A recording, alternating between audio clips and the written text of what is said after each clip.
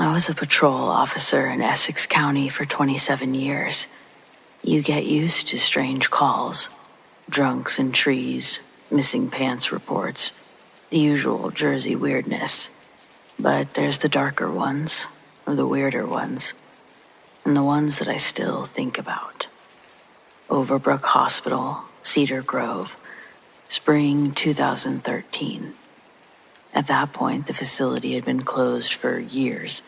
Most buildings were condemned, and the county had been going back and forth about what to do with the land. But the place was a magnet for trespassers, ghost hunters, teens, people filming shaky paranormal YouTube videos, you name it.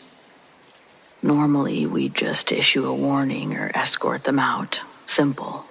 I'm sure most calls are like that still. But this call wasn't simple. It was a Thursday night, just after 2 a.m., and I was the closest unit when dispatch got a call from an unknown number. It was just static, a garbled male voice saying, "Help." And that was it. The call pinged from inside the Overbrook property. Now, 911 missed dials and prank calls weren't uncommon from there. We chalked it up to kids spoofing numbers, but protocol said that I had to check it out. So I pulled up to the main entrance, parked just outside the gates, and started the walk in with my flashlight and radio. There was no moon out that night, so it felt extra dark, colder than it should have been. As I got closer to the admin building, my radio crackled and cut out. I tried 3 channels, but there was nothing. And then I heard a faint metallic clang echoing from inside. I called out, thinking maybe somebody had gotten trapped or injured. No response. I pushed through the broken door and stepped inside. The air changed the second I crossed the threshold, though. And I mean changed. It was like stepping into a basement freezer. Heavy, damp, still. My breath clouded, and it wasn't even that cold outside. I made my way down the hallway, calling out every few steps. I passed old exam rooms, waterlogged records, rusted wheelchairs, all the normal, creepy stuff. It basically looked like a scary movie. The place was falling apart, but that wasn't what made me uneasy about it. It was the quiet. That night, it was a deep kind of quiet. And then I heard footsteps above me. Someone was pacing. I followed the sound to the stairwell that led up to the old West Wing, a section that was sealed off decades ago after a boiler failure killed a bunch of patients. Everyone local knew that story. The stairwell was blocked with a folding gurney jammed across the steps, but I could still see through the railing. The upper landing was empty. Until it wasn't. A figure stepped into view, thin, barefoot, gown flapping slightly in the draft. I called out, raising my light, told them to stay where they were. The figure turned, and I still don't know what I saw, but it looked like a man. But his eyes were cloudy, his lips were blue, his skin blotchy, in a way that skin shouldn't be, with frostbite across his face and maybe his arms. His mouth was opening, like he was trying to say something. He wasn't moving, but I heard footsteps from behind me. I turned fast, but nothing was there. When I looked back up the stairs, he was gone, and then my flashlight did a flicker before dying. I don't remember running, but I must have. I came to in my cruiser. My door was wide open. My heart was racing. My backup officer arrived 10 minutes later, found me just sitting there, white as a sheet, staring straight ahead. I never filed the full report. I just marked it as a cleared trespassing call. I know how it sounds. I wasn't ready to admit on paper what had happened, but I've never forgotten it. Don't think you ever can forget something like that.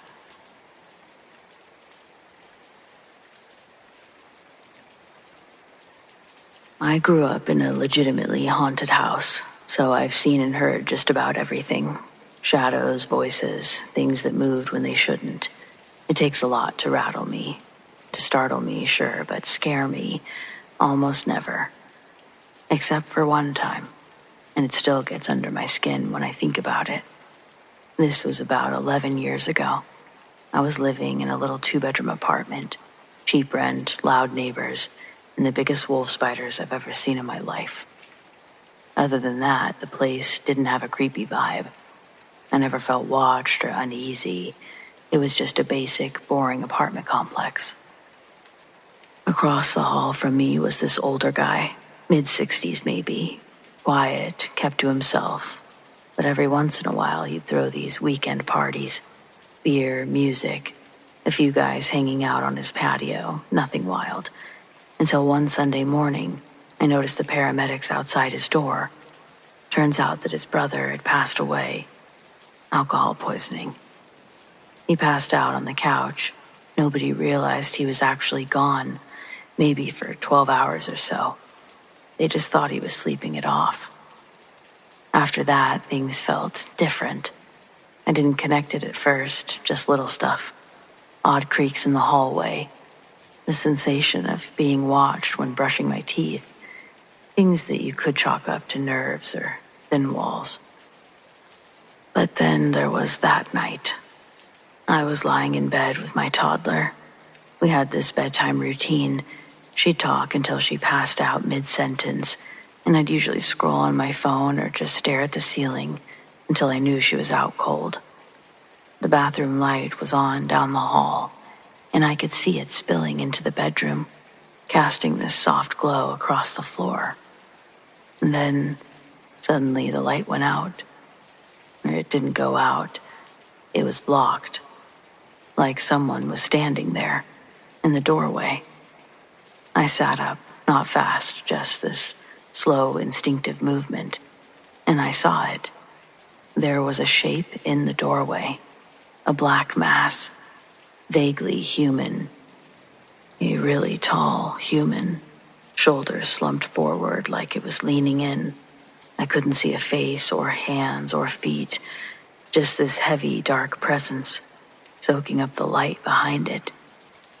Every hair on my body stood up.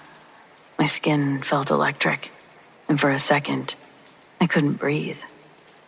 I closed my eyes just for a moment, not because I wanted to, but because I had to. That kind of fear, it short-circuits you. My brain couldn't handle what I was seeing. When I opened my eyes again, it was gone. No sound, no shift in air, just the empty doorway and that same glow from the bathroom. I didn't hesitate. I grabbed my shotgun from under the bed. I loaded 2 shells from the drawer, and I moved fast. I checked the living room, the kitchen, every closet, every shadowy corner. And there was no one. The door was still locked, deadbolted even. Windows shut tight. There's no way anyone could be hiding. It didn't make sense. The next few nights I started hearing things. Whispers, shuffling, something brushing alongside the outside wall of the house. My bedroom. Always seemed to line up with when I was trying to sleep. But I never saw anything again. When my lease was up 2 months later, I didn't renew. I didn't even think about it. I just packed up and left. People always ask me if I think it was the old man's brother. I don't know, but I do know what I saw. And whatever it was, it didn't feel lost. It felt aware, and it wanted me to know it was there.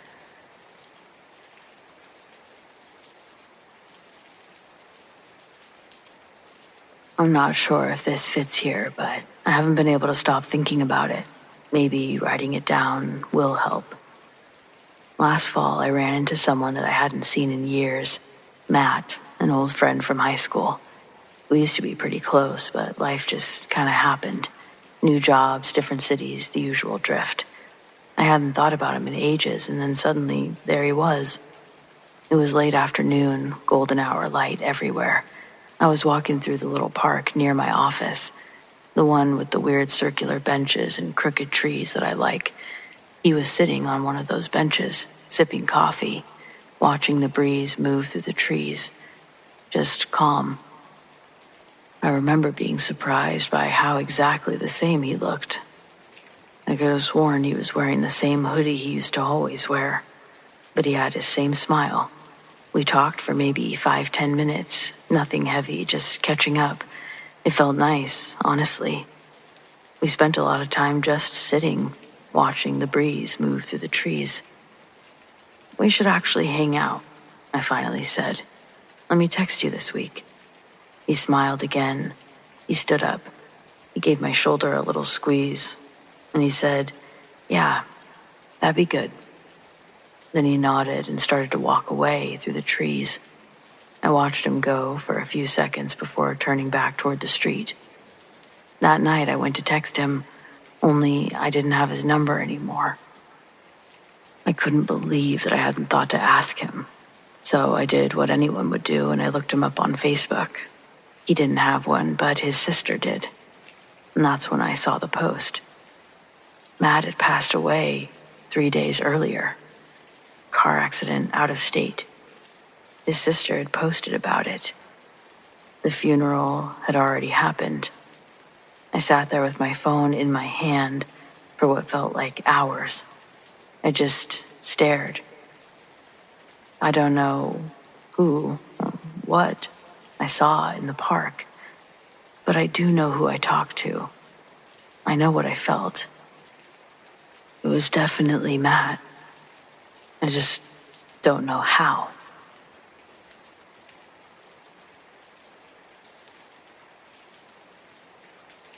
This happened about 6 years ago, and to this day, I don't have a good explanation for it. I was helping my uncle clear out some debris after a bad storm had knocked down a few trees on his property. One of the bigger trees had fallen across an old shed, ripping some power lines down with it. He already called the electric company, but they hadn't made it out yet, and we figured that we could at least clean up the area around it. He told me to stay away from the wires until they were officially shut off. But I saw one draped across a metal fence and thought, it looks dead, probably already shut off. Stupid, I know. I figured I could just unloop it and move on. I walked up to it, hand out, not even really thinking, and then, "Hey, stop! Come here!" A man's voice, loud, sharp, urgent, like someone standing just a few feet behind me. I jumped, spun around so fast I nearly tripped, but no one was there. Not in the yard, not by the house, not in the driveway. I stood there for a second, confused, still looking around for whoever yelled. That's when I noticed the wire was sparking. Tiny sparks flickering along the edge where it met the fence, and suddenly I saw it for what it was, still alive, still dangerous. In fact, the entire fence was probably live now, and I'd been about to grab it with my bare hands. I backed away slowly, shaking so bad I realized I was having trouble catching my breath. I didn't say anything to my uncle right away, except for telling him to stay away from the fence. I just helped him with the other parts of the yard and kept my distance. Later that night, when we were sitting on the porch having a beer, I finally told him what happened, much in the context of asking him if he'd called for me earlier. He said he hadn't. When I told him what happened, he didn't say much. He just looked out toward the fence and muttered, "You've got someone looking out for you." I don't know who yelled that day, but I heard them, clear as anything, and I've never stopped being thankful I did.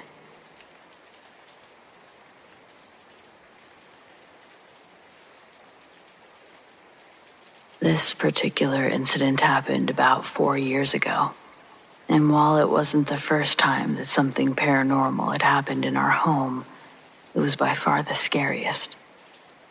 One night, sometime late, our son was about 2.5 at the time. and he crawled into our bed. Not totally unusual for him, and he fell asleep rather quickly. I couldn't fall back asleep, though. So after a while of tossing and turning, I decided to go work on a craft project in my office. It's a small room off the hallway, maybe 10 feet from the bedroom.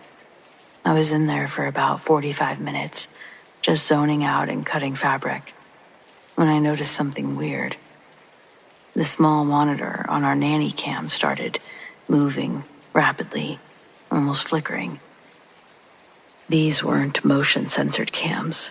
They're just a continuous feed, one in the living room and one in our son's bedroom.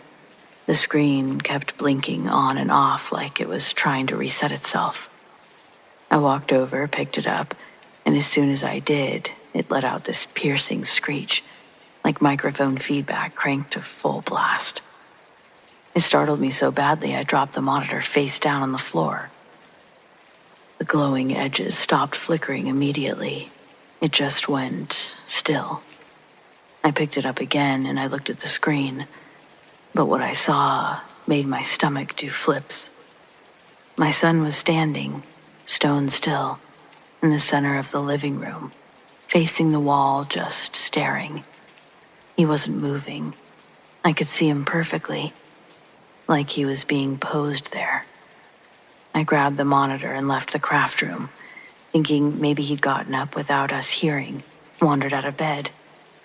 I walked quickly through the kitchen and the dining room, rounded the corner into the living room. It was empty.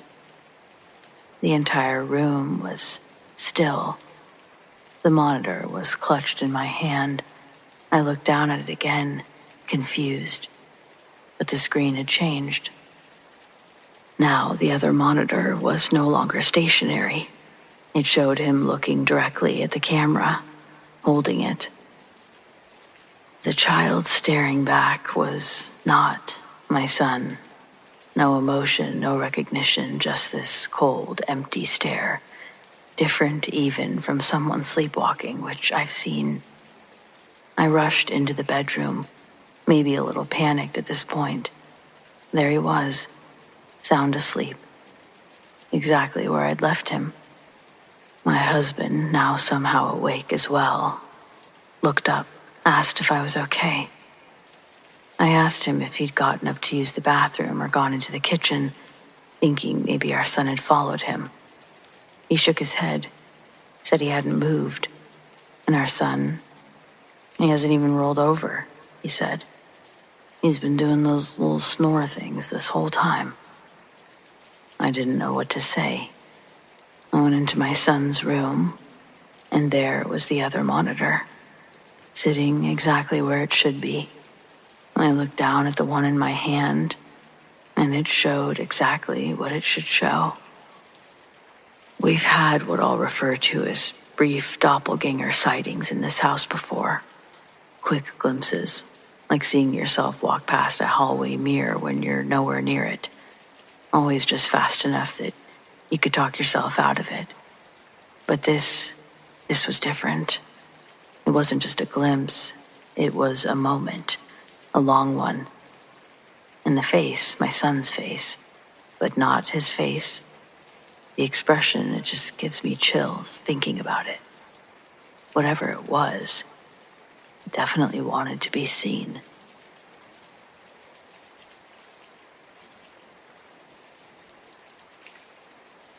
I've always been a rather explain-it-away type.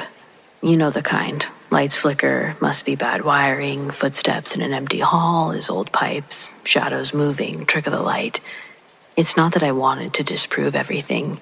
I just never saw the point in jumping to ghosts or demons when logic usually did the job. But this is a story that made me shut my mouth. It happened about a year ago. I was house sitting for a friend, an old place out in central Pennsylvania. Not quite rural, but definitely quiet. 2 stories, drafty, and full of antique furniture that her mom had collected over the years. She told me her mom believed in bad spirits and even kept some kind of protective charm over the upstairs hallway light. I remember rolling my eyes when she pointed it out, but hey, she was paying me to feed the cat and water the plants. I wasn't about to argue over superstitions. The first night was fine, second night too, but on the third, something changed. It started just after midnight. I was upstairs getting ready for bed when I heard a sharp knocking sound. 3 taps, right at the bedroom wall behind me. Not the door, the wall. I froze and waited. Knock, knock, knock, again. I walked into the hallway and nothing. Just silence and that hallway light overhead. It was flickering now, even though it had been fine earlier. I figured maybe the wiring was bad, a faulty bulb, and I went back to the bedroom. But that's when the smell hit me. Sulfur, very distinct, thick and heavy, like someone had lit a match and let it burn in their hand. The cat, normally a shadow at my feet, bolted from the room and wouldn't come back in. And then the air shifted and got even heavier, like I'd stepped into a sauna. Only there was no heat, just pressure. I sat on the edge of the bed trying to steady myself when the mirror across the room fogged. It just fogged up. No steam, no breath, nothing around it, but on the glass, I could see shapes, fingers, 4 of them, dragging down the mirror slowly from the top, like something was behind the glass, watching. And then the knocking started again, but this time, from inside the closet. I didn't go near it. I didn't say anything. I just sat there, listening to the knocking. It turned into a scratching. Long, deliberate strokes, like nails dragging across wood. And then a voice. A voice so low, I thought it was in my own head at first. It didn't say words, just made a sound that shouldn't come from a throat. It was wrong. I left that room, slept in the car with the cat on my lap. When I told my friend what happened the next day, she gave me a look and said, "You didn't touch the charm in the hallway, did you?" I hadn't, but it had fallen, shattered even, on the floor. And above it, carved into the ceiling beam, were 3 marks, deep, like they'd been clawed at. After seeing that, I didn't go back inside the house. Not after what had happened with the charm, the mirror. I finished the job from the driveway. I fed and gave the cat water through an open window. I told my friend something had spooked me, and that I'd rather not house it again. She laughed it off, said her mom would have loved to hear that I'd been scared, but I didn't find it funny. But here's the part that's harder to admit. Whatever was in that house, I don't think it stayed there. Just a couple days after I got home, things started happening. It was minor at first, like waking up at 3:15 every morning without fail. Eyes wide open, no dream to blame. A bulb in my hallway started flickering. Same timing every night. Always 3:15. I replaced it. It kept happening. Eventually, I just took it out, stopped walking past it in the dark. But then there was a voice. Not outside. Inside my apartment, right next to my bed. So low and close I could feel it. It didn't whisper this time. "You." My stomach flipped, my vision tunneled, and I couldn't move. Not for a while. The next day, I burned the clothes that I'd worn in that house. I washed everything else with vinegar or salt, whatever I could Google at 2 a.m. I'm not proud of it. But when you've heard and felt something breathe without lungs, you start looking for answers in places that you once rolled your eyes at. It hasn't come back, not fully and not yet. But sometimes the light in my apartment flickers for no reason. I'll change it out and same thing. Sometimes I find a mirror fogged, and even though the air is dry, it's fogged. Sometimes I swear I hear footsteps from inside my closet, followed by a silence that isn't really silence. It's just waiting. I still don't believe in demons or ghosts per se, but I know that what's happened, it's strange and like nothing I've ever experienced before.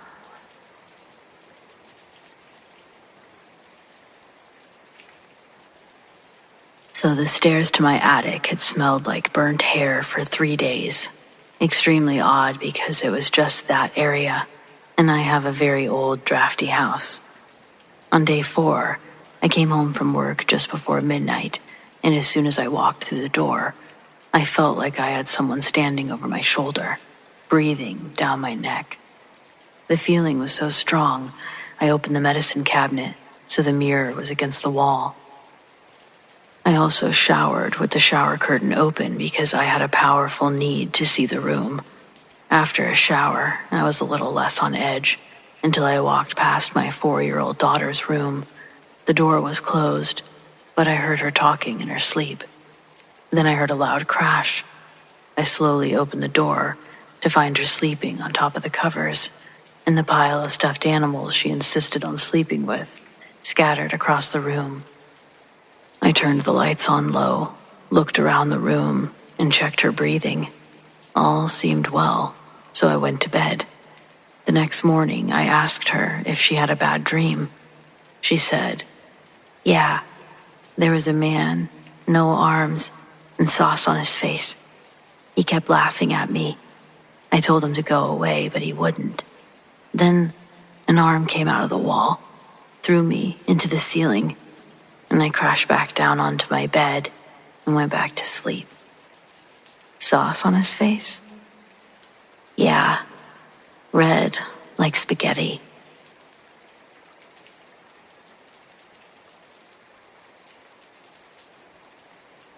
When I was 9, my family moved into this older house with a swimming pool, which was a huge deal to me at the time. The house had sat vacant for years, a foreclosure situation, I thought, and the pool had gone completely to hell, full of algae, cracked tiles, busted pump. But my parents had some money saved and spent weeks fixing it up before we officially moved in. I remember my dad joking that the pool was the reason they bought the house in the first place.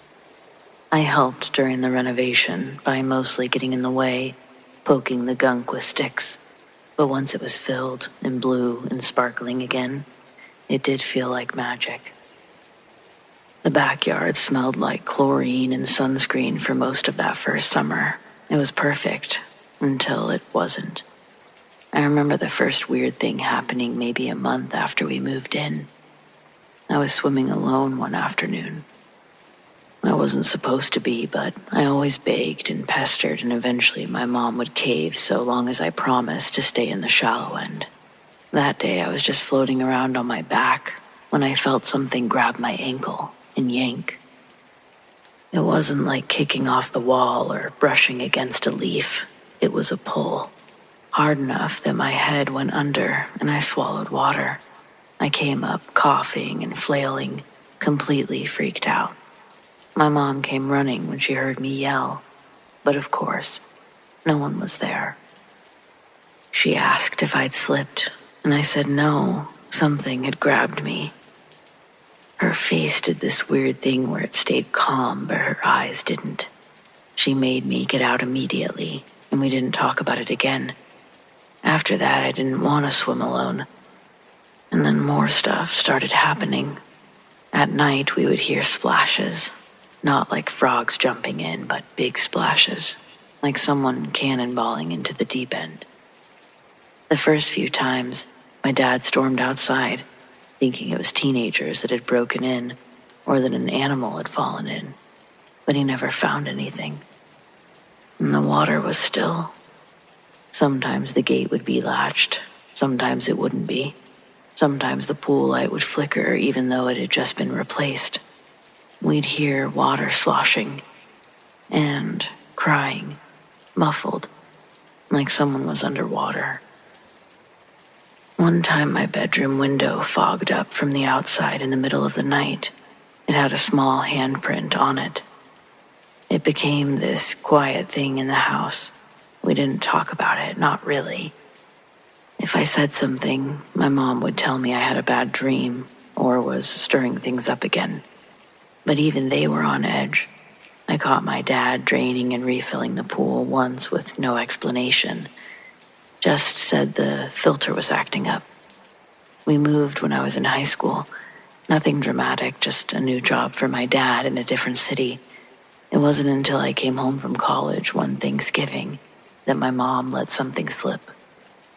She'd had too much wine, and we were sitting around after dinner when I mentioned how creepy the pool had been.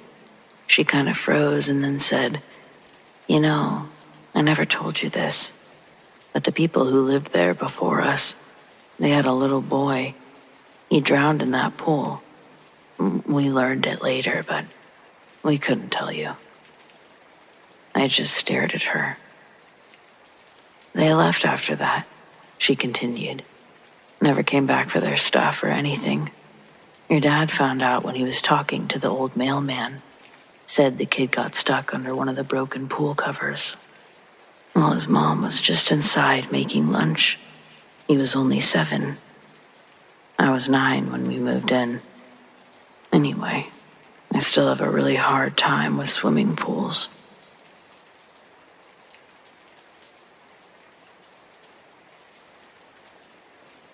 I don't have a lot of clear memories from when I was really young, but there's one that's always stayed with me, so vivid and strange that I know it wasn't a dream.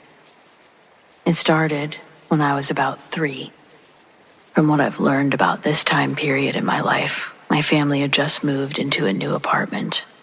I do remember the place being small and kind of dark, even during the day, like maybe there wasn't enough windows. My room was at the end of the hall, with one little window and a twin bed pushed against the wall. I wasn't scared of the dark, not really, but not long after we moved in, I started noticing something. Every night after I was tucked in and the lights were turned off, I'd see a shape sitting at the end of my bed. It wasn't like a monster or anything cartoonish. It was just a figure, a person-shaped shadow, all black. I never saw eyes or a face, just a solid silhouette sitting quietly. I knew it was watching me. I was so young I couldn't find the words to describe it to anyone. I didn't even know how to ask if this was something normal. But I knew that it wasn't supposed to be there. Not really. And I knew that it was watching me. It never moved, never said a word. Just sat with its back straight, its head slightly tilted, like it was trying to figure me out. The first few times, I tried to pull the covers over my face, pretend I didn't see it. But I could still feel it there. Not like a dream. It was heavy in the room. The air changed around it, just as it would if a person had walked in. Every night it came back, for a year. I remember once waking up in the middle of the night, needing to pee. I sat up and saw the figure there, right where it always was. I stared at it for a long time. My heart was racing, but even at that age, I had this weird understanding it wouldn't hurt me. Not exactly, but I didn't want to test it. I climbed down from the bed on the opposite side and walked out of the room, backwards, never taking my eyes off of it. It just stayed seated. I do remember trying to tell my mom about it, but she would just say that I had an overactive imagination. My dad wasn't around back then, and we didn't have a lot of visitors. It was just the two of us. She was working nights most of the time, so I'd often wake up alone in the apartment, except for the sitter who would sleep on the couch. Eventually, we moved to a new place. I remember the first night in our newer apartment, I kept waiting for it to come back. I even stayed awake as long as I could, but it didn't follow. I never saw it again. Now I'm an adult and I still don't know what it was. Sleep paralysis doesn't fit. I could move, talk, get out of bed. It didn't feel like a dream or a trick of the light. It felt intentional, like something had chosen to be there, with me, night after night, watching. I sometimes wonder if it was waiting for something, or maybe just trying to understand what I was. I'll never know, really. But even now, I find that I never look too long at the end of my bed when I wake up in the dark. Just in case. I don't think I would want to see it again.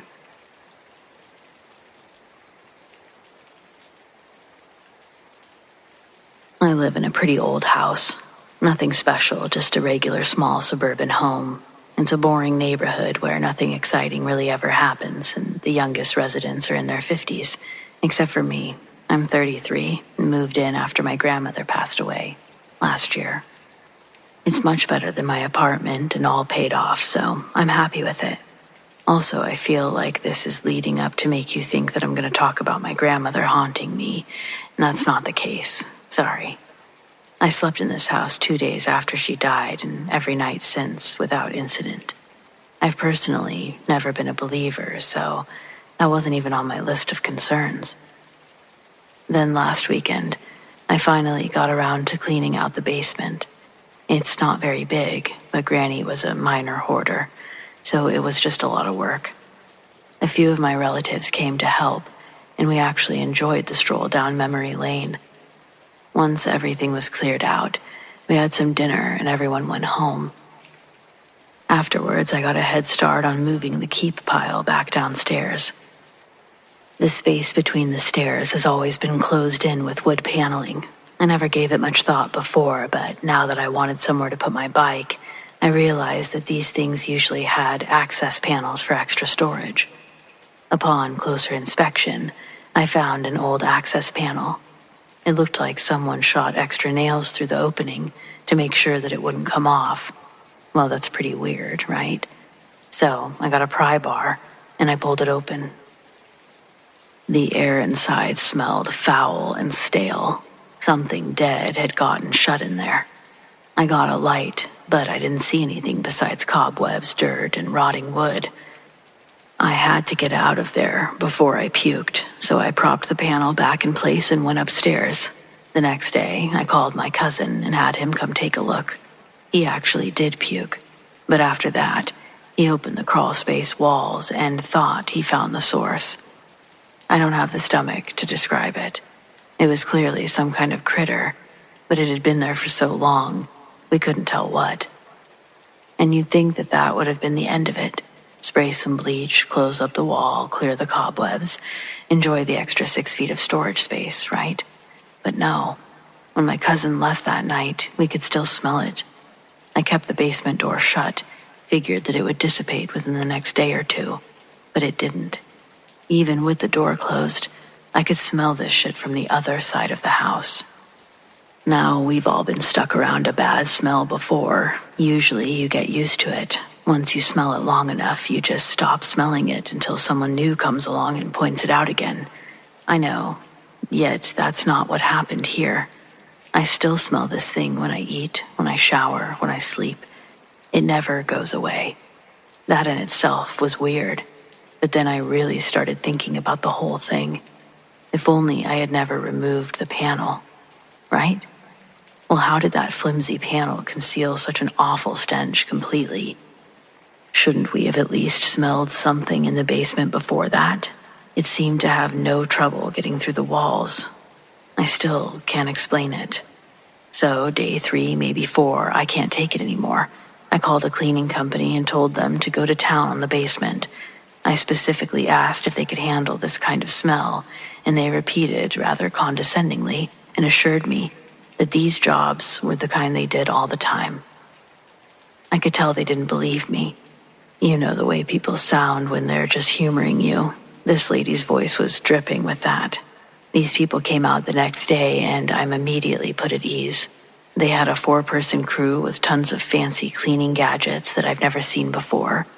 And let me tell you, they are confident. Well, as soon as they stepped inside, they went back to the van for gas masks. I'll say that I received a great surge of satisfaction when I saw the look on their retreating faces. They were the looks that one wears when realizing that they have f***ed around and now have found out. That tantalizing mixture of shock and horror and shame. These people poked around in the basement for 2 hours, but they couldn't find anything else. They did a full cleaning, said to call them if the smell came back. Before they left, one of the guys stayed back to tell me that I should let my kids stay with someone else until I had the basement under control. I told him that I didn't have a kid. He said that he heard it crying. This guy absolutely thought I was lying. He said that they all heard the kid crying. I agreed with him just to make them leave because that was too weird. There aren't even any kids on my street, so I don't know what they thought they heard. When they first left, all I could smell was bleach and chemicals, and it was fantastic. Anything was better than that god-awful stench. With the windows open, the rest of the house even started smelling downright decent. And then I went to bed and woke up to a slightly less than fresh smell, and it had gotten worse the closer I got to the basement. It was back. When I opened the door to go downstairs, it hit me full on, like that first night all over again. Halfway down the steps, I felt 2 hands press firmly on the back of my legs and push. I fell all the way to the bottom and broke my wrist. It took a second for the pain to set in. I was more worried about the person who had pushed me, but there was no one down there. The lights were on. It's not like it was too dark to see anyone. I could see everything just fine, but no one was there. I have a camera pointing in the kitchen. No one went in or out of that door, so they didn't run away as I was falling. What the hell is happening in this house? The cleaning company is supposed to come back in a few days, but I don't even want to go down there anymore. I'm thinking about bricking over that door and writing off the basement entirely.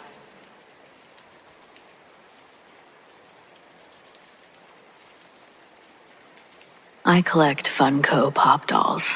It's a bit of an obsession. I have an entire room dedicated to displaying them. If I watch a show, I have Funkos for it. Most recently, I was trying to complete my Golden Girls collection, but I couldn't find a Betty White, so I turned to eBay. Now, Rose Funkos don't hold any special value. Most are under $10, but one listing stood out from the pack. It read, "This thing is evil. Pay the shipping and it's yours. No returns." Well, who could pass up a deal like that? I was thinking that it probably had some sort of defect, but I was willing to pay a few bucks just for the story. I tried asking the seller for specifics, but the only response they gave me was that the thing ruined my life and good luck. This only intrigued me more. There's no shortage of haunted items or cursed dolls on eBay, but they usually come with detailed claims of actual paranormal activity. Yet this person was either too lazy to come up with a good story or too traumatized to talk about it. And either way, I was going to get the doll. A few weeks later, Rose arrived and she looked perfect. The box was in mint condition. I was shocked, my curiosity only increasing. What was the seller's angle? They had a great rating, no complaints, no other haunted items. I couldn't figure it out, but their loss seemed like my gain. I put Rose on the shelf with the rest of my Golden Girls, and I went on with my day. When I woke up the next morning, I went into my office to discover that 3 shelves worth of Funkos had fallen onto the floor. It's safe to say that that had never happened before. I don't have any pets. There's no earthquakes where I live, so what the hell? The next day, same thing. I go into my office and there's a pile of boxes on the floor. This time I was angry. 2 rare ones landed under heavier ones and took on some damage. I like to think that I'm a fairly logical person, but I'm also extremely paranoid. So my first thought was, dear God, did they put something inside that box? Like a remote control camera or tiny robot. I don't know, but it had to be something. I opened Rose and checked every inch of her, but it was just a normal Funko and box. There was nothing extra inside. Nothing seemed to be tampered with. When I was done, the box couldn't really be called mint anymore, so I just threw it away and put Rose on my nightstand. Have you ever woken up in the middle of the night, but you weren't sure why? You know that thing where you think you heard a noise, but now you hear nothing, so maybe you dreamed it. It happened to me twice that night. The second time, I got up to go to the bathroom and I stepped on something painful. It was Rose. She'd fallen onto the floor. Again.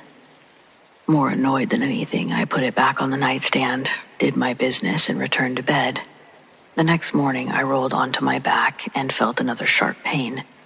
Rose was in the goddamn bed. I hadn't even placed her on the side next to the bed. If anything, it should have fallen on the floor again. Sweet, innocent Betty White was starting to seem like a secret sadist. Crossing over from angry to freaked out, I threw it in a drawer and planned to forget that it existed. That night, I went to get into bed, but it was occupied. Rose was on my pillow, like someone had placed her there. If I didn't live alone, this would have been the simple explanation. But no one has been in my house. I'm practically a hermit. No one else is ever here. So again, I ask, what the actual hell? That was my last straw. I took the Funko back to my office and locked it in a filing cabinet. That's where it is now. I haven't had any other incidents, but I only go there during the day. I haven't exactly been checking on it. I don't really know what to make of all of this. Like, how the hell does something end up haunting a Funko doll? That's absurd even for paranormal standards, I would think. And not just any Funko doll. Betty White. I guess the only thing I really need to know now is, does anyone want a used Rose Funko doll? It's yours for the price of shipping.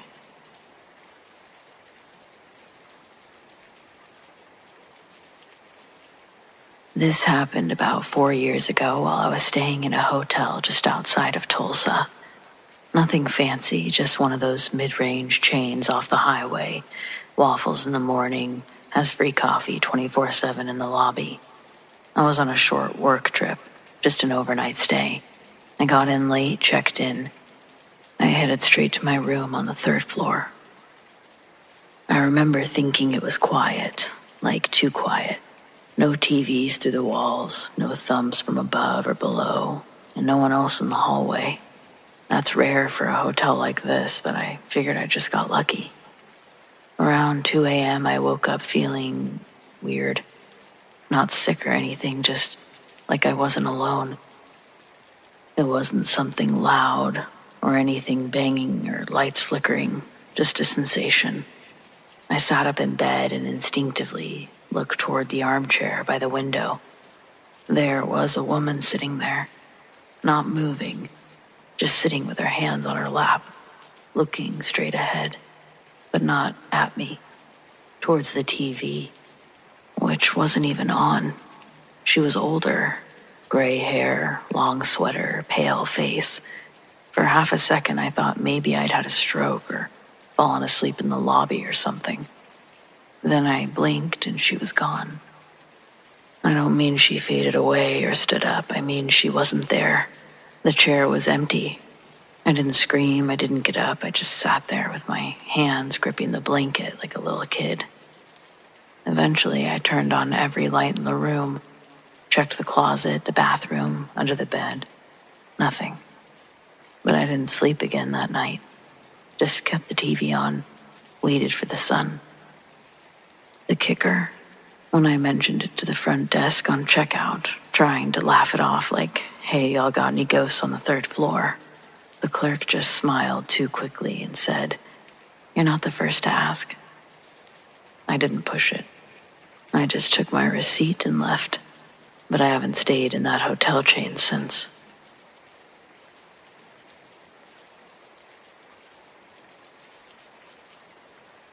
I'm not someone who jumps to paranormal conclusions. I guess I try to be reasonable about weird things, blame stuff like the wind or whatever. But there are a couple of things I've experienced that still sit with me, no matter how much I try to shrug them off. The first was years ago, when I worked at a bowling alley that everyone joked was haunted. And I mean everyone. Staff, regulars, even the regional manager. The stories usually centered around a former mechanic, one who passed away on the job years before I even started. Supposedly, he never really left. Most of the stories were harmless. Machines starting themselves, tools going missing and then reappearing in strange places. A bowling ball dropped in an empty lane with no one around. That sort of thing. Creepy, but I didn't pay it much mind until it happened to me. I was restocking the vending machines, totally alone. I had my hair up in a ponytail like always, and I felt this yank, a sharp little tug, like someone giving a playful pull just to mess with me. I spun around immediately, thinking a coworker had snuck up on me, but the room was empty. I even checked the security footage later, just to prove I wasn't losing it. Not a soul entered that room while I was in there. And there was nothing I could have snagged my hair on, nothing sticking out, no low-hanging wires or open cabinets, just a flat concrete wall and a vending machine. I'd been skeptical before, but after that, I started to believe that maybe the old mechanic really was still hanging around. He didn't seem malicious, just ever-present, like someone who didn't realize they'd clocked out for good. So that was strange for sure, but it was also a long time ago. What happened to my husband recently, that's unsettled me in a different way. We live way out in the swamp, real remote. It's peaceful during the day, but at night, it gets dark. Swallow you whole dark. No neighbors in sight, no lights but the stars. You get used to the quiet out here, and when something interrupts it, you notice. My husband told me this a couple days ago. He'd been asleep, I was still up in the den reading, and he jolted awake to a knock at the front door. Not a pounding, but a soft, familiar knock. He said it was my knock, the exact rhythm I use when my hands are full and I want him to come open the door. Then, clear as day, he heard my voice. "Honey." He sat up, a little groggy, but something about it didn't feel right. He looked over the headboard toward the front door, which we can see from our bedroom window. No one was there. Porch light was on. No shadows, no movement. Now, I should add, there's nowhere to hide out there. It's open land between the house and the tree line, and our porch doesn't exactly offer cover. If someone were messing with us, we would have seen them, especially with the way sound travels out here. He got up to double-check the locks anyway, but the door was still bolted. I hadn't knocked. I hadn't even left my chair. And the voice, he swears it wasn't muffled or distant. It was like I leaned up to the door and said it through the wood. Same tone, same inflection, like something wanted to make sure he thought it was me. We don't have an explanation. He hasn't brought it up again since, and I haven't pressed. But I know him. He's not the type to scare easy, and he wouldn't make something like that up. I do think about it often, now that he told me. When we go to bed, I always think about it, and I wonder how it knew my knock, my voice, how it stood there, pretending to be me. It's all too creepy.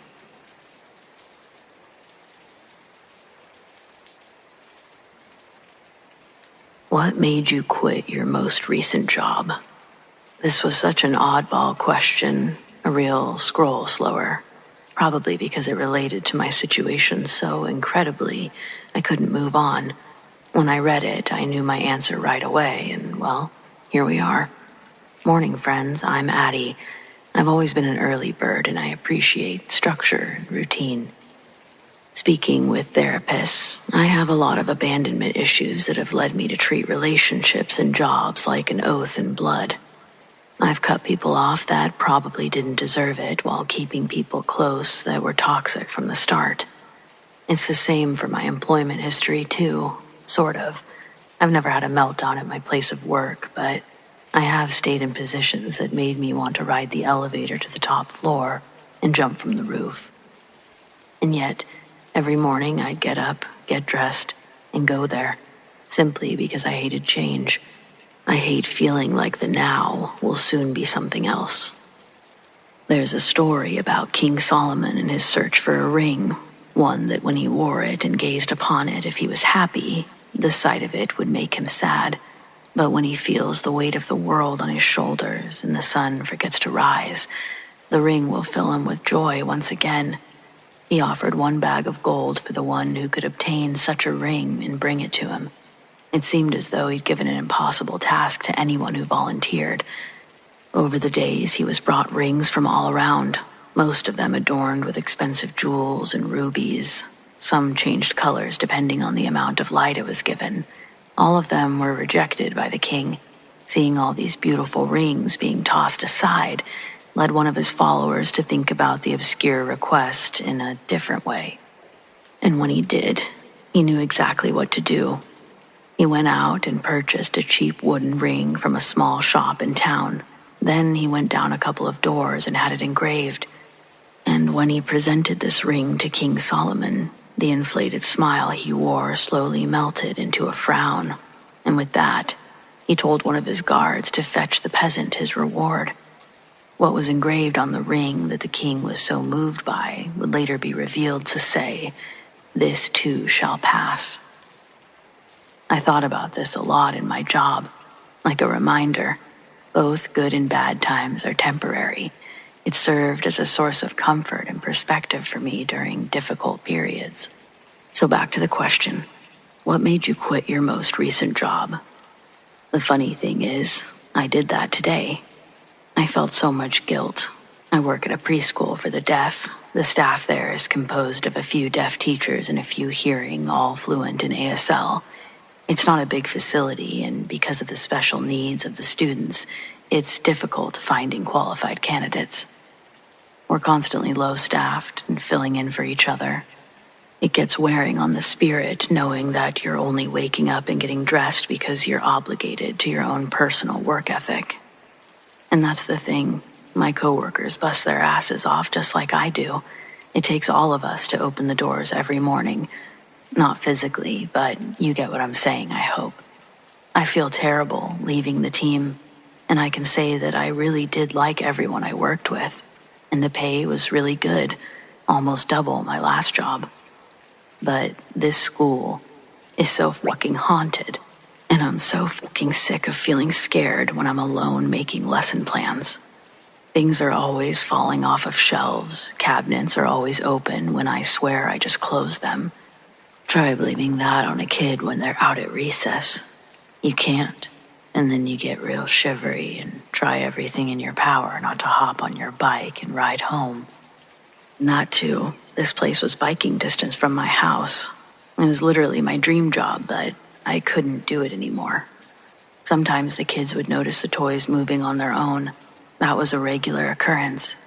This Toy Story dinosaur in particular kept turning its head to look at us while we were having circle time. When we'd have our cleanup song and put everything away at the end of the day, I'd take the kids to their parents' pickup. And when I'd go back to the classroom, that one T-Rex would always manage to find its way back to the middle of the carpet. None of the other teachers seem to have things happen, or at least they're not admitting it. Maybe it's just my classroom. This is or would have been my second year teaching there. The first year, I didn't experience any activity. Over the summer, they did a lot of construction from the grant, and the old building that's been around since 1970 got a whole new renovation. Returning this year, we had a chance to get our classrooms ready before the kids came in the following week. When I walked into my room and saw the touch screen and everything, all new countertops, sinks, cubbies, all of it, it was insane, all the technology upgrades they expected us to learn and get down in a week, but it was exciting. And then we had one more staff meeting in the cafeteria the night before the first day of school. It goes a little late with all the questions that we had about how to use the new equipment, and by the time the meeting adjourns, it's dark out. Before the meeting, I'd accidentally left my laptop plugged into the charger in my classroom, and I needed to go back and get it. The buildings are laid out in an L shape. The cafeteria is located at the center of the L, and my classroom is at the top, opposite the front doors. The double doors at the end of my hallway lead to the playground. With it being after hours, most of the hallway lights were off, and all the classroom lights were off except mine. I remembered turning them off before I'd left for the meeting, but I was also walking back to grab a laptop I'd forgotten. I could have easily bobble-brained the lights as well. Who knows, right? But as I got closer to the room, the lights turned off.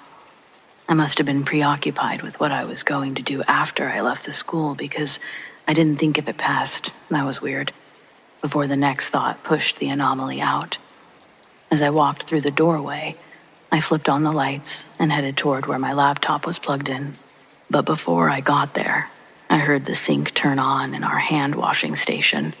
The new sinks are motion censored, and I was pretty sure I couldn't set it off from that far away, but it's possible. When I get to my desk, I have to climb under to unplug the laptop from the power strip.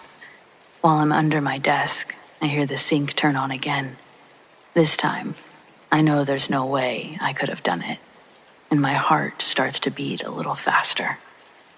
I look up from the desk at a sleek rectangular faucet as it continues to spit water. That side of the room was darker, and when the sink turned off, I saw the red sensor on the bottom of the faucet and realized whether the sink was going or not, that red light should have still been visible. So what I had just watched was something unblock the sensor. I got chills and quickly exited that evening. The new school year begins, and throughout these past 4 months, the little stuff with the toys and the cabinets started happening. It felt like the energy had soured in my classroom. I dreaded waking up to go to that place every day. Sometimes I'd be sitting at my desk and suddenly feel an overwhelming wave of sadness for no reason. I became depressed. I've been depressed. It's been like something has been feeding off my normally bright and positive energy since the school year started. But I couldn't abandon my team, so I continued to go.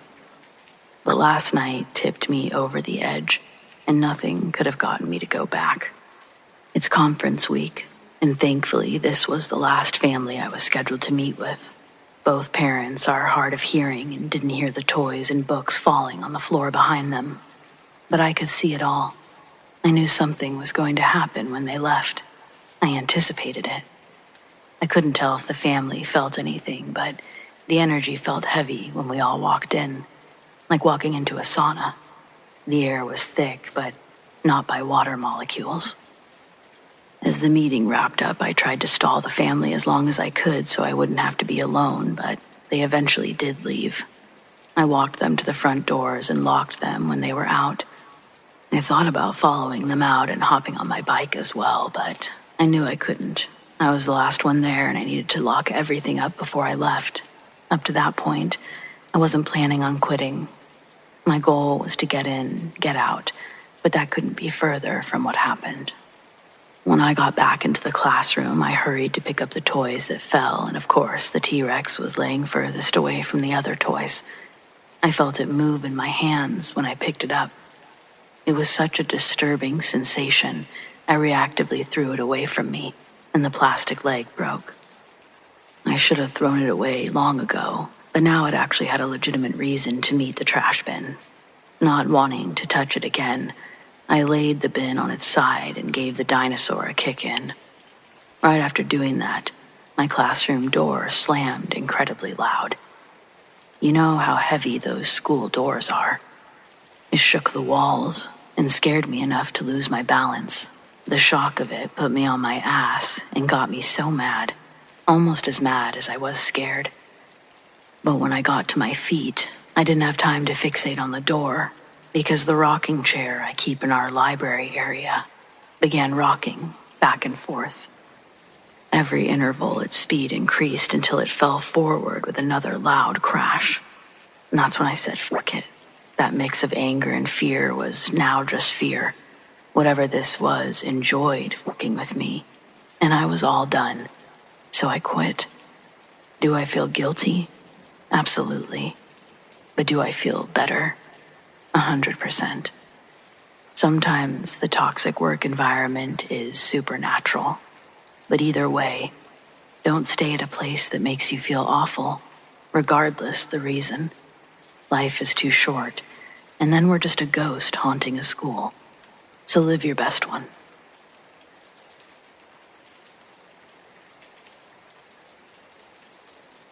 I used to travel for work back in the 90s.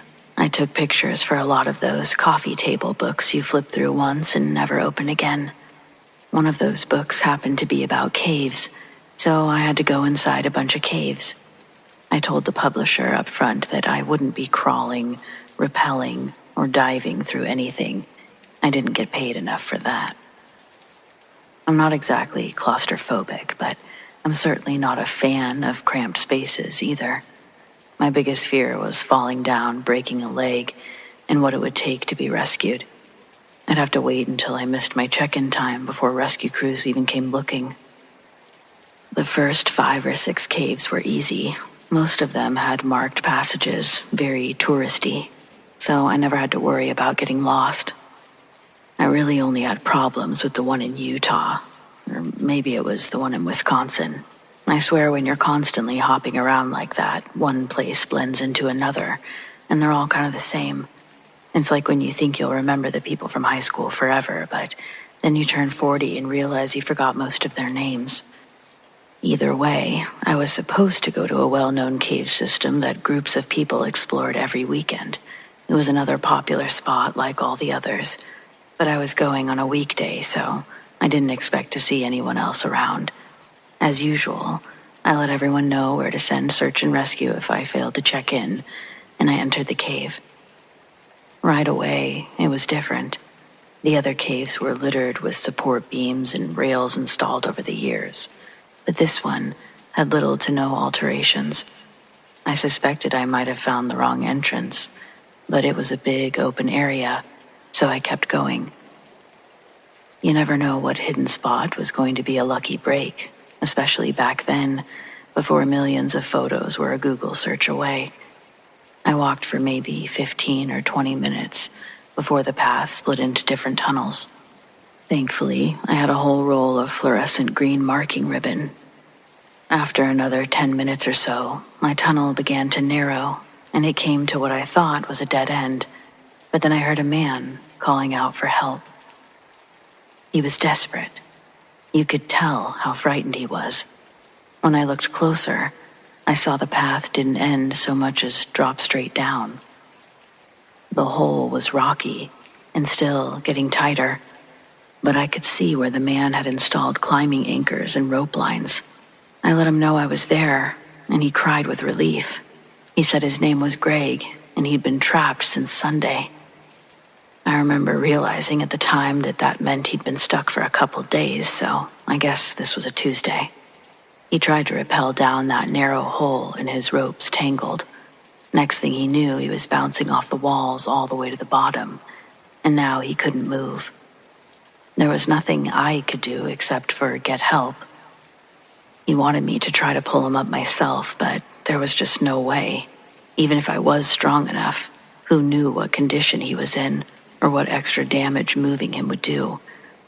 I wanted to make damn sure that I didn't forget where he was, so I tied one end of my green ribbon to his first anchor, and I let it unwind behind me. Maybe I was being paranoid, but if there was ever a time for overkill, this seemed like the moment. It only lasted as far as where the path started to split off, but that was my main concern anyway. After that, it was almost a straight shot out of the caves. Altogether, with the trek through the woods and back to my car, it took almost an hour just to get on the road. I called the police from the nearest gas station, and rescue crews met me there so I could lead them back to Greg. When we got back to the parking area, I started back toward the cave, and one of the guys stopped me, saying that I was going the wrong way. I assured him that this was the same path I had followed before, and they confirmed I must have gone to the wrong cave. The one I was leading them to was supposed to be off limits due to numerous fatal accidents. I led them all the way back to the hole Greg descended. My ribbon was still there, tied to his anchors, but Greg didn't answer when we called out to him. I was made to wait outside and feared the worst. Eventually, more crews came with bigger equipment, and they worked late into the night. Finally, I saw them carry out a body bag. Greg hadn't made it. I felt like I lost a friend. A man that I'd just been speaking to was gone. The rescue worker I met approached me, and I figured he was just going to give me the bad news. But he started questioning me instead. He asked me things that I had already answered several times. How long I had known Greg, when was the last time I spoke with him, what exactly was I doing there, how had I found that specific entrance, what was my publisher's name, how could they contact him. Finally, a couple of police officers joined us and asked me to answer some follow-up questions at the station. They took my ID and drove me down there in the back of their squad car. I started wondering if Greg fell because someone had sabotaged his equipment. Hell, I started wondering all sorts of crazy scenarios. It would be my luck to get lost, find a dying man, and then get blamed for his murder. Exactly my luck. It was a long night of answering the same questions over and over, but eventually I got a few answers of my own. They hadn't recovered the body of a man who died that day. They recovered the body of a man who had been in that hole for several months. His wife had reported him missing, and it was assumed that he became trapped in the caves, but they were never able to find him. And if I had only stumbled upon him that day, how the hell did I know his name? The only answer I can come up with is that Greg's spirit reached out to me for help, to give his family closure so he could rest. Either that or another man was in that hole, and he took off when I went to get help. Honestly, I'm not sure which would be more creepy.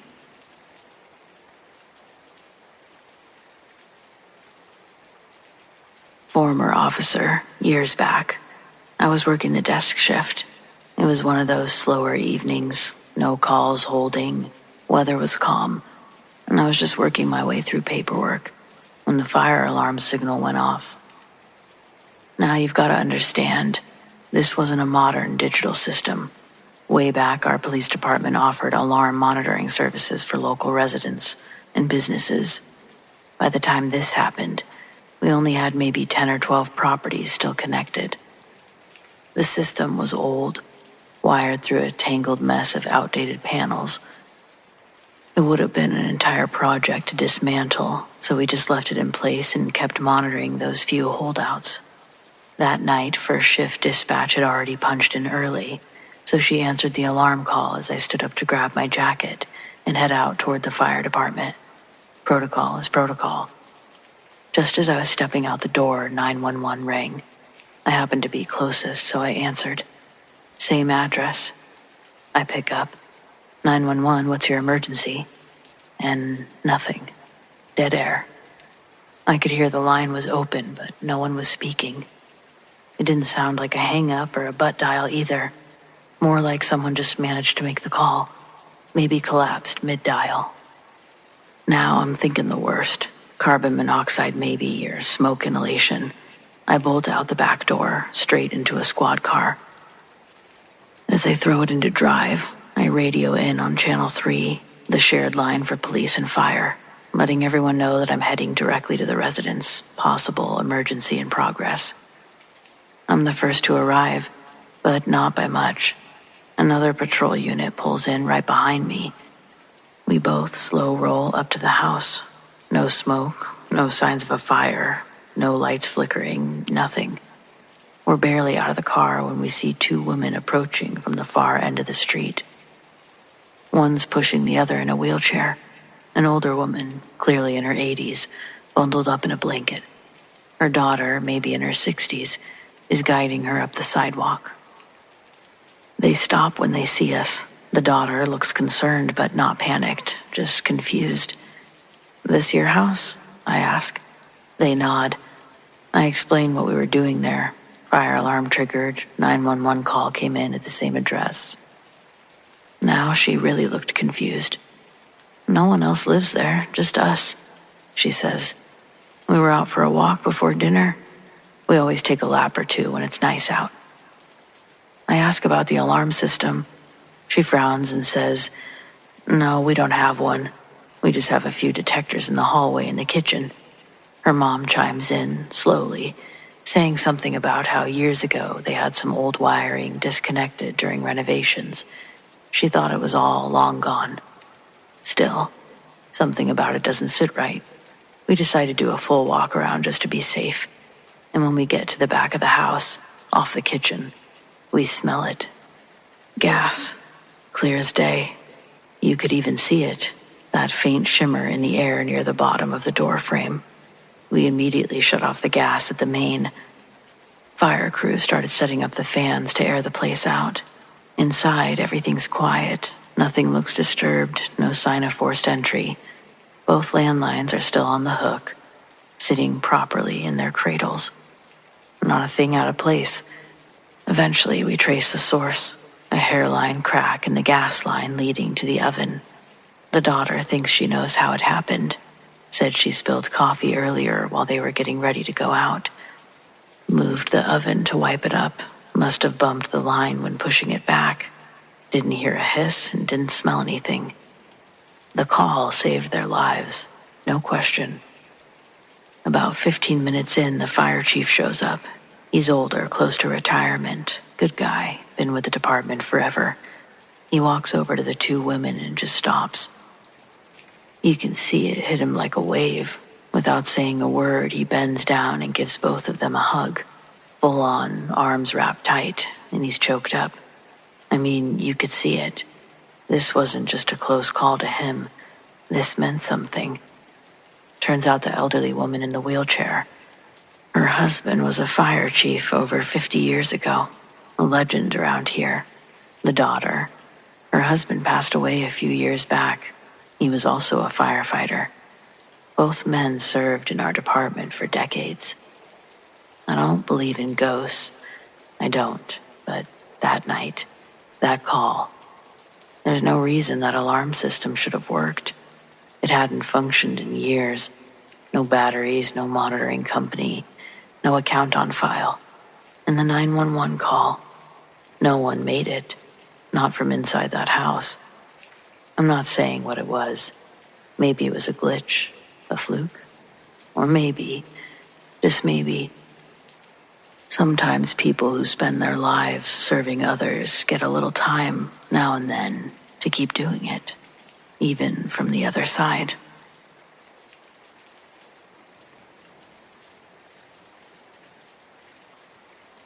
My grandmother was a telephone operator in the 50s. They were still using manual switchboards back then, so it was possible to eavesdrop on every call if she wanted. There were rules against it, but she said that everyone did it. It wasn't literally every call, but it was more common than you would want to think. She and the other girls would make a game out of who could learn the juiciest gossip. But sometimes they overheard bad stuff too. One night, a very distraught man asked for the police. Someone was breaking into his house. He and his wife lived alone and didn't have any weapons. She connected him to the police right away and listened to the address the man gave. The officer asked how many burglars there were, but the call disconnected before the man could answer. My grandmother automatically told the officer to wait while she tried to reestablish the call. She wasn't worried about getting in trouble at that point. The phone rang a few times and suddenly they heard a woman pleading with someone in the background. They assumed she had tried to answer and had the phone knocked away. The police officer called out several times, but no one answered. There was no response from the husband, and the woman's pleas turned into screams, followed by muffled crying. It was painfully obvious what was happening to her, and my grandmother couldn't listen anymore. She tried to forget the incident, but she couldn't stop thinking about what had become of that woman. When her shift ended, she went to the police station and spoke to the cop who had been on the phone. He had to listen to the entire call and spoke to the officers who handled the scene. He was also just as eager to speak with her because no one believed him about the husband calling in. If my grandmother hadn't shown up, he was going to try to get in touch with her the following morning. After my grandmother recounted her side of the story to the other officers, they told her what happened on their end. The police arrived at the home a few minutes after she stopped listening. The intruder was still attacking the woman. Once they removed him, they asked the woman what happened to her husband, and she said her husband had passed away the year before. He'd been in a car accident. Then they asked her who called the police, and she said no one.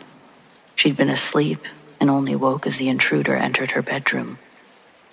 As she was pleading with him, the phone rang, and she lunged for it, but it was knocked behind a table. She didn't know if it was connected or not, and the man didn't seem to care. The only explanation was that the intruder called himself, but that didn't make any sense. Like, why would someone do that? The cop from the call spoke to the intruder in the interrogation room and said that there was no way that was the man from the phone. They took my grandmother to the room next door and let her hear the intruder's voice too. She agreed. There's no chance it could be the same man. Their voices weren't even comparable. From what she heard, the intruder didn't seem like the riddled with guilt type either. He seemed more like the kill a witness sort of guy. When the victim learned the whole story later in the hospital, she believed that it had been her husband that made the call, that his spirit had been watching over her. Hell, maybe it was. No one could ever find an alternative explanation. To this day, my grandmother still remembers every second of that horrible call. She didn't eavesdrop on anyone else after that. She only stayed on as an operator as long as it took to find another job. A few months later, she started working at a bank, and that's where she ended up meeting my grandfather. I guess if it hadn't been for that call, I might not be here. My grandmother doesn't know what became of the woman who was attacked, but I hope she went on to have a good life.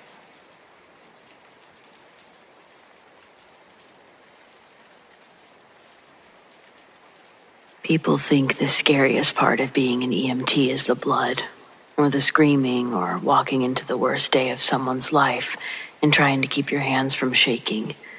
And that stuff, it's bad, but you get used to it. What I never got used to was Unit 42. My name's Wes, and I've been running calls for over 9 years now. I work the overnight shift, 12 hours of darkness, drunk drivers and heart attacks. They always seem to wait until 3 a.m. to strike. I used to bounce around different rigs depending on availability, but about a year ago they assigned me permanently to 42. At first I was flattered. Full-time rig meant I was trusted, senior. Only later did I realize that they were happy to pass it off to someone else. It started with small stuff. My radio flickering on by itself, usually in dead zones where we had no signal. Lights would dim or strobe in a way that couldn't be explained by wiring. Once, while transporting a patient, the heart monitor kept flatlining, 0 heartbeat, while the guy was clearly still alive and chatting with us. We pulled over, swapped out the equipment, and everything was fine. And there was the smell. Not blood, not vomit, not even death. It was this sweet and sour, coppery scent. It would come and go, usually just before something went wrong. And always in 42, never in any other rig. The worst part, I saw a woman in the mirror, more than once. I didn't see her at first. My partner, Jess, was the one to say something. She said that she thought she saw someone in the back while she was driving, just a shape at first. Later, she described her as soaked, like she'd been pulled out of a river, hair plastered to her face, blank eyes. I thought she was overtired. We all get like that sometimes. But a week later, while backing into the hospital bay, I caught something in the rearview mirror. She was sitting up on the stretcher. We'd just dropped off a patient. The back was empty. No one was back there. No sound, no movement, just her, staring, and then gone, literally within a blink. I didn't say a word about it, not at first, but I started keeping notes, weird coincidences, calls that felt wrong. The regulars on the psych hold circuit said that they saw her too, called her the drowned lady. One guy screamed, refusing to get into the rig altogether, said that she was whispering to him. Several months ago, I found out Unit 42 was involved in a fatal accident 5 years ago. Rolled onto a wet highway while transporting a woman who'd attempted suicide. Drove straight into the river. Paramedics survived. She did not. I'm sure you can guess where she was sitting, being the patient and all. I've tried asking for a different rig, but there's always some sort of excuse. No spares, fleet rotation. You're great with 42, Wes. I am great with it. That's the messed up part. The calls are smoother now. The bad luck's faded.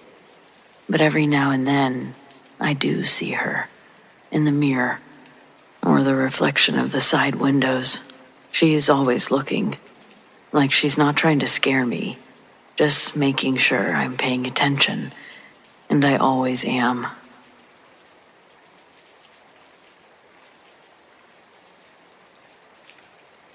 I never put much thought into possession until I saw it happen to my sister. This was back in 2016. I was 19. She was 25. We were close.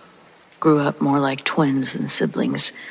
She was the one who taught me how to drive, who covered for me when I snuck out, who made sure I had money for lunch when our mom forgot.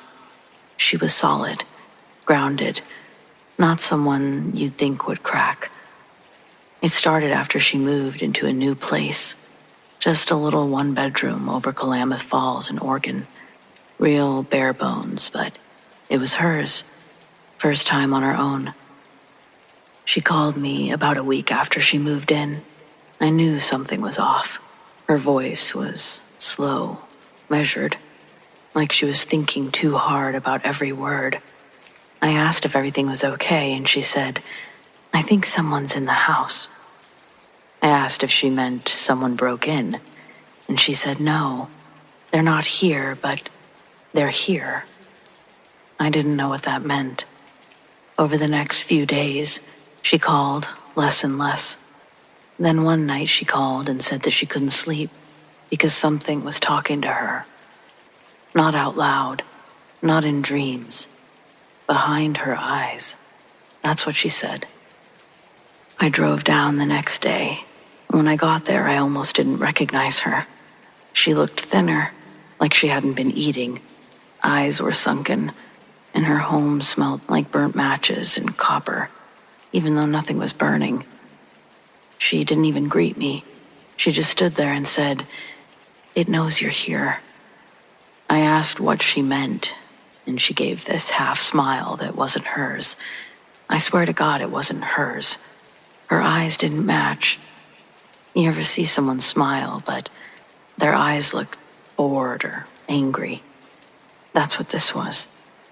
I tried to get her to leave with me, but she refused, started crying, then laughing, said that it wouldn't let her. That night, I stayed on the couch. She barely came out of her room. Around 2 a.m., I heard her talking, not whispering, talking, low, fast, rhythmic, a language I didn't understand. I pressed my ear to the door and nearly puked. It wasn't one voice. It was two. One was hers, but the other, it wasn't. I don't even think it was human. It had this vibration to it. I think it's what made me sick. It was too low for my ears to handle. I felt it more than I heard it, and it made my skin crawl. And then everything went silent for 10 seconds, maybe 15. Then her voice, just hers, said it's hungry. I opened the door. She was on the floor sitting cross-legged, staring at the wall. She looked up at me and said, "Don't let it in your house, please."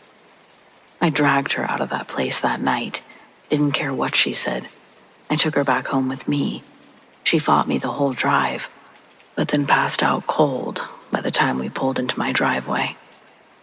She stayed with me for a month, wouldn't sleep in the dark, wouldn't eat if I didn't sit with her.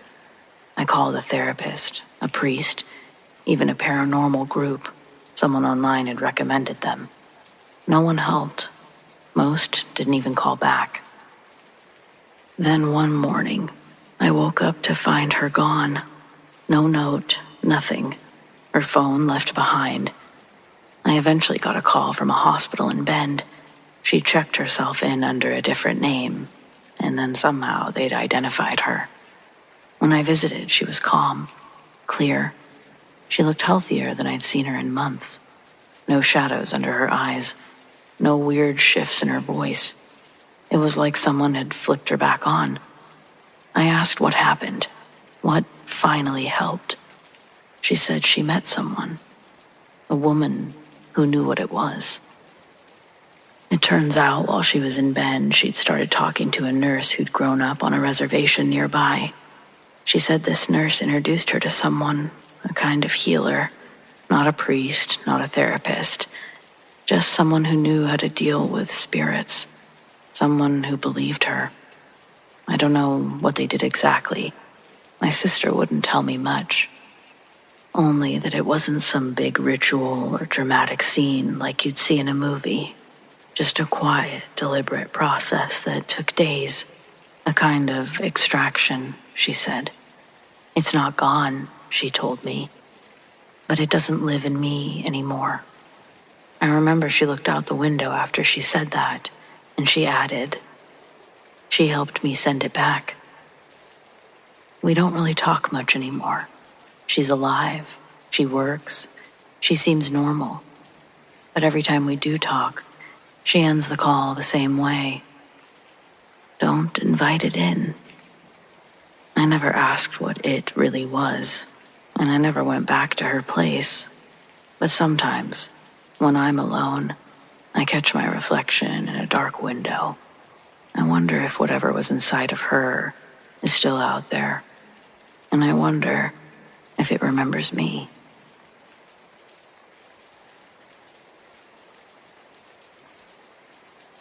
So back in the 60s, my grandpa was a professional thief in Boston, and he was pretty proud of that too.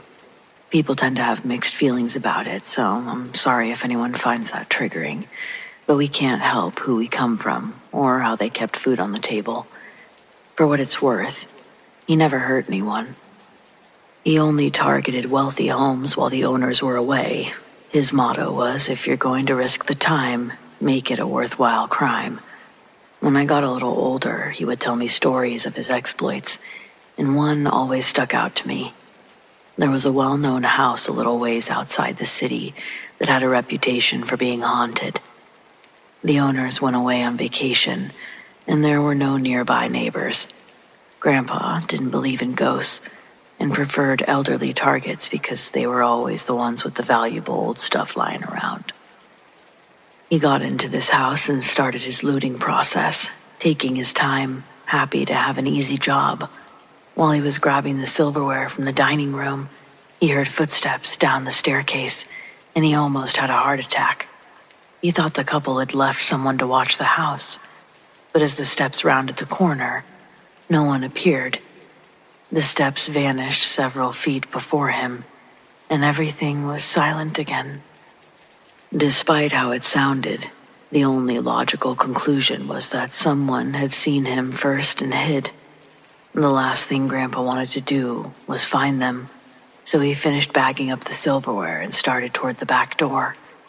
When he walked by the dining table, one of the chairs shot out from underneath and hit his leg hard enough to knock him down. There was no one under the table, no one in the room at all. He picked up the chair. No strings or wires, just an ordinary chair. The back door was through the kitchen, but it wouldn't open. It felt like someone had nailed it shut, even though that was the door he entered through. He checked all the locks despite knowing he hadn't locked it. Finally, he gave up and started for the front door. As he walked through the dining room, the living room, a picture fell off a wall as he passed it. When he tried to open the front door, it was also stuck.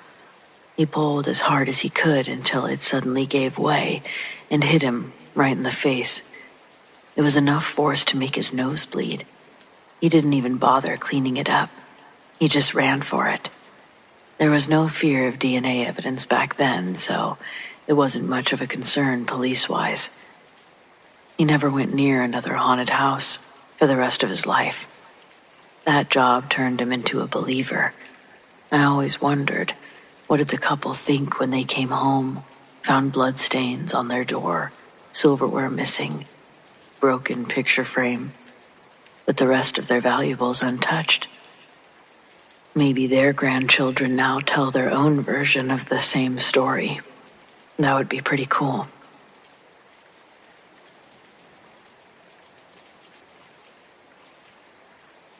This happened about 4 years ago when I was working on a home renovation show. Not one of the famous ones, just a regional production in the Carolinas. I did scouting, logistics, sometimes handled safety checks if our guy was out sick. So I'm out driving to this old property outside of town, supposedly a fixer-upper, with great bones. In reality, it looked like the house from the Texas Chainsaw Massacre, if you drained all the color and hope out of it. Still, it was what the producers wanted. A little roughness adds charm, they'd say. As I'm getting out of my car, this old man comes shuffling down the road until he appeared at the edge of the driveway. Worn boots, stained hat, skin like leather. No hello, just looked at me and said, "You don't want to go in there." I gave a polite chuckle. "Yeah, why is that?" He just stared at me for a long moment. He said, "Some places don't stay empty 'cause no one wants them. They stay empty 'cause something else already has them." Then he turned and walked away. Didn't wait for a reply, just disappeared down the road like he came out of fog itself.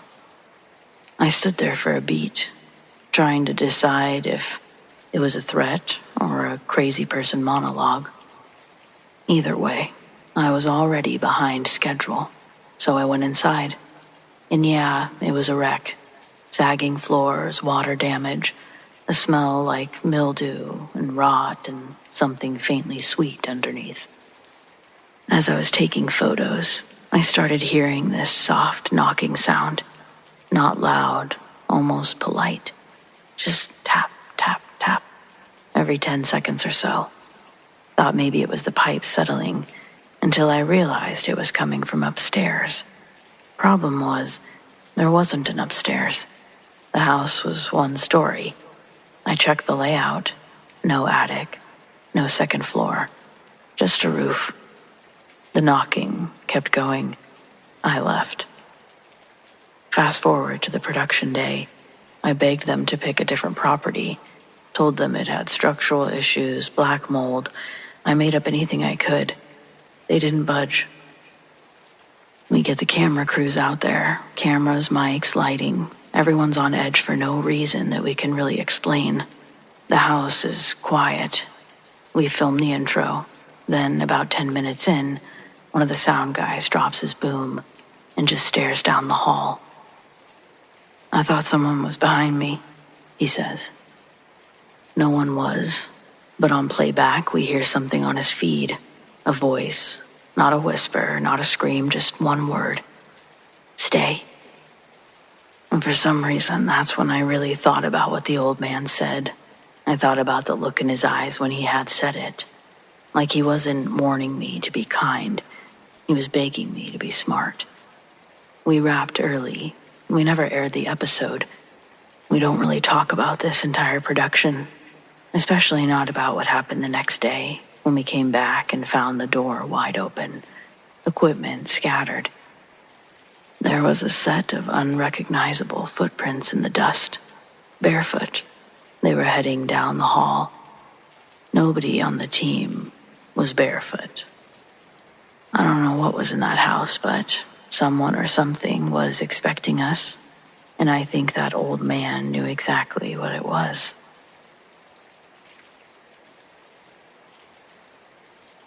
I camp with the same group of friends every year.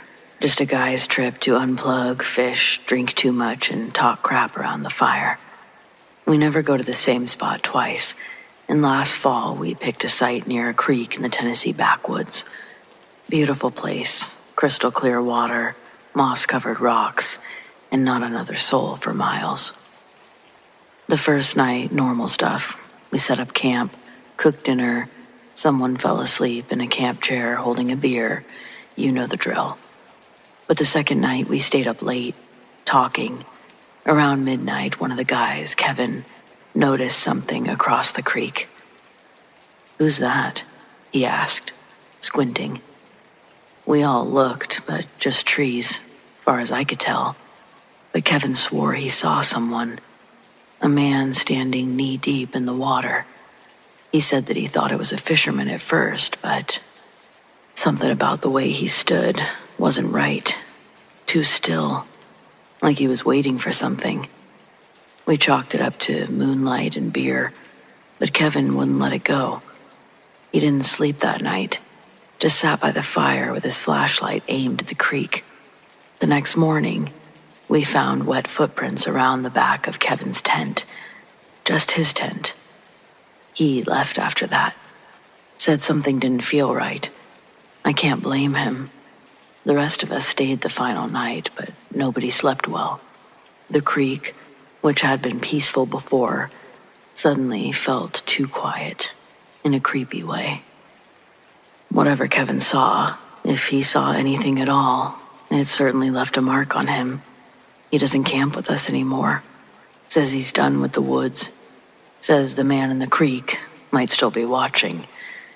Seems a little dramatic, but he's serious.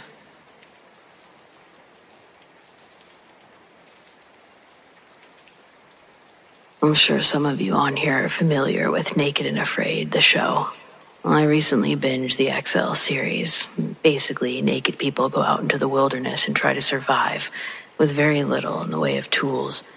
They get to bring one item each. Sometimes they get a pot for boiling water. Most people bring machetes, fire starters, or mosquito nets, and everything else must be acquired in the wild. It sounds ridiculous, and maybe some of it is fake. I really don't know, but it's also addictive. I mean, these people are stark naked, no shoes, no nothing. But then they go out there and build shelters, collect resources, and many contestants make it all the way to the end. Sometimes that's 40 days, sometimes it's 60. Either way, it's insane. It's one of those things that makes you think, gosh, I wonder if I could do that. Well, spoiler alert, I could not. I only wanted to try for a weekend just for fun, just to see what it was like. When I got a nice secluded spot in the woods, I stripped down just like in the show. Then I took 3 steps and decided to put my shoes back on. The ground was covered in stickers, rocks, painful roots. There was just no way. When I went to sit down, the reality of what it meant to have my naked bits touching the ground set in, and I put my pants back on. At that point, it felt ridiculous to walk around topless, so I decided it was unnecessary to emulate every part of the show. Once my clothes were back on, I decided to get water from a nearby creek. It looked absolutely disgusting, even after I boiled it. There was no way that I was going to put that into my body. None. Luckily, I brought emergency bottled water and drank that instead. What's one more concession? The real challenge would be building a shelter and finding food. Now, I went into this knowing I wasn't going to kill some poor animal just so that I could pretend I was on a reality show. But there are plenty of fruits and berries in the area I visited.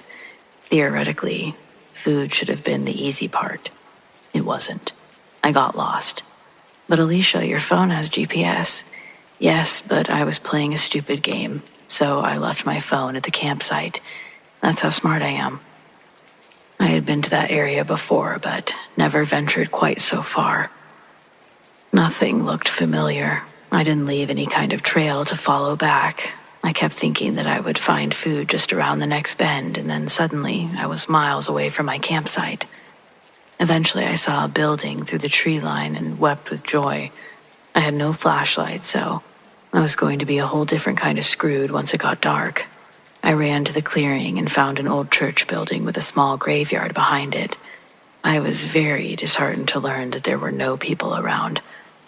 I searched inside the chapel and found nothing of use, just a few short rows of pews. In the daylight, it was a picturesque setting, like something out of a rustic painting, but I had a feeling that wouldn't be the case in an hour. I was relieved to see that there was a dirt road I could possibly follow to some sort of civilization. But alas, that too was a bust. I walked as far as I could, but the sun was working against me. I had to choose between going back to the church and sheltering for the night, or continuing down an unknown road into total darkness. I chose the church. By the time I made it back, the sun had completely set. The only light came from a small, starry patch in the overcast sky. The church was almost pitch black inside, so all I could do was feel for a pew and lay down. The hardwood hurt my back and my ass instantly. The thought of sleeping till morning was the only thing keeping me calm, and now that was gone too. I cried like a child. I was full on sobbing, having one of those what the fuck is wrong with me moments. I do that kind of shit all the time. I think something looks fun, so I dive in 100% without an ounce of research, and then I screw myself over. Every single time. After a few minutes, I thought my sobs were echoing. It sounded like a second person had started crying outside, but when I stopped, it stopped.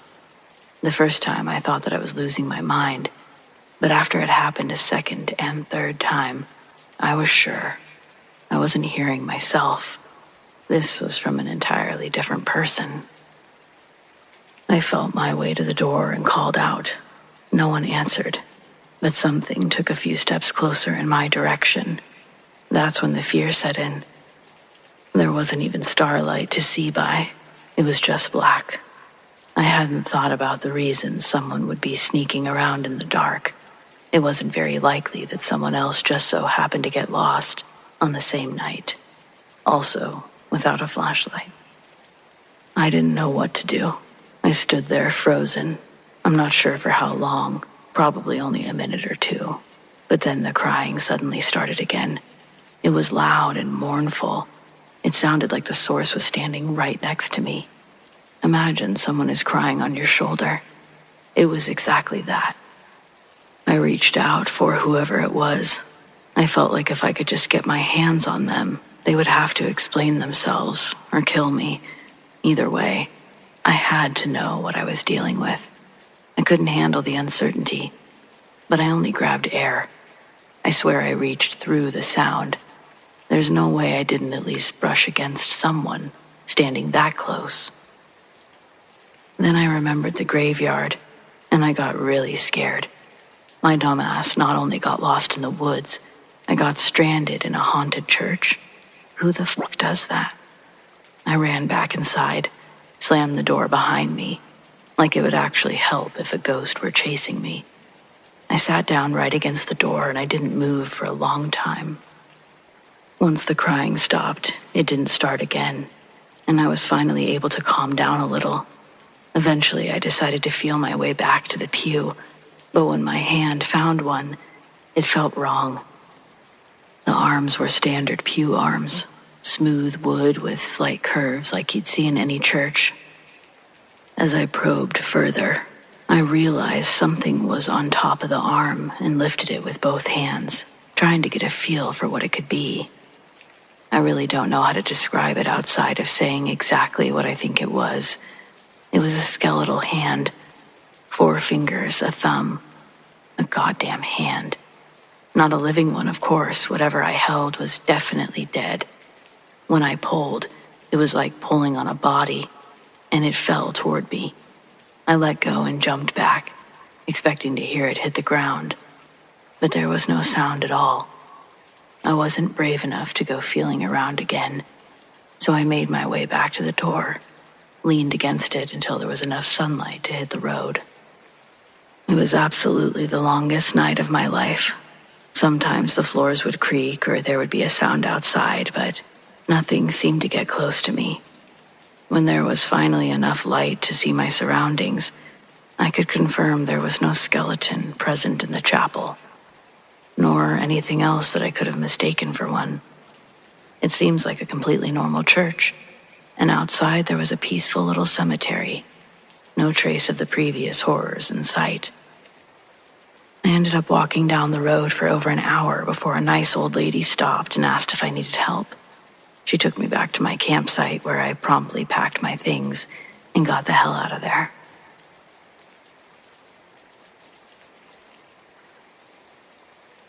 For years, I've taught elementary school, but this year, I'll be teaching middle school. I'll be starting at a new school in less than a month. I've been really excited about it, actually. Orientation for me was actually just before summer started, so I've been able to get my classroom set up and I've been familiarizing myself with the school. I've been the only one there on most days, especially in the beginning. I think the novelty is worn off for some of the teachers, so they're not as inclined to show up more than they need to. I sort of enjoyed the quiet. I knew the halls would be filled soon enough. So, as I said, I've been excited. I'm still excited, but there's definitely something strange about this school. Specifically the second floor, where my classroom sits. For obvious reasons, I'm not going to name the school, but it's truly not that old of a building, only having been standing since the late 1980s. It's also located smack dab in the middle of a pretty well-known, populated area. I guess all this to say that it never really struck me as the type of place that could be haunted. It wasn't ominous by any means. But I think maybe it could be. I don't usually get involved in anything fantastical, right? I'm not one who actively believes in ghosts. I don't dismiss everything I don't understand, obviously, but still, ghosts? I've just never thought about it much as a topic at all. I mean, I teach children, so ghosts just haven't been part of my lesson plan. Why do I think this, though? What brought me here? I'll say it as it is or as it was, and then maybe someone with some experience can explain to me what's going on. About a week ago, I decided to bring my plants into the classroom. There's this window that faces the sun during the day, and that's where I'm going to have the reading nook. I bring 4 of my plants from home, all very easy to care for. A snake plant, aloe, and a couple of ponytail palms. All pretty drought resistant, and they like the sun. These plants have survived 2 moves, 1 across country. They've been with me for over 6 years. I set them up, no problem. As I'm leaving my classroom, it's early evening. I turn around to give my room that final proud look before heading out. The leaves on one of the palms seems to move. Strange. I wasn't near the nook before leaving. The window is closed. I didn't dive into the strangeness further. Instead, I just headed to my car and I made the trip home. I go back the following day, actually the following morning. I remember that the file folder on my desk actually has registration for CPR. I'm expected to complete the class the following day. Without the forms, I have to pay over $100 out of pocket. And let's be honest, there's not a middle school teacher in the United States who can afford to let that kind of money just slip away. Not willingly. So I walk into my classroom, head straight to my desk, and the folder's not there. Without too much effort, I find it on the ground, just to the right of the desk. It must have gotten knocked over. As I lean down to pick it up, I hear a door in the distance shut. I never heard it open, but I absolutely heard it shut. Grabbing the folder, I fast walk into the hallway, thinking that maybe I'll see another staff member. I see nothing. I head back inside to make sure I haven't forgotten anything, Last minute, I decide to check on my plants. I know they're fine, but it's good to talk to them. But when I do, I notice that they're not fine at all. I have no idea how, but they're all practically on the verge of death. I'd be lying if I said I wasn't a bit emotional in that moment. First, I've had these plants for years, but secondly, it all feels like some sort of bad sign.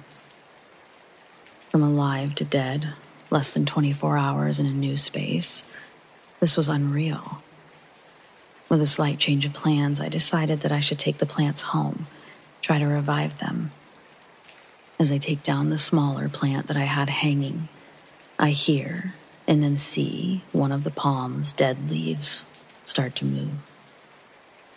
What I felt was a bit creepier, though. With the movement of the plant's leaves, I feel a rush of air near my legs. The only way to describe it is it felt like someone had run past me. I hear nothing immediately, but in the distance, I hear smaller, quieter footsteps. I keep removing the plants and I place them in the large box I use to transport them. I start my walk down the long hallway towards the stairs. As I do, I peek through each classroom, searching for my mystery person. But the school, it's empty. Just to be sure, I go to the main custodial area. On one occasion, I've seen the janitor there, but when I arrive, it's clear that they haven't made it in yet. Outside of the sun filtering through the various windows, the school is still dark. Realizing that I'm alone, but that I've been hearing things, feeling things, I quicken my pace and I make my way down the stairs. As I do, several pairs of footsteps build behind me. I don't turn around, but I do run. Right as I hit the last step, I feel coldness touch my legs. I feel a rush of wind past, not by me, but through me. As it passes, I lose the grip on the box that I'm holding, and by no control of my own, I drop it, and the box lands on the floor, spilling the contents all over the bottom of the stairs. I sat in the parking lot for almost an hour, just waiting for the janitor to show up. They never did show up, and I never did go back inside that day. The following day, I went back, this time around noon, hoping that others might be there and hoping to run into the janitor. When I went inside, everything near the bottom of the stairs had been cleaned up. I figured that the janitors must have shown up and taken care of the mess. I couldn't really bring myself to go back to my classroom that day.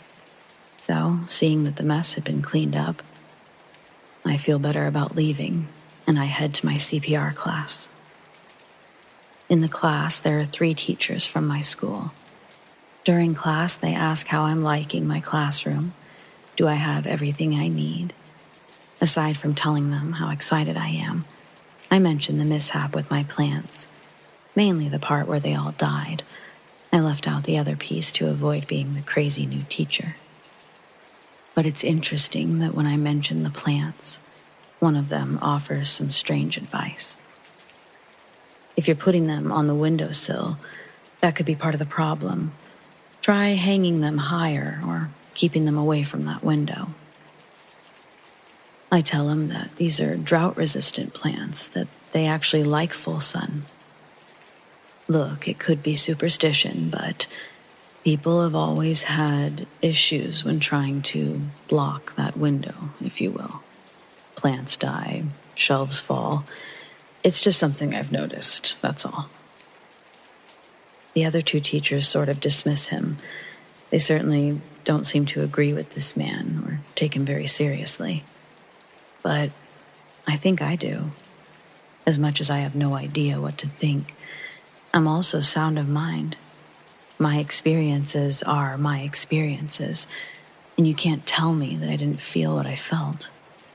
Maybe you could debunk it, but can you explain how 2 of my plants ended up back in my classroom? Our janitor said that they had cleaned them up. but they'd set the plants in their very sad state in the office staff lounge area. Yet, 2 of my plants were sitting in my classroom, not near the window, but just beside my desk. Each time I've gone back since, I haven't been alone. Other staff members have been present, so the noises I've heard could be explained as someone else. But the footsteps, they're not like the ones I heard on the stairs. Even the doors closing don't sound the same. So, is someone, or a group of someones, severely messing with me? Or is my new school haunted?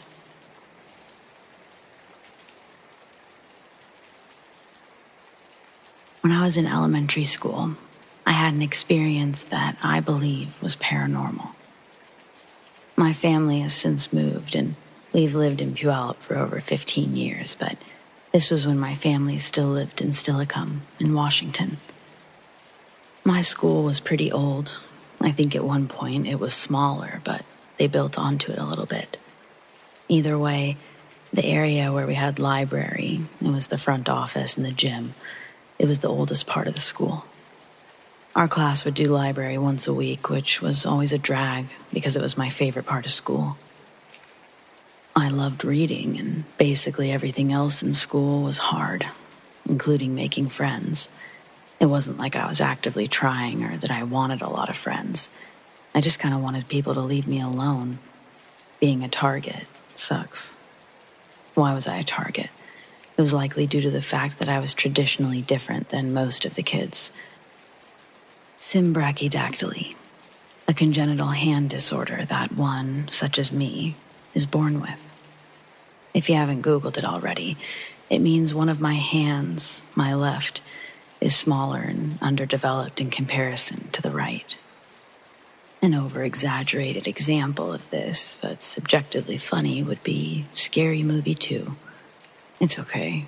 You can feel uncomfortable, or you can laugh. I'm funny now. Anyway, the library. I loved free reading time. I had a perfectly hidden nook that I quite enjoyed tucking myself into as I read the latest installment of Magic Treehouse. I'd chosen this spot because a specific classmate had taken a liking to messing with me when I sat in the general circle area or at any of the tables. You know, he was one of those kids that either didn't know how to read or just didn't like to. As a child, I was smart enough to know that adults should be doing something to help me, to stop this, but I also wasn't going to do anything about it. I wasn't going to tattle or make a scene. It never worked out for other kids. I'd seen it time and time again fail for others, so the nook, that was my solution. And just for a moment, I'd like to talk about this nook more specifically. Before this event that I'm about to get into, I'd always felt really welcome in this corner of the library. In fact, if I'm really honest with myself, from the moment I found the nook, it felt like I was led there by something. I read a lot of fantastical books and I had a big imagination, so it didn't seem so strange to me that maybe there was some sort of invisible friend here, perhaps an alien. I was a big fan of E.T. I recall a carving on the inside of the nook. C.L. was here. I wasn't rebellious enough to carve my own initials, but I admired this C.L. I remember one time while in the nook, I was sort of sitting with my feet hanging out instead of tucked into my chest like I usually did. I'd heard someone walking in my direction, but before I actually heard the footsteps, a small voice, one that wasn't my own, said clearly, "The mean one, he's coming this way." Instinctually, I tucked my legs in, and then I heard the footsteps. Sure enough, it was the mean one, running past the nook, and then past it one last time on his way back. Maybe this type of thing only happens the one time, and that's why I can recall this example, but it really sits in my mind as if this kind of thing happened several times. Well, one day, I found myself in a predicament. I was leaving the Nook. I must have missed all of the silent or not so silent cues. I heard the familiar sound of that kid's awful voice. "Are you hiding in the walls? You really are a weirdo, aren't you?" He didn't even have his crew with him, just the mean kid, coming to remind me how strange he thinks I am. Instead of letting me walk past him, he puts a finger to my chest. He had a few inches on me, so as I look up at him, he's staring down. "No, you stay in the wall, weirdo." I went to move his finger with my hands, and he dramatically exclaimed out loud, "Ew, don't touch me with your weird hand." But he doesn't budge, his finger still pressed on my chest. Then I hear something, crystal clear in my right ear. "Back up. Watch this." Listening, I step back slowly. Clearly, this kid thought that I was indeed going to go back into the wall. But no, I was just following instructions. I was going to watch. He gets real stiff and he asks me, "What? What'd you say?" I tell him, "What? I didn't say anything. What did you hear?" He doesn't answer me. Instead, he almost looks like he's gonna cry. He shouts at me that it's not funny. I just turn and I look confused. He jolts his body, looking behind him now, this time asking me while turned around, "Hey, how are you doing that?" I don't say anything. I truly don't know what's happening, but I have to assume that this is what I was to watch for. He looks back at me. He's angry, or is he scared? He's about to say something when I watch as a book is pushed from the shelf and onto his head. He's shocked because he knows that I didn't do it. Then, another book, and another. 3 different books pushed from the shelf and onto this kid. I almost laugh, but I hold my tongue and I cover my mouth. If he was angry before, he was absolutely terrified now.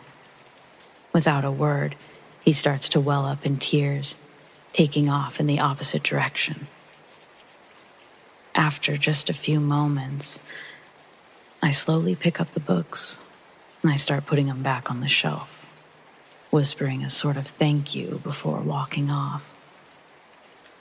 Honestly, it worked. I wasn't bothered the rest of the year, and the next year was middle school, a whole different ballgame. I do wish that I could have spoken to that kid afterwards, but in some sort of weird role reversal, he was now afraid of me. So even though I'll never know exactly what was said to the kid, I'll always be grateful for the spirit that resided in that library. I have to assume that's what it was anyway. Perhaps it was the infamous CL from the Nook, or an old librarian. I don't know. All I know is it wasn't something that followed me, because I've never felt or seen anything like it since.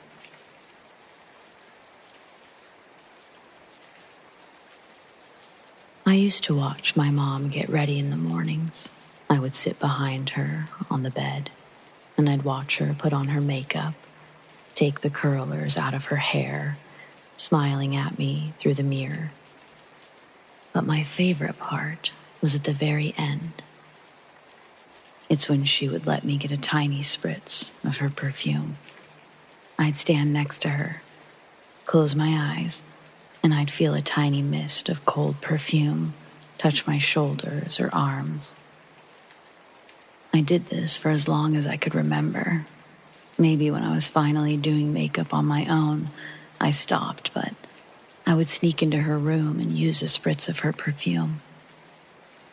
I lost my mom in 1994, when I was just 16. That's a horrible time for a girl to lose her mother, people would say. But honestly, I couldn't think of a good time to lose your mother, so I wasn't sure what those people knew anyway. For several years after my mom passed away, I would talk to her. To be honest, I never felt like she was with me. I never felt that thing that others feel. That feeling that someone is with you, watching over you. I thought, that's just bullshit they tell you because no one knows how to deal with the idea of someone being dead. People can't deal with death. So, I stuck with that for a very long time. I think in some ways it helped me cope. In other ways, I felt entirely alone. Like when I was 18, I had just bought my first car, bought it on my own type of deal. The car that I'd been driving was my mom's, and right when I got into my new car, I watched as they moved her old car somewhere else on the lot, and I just lost it, bawled my eyes out. I know it's strange, but half of me was expecting her to just show up, that her ghost would just be there and comfort me. Of course, that didn't happen, and it felt like for a long time I didn't cry. And then I gave birth to my daughter. I cried before, during, after. These were different kind of cries, though. These were the happy kind. Still, I sort of always took inventory of big moments in my life to just see, And no, I never felt my mom's spirit or whatever. And then somewhere along the way, I just stopped taking inventory, and I sort of let it go, I guess. My daughter got married in 2019. The wedding, or leading up to it, was so emotional. My dad was sick. I thought about my mom constantly. Even the vendors started falling through. Problems left and right. I think the icing on the cake, the thing that broke my heart for my daughter, the wedding venue ended up flooding 4 weeks before the wedding.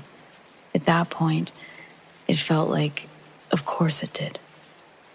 Well, this mishap or divine intervention, depends how you look at it, it brought us to a place that I'd never even thought about before. Not for my daughter's wedding. A place I'd been to 1,000,000 times over. My grandparents' farm, which was now owned by my uncle and his wife. My daughter had always wanted something indoors, so I was relieved when she was actually ecstatic about having the wedding there.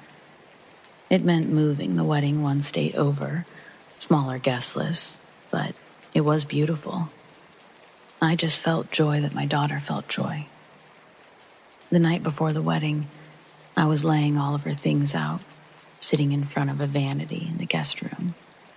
I was just looking at myself, at the mirror, at the room. It was my grandma and grandpa's old bedroom. Well, really, it was my grandma's. They definitely each had their own separate sleeping quarters. They were very old school like that. Sitting there, I felt nostalgia rush through my body, my mind. I felt emotional but calm. I didn't cry, but I felt like I could. I was so nervous, but I was so happy. I closed my eyes and I just sort of sat there. I thought it would be my daughter I'd envisioned, dolled up in her dress, her future husband in awe as she waltzed down the aisle. But as my eyes stayed closed, it was my mom I saw. It was me watching her get ready, her smiling. She was just getting to our favorite part, and that's when I smelled that most amazing smell, her perfume. I'd brought it because I wanted to wear it on my daughter's big day, a piece of her grandmother she never knew, More than smell the perfume, I felt the perfume. It was a light dust to my shoulders, as it always was. I immediately opened my eyes, and I see nothing, but I felt it. Whatever I was searching for, that I'd stopped searching for, it was more. It was subtle, yet intense. Like that buzz that a TV gives off when it looks like it's off, but you just know it's not. You can hear it or feel it, my mom or her energy was definitely in this room. For just a moment, the air, it felt like love. It was cold and warm at the same time.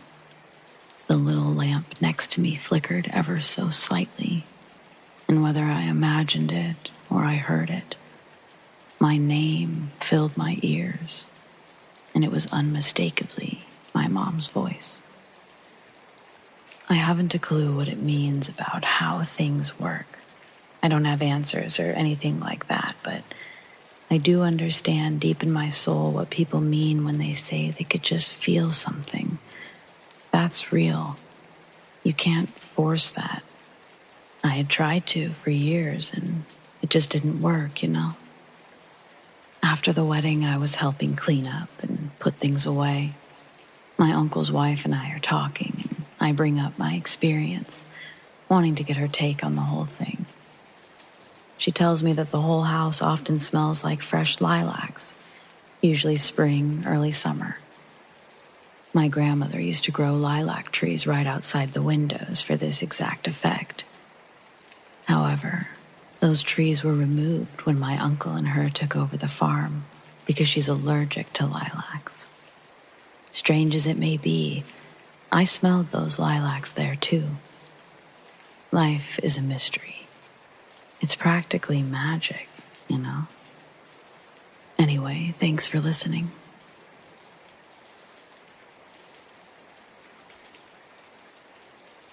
I've been a custodial supervisor at a college for the last 7 years. Before that, I was a custodian at the same college for 7 years. I've cleaned and been in every building on campus from early mornings to late at night. And I've seen and heard a lot of things in the last 14 years since I started working here. One of the buildings that I used to clean wasn't a huge building. It has 3 floors with 2 classrooms on each floor. One on the east and the other on the west side of the building. Now, to get to the classrooms, there is a staircase in the middle of the building with a heavy metal glass door that leads to a small hallway, a couple of offices, and the classroom. In the first few months that I'd been cleaning this building, everything was pretty quiet. Till one morning, when I was on the 3rd floor, cleaning one of my last classrooms for the day. I'd been wiping down a table when out of the corner of my eye, I see a man standing to the left of me. He had on a greenish-yellow striped sweater, and I remember thinking in that split moment that it looked like something from the 70s or something. Thinking a student got there early for class, I tell him, "Sorry, I'll be finished in a minute."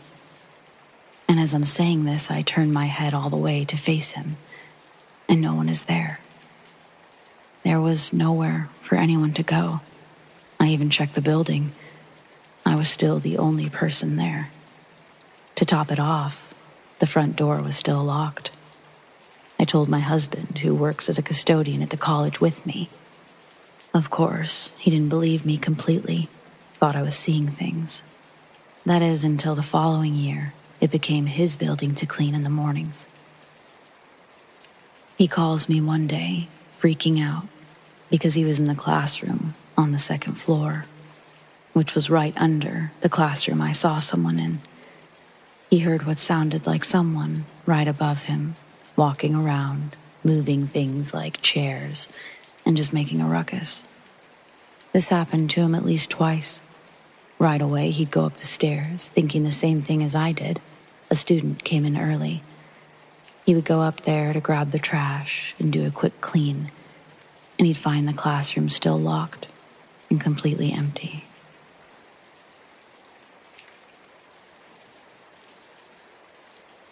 My buddies and I have a YouTube and TikTok where we go to places with urban legends, ghost stories, and we get wasted there on camera. We live in the Louisville area, so we recently hit a lot of major spots in the area and decided to finish it off with Iroquois Park. We'd known all of the stories.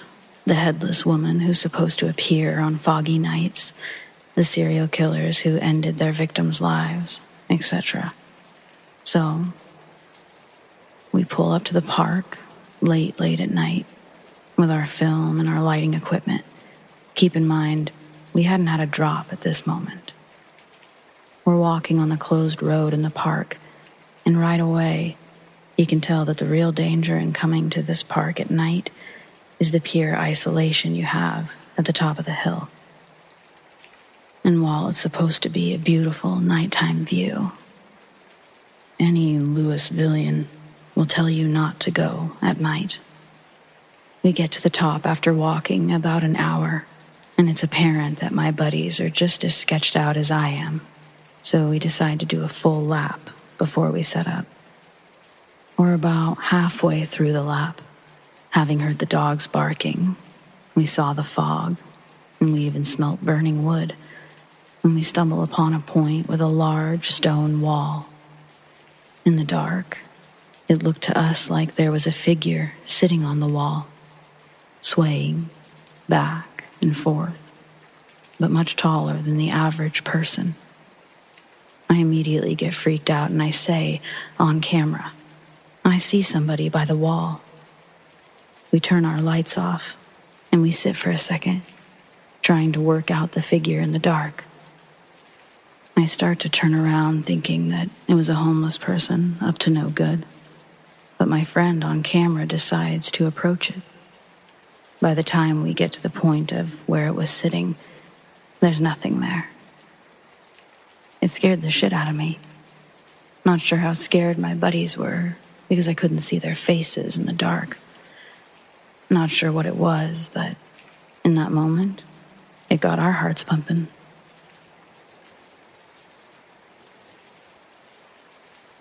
I think I saw a ghost once. I was pretty young and it was late at night. Young, tired, dark room, old house. So I could have just imagined it, but I saw a figure, lighter than a person should have been in that light, eerily quiet, and dressed in something that resembled a 40s suit. He came out of my closet, which were also the stairs to the attic.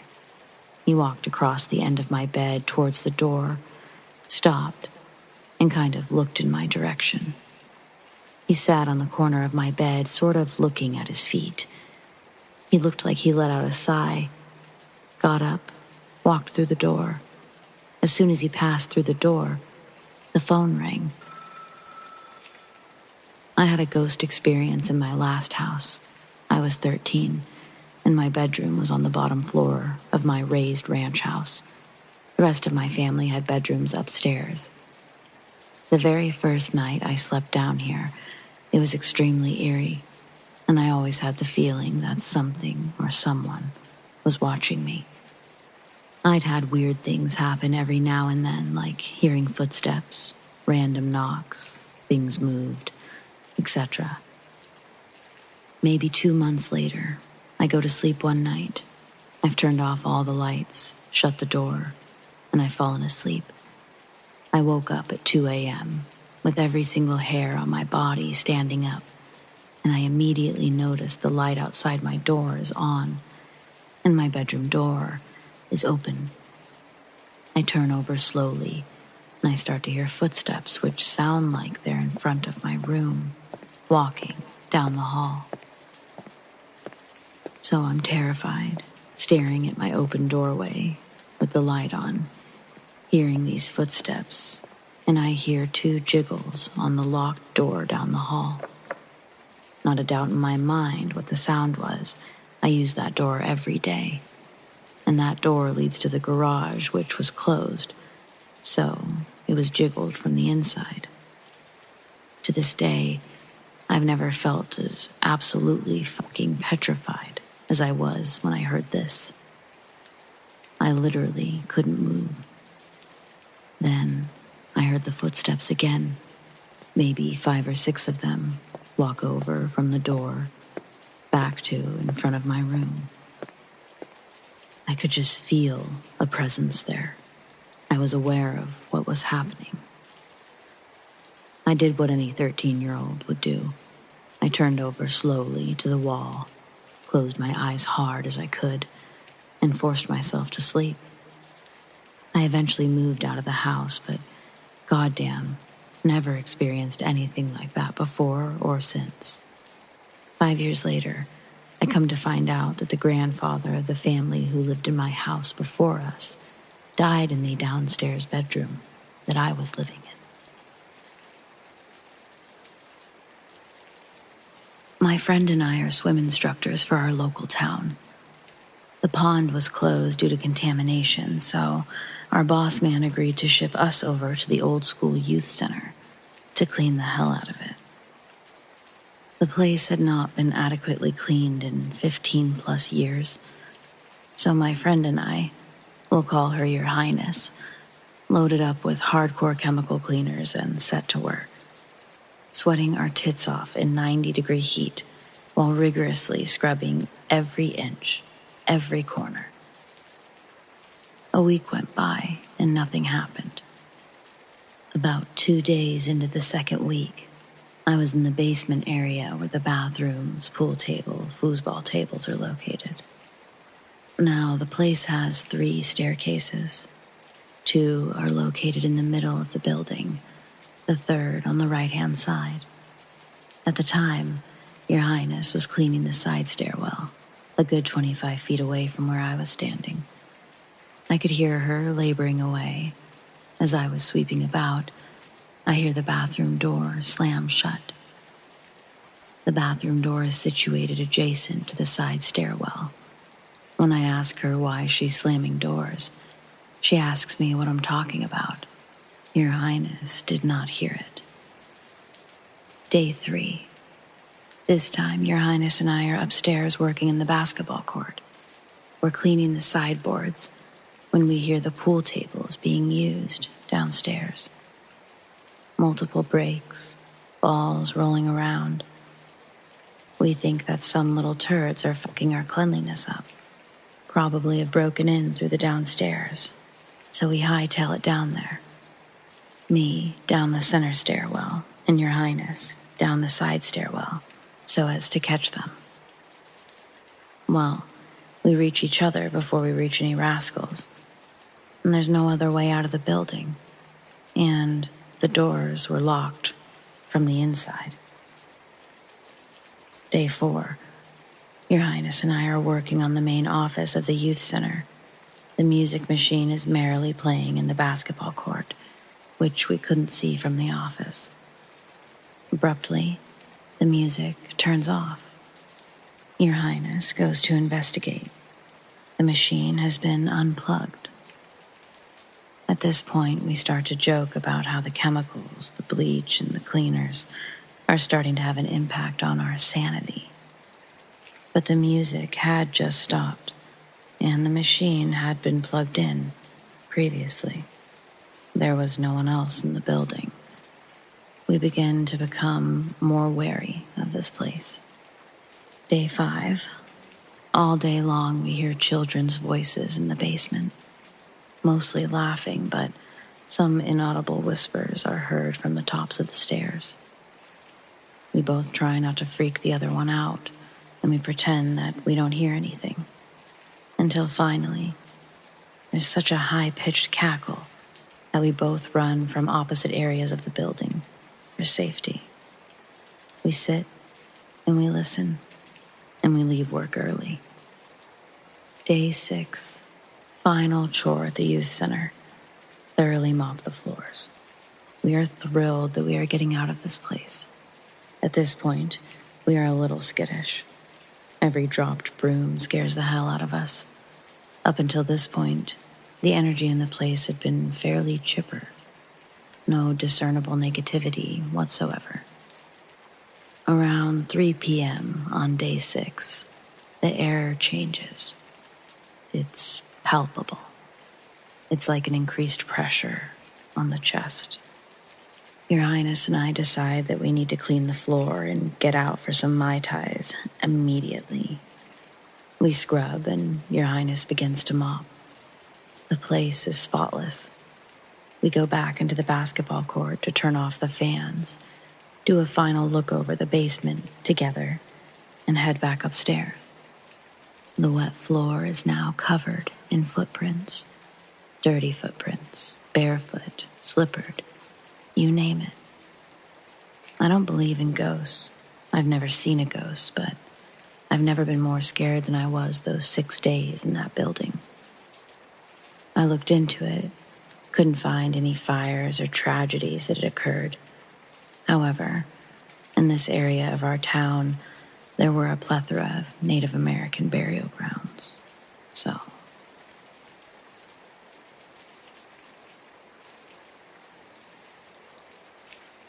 I'm a full-time firefighter, paramedic.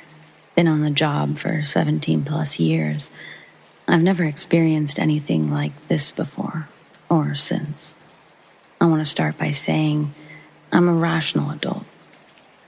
I believe in scientific, rational explanations for things. But for this, I got nothing. A few years back, we responded to a call around 3 or 4 a.m. for an elderly man with chest pain. On scene, we found a 96-year-old man complaining of crushing substernal chest pain. It had started around 9 p.m. Tough old guy said, "I figured, hell, I'll sleep it off." Of course, it got progressively worse throughout the night, so his wife got sick of him complaining and made him call 911. Layout of the house was typical for a single-story ranch. Front door into living room. Hallway to the right leads to the bedroom that we were in with the patient. To the left leads to the kitchen, dining room, with a door attached to the garage. I was in the bedroom with another medic. Our third guy was sitting at the kitchen table, putting the patient's info into the computer for the run report. As we started treating the man, he went into cardiac arrest and we immediately began CPR. While heading back out to the truck to get supplies, I yelled to our other medic in the kitchen to get into the bedroom and help out. We shocked the man. To everyone's surprise, we immediately got our rhythm back. As we were loading the patient for transport, I asked the wife, who was also a century old in her nightgown, if she wanted to ride with us to the hospital so she could be with her husband. She was obviously in shock from everything going on and seemed hesitant to leave the house not dressed, but we needed to move with purpose. We asked if their children lived close by, if she could get a ride, as we needed to transport right now. She said, "No, our daughter lives in another state."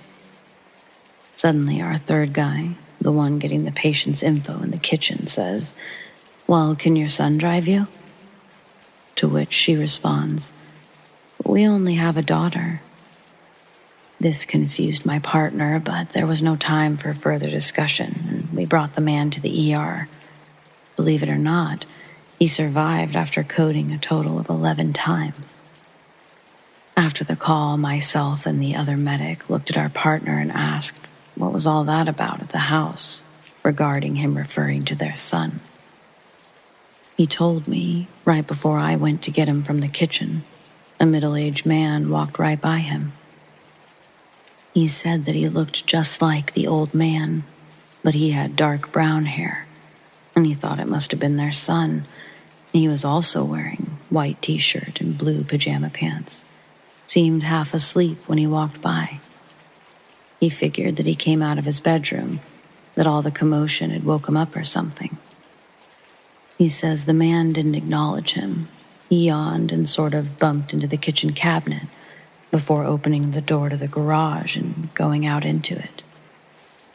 He never turned the light on, simply turned back around, closed the door, and walked past him, and turned the corner to the hallway. Apparently, that was when I came around the corner to yell at him to get in there and help. Our partner said, "You had to have practically bumped right into him in the hall." There was nobody else in that house. I saw no one. It was just the elderly couple that lived there. Here's the part that bothers me the most. The old man, our patient, he was wearing the white t-shirt and blue pajama pants. So, what the did our partner see?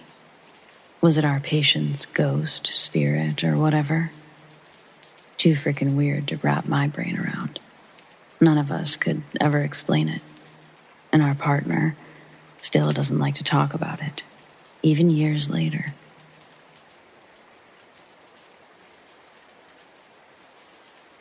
This is a memory my sister and I have from when we were kids. We both remember it exactly the same. We were walking down the hallway towards our bedroom when we saw a strange figure at the end of the hall, just outside our room. It was your stereotypical, almost transparent figure under a bedsheet type of thing. No feet, just hovering. Only it wasn't pure white. It had more of a greenish-blue glow to it. We stood frozen, and we waited for it to move. We knew that our parents were in the living room, just behind us, to our right. It started to glide forward, but before it got far, we'd forced our legs to make us move in the direction of our parents, and we ran without looking back. Our parents consoled us and went to examine the hallway themselves. They saw nothing. But what did we see? Whatever it was, we never saw it again.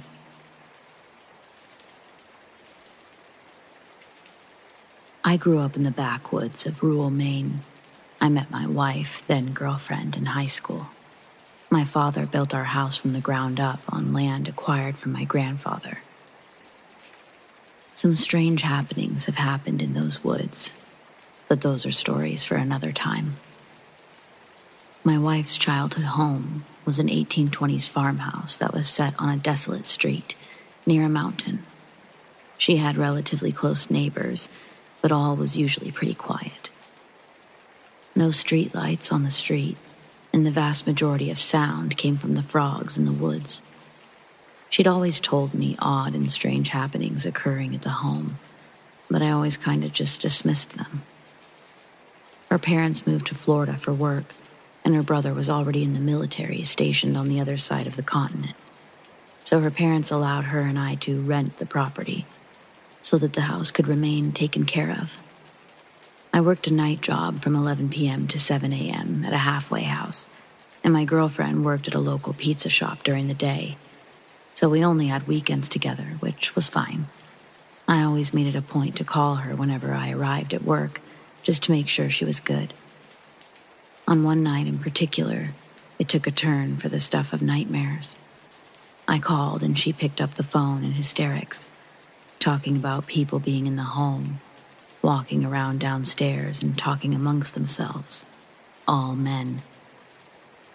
The line was oddly staticky, and I could hear our 2 dogs growling in the background. I told my employers of the situation, and they told me to go. I remained on the phone for the remainder of my frantic drive home. She was very obviously upset. I was about 20 minutes from the house, but this particular commute felt like hours. As I neared the house, about 5 minutes out, I started to hear men whispering into the phone, but her reassuring me that no one was in the room with her. Then, what I feared the most, a loud crash through the phone, a blood-curdling scream from my girlfriend, and the dogs going berserk. I'm 2 seconds from the driveway, and I tried to calmly ask what had just happened.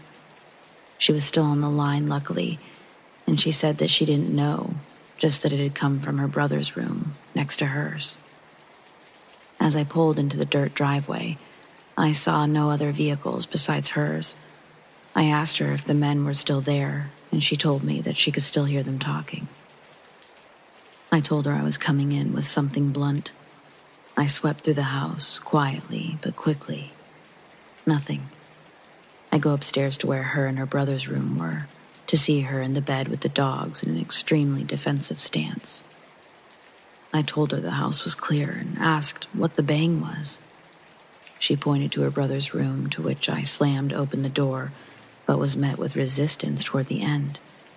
His AC unit was lodged into the drywall. This was a fairly heavy window unit, and it was in his window prior to this incident. The window was now a good 12 feet from where it currently rested, in the sheetrock. From that night forward, I always felt watched, and that I was never alone in that house, until we moved, and I myself joined the military. Her parents have since sold the house, but I'll never forget the oddities that took place there on a pretty frequent basis.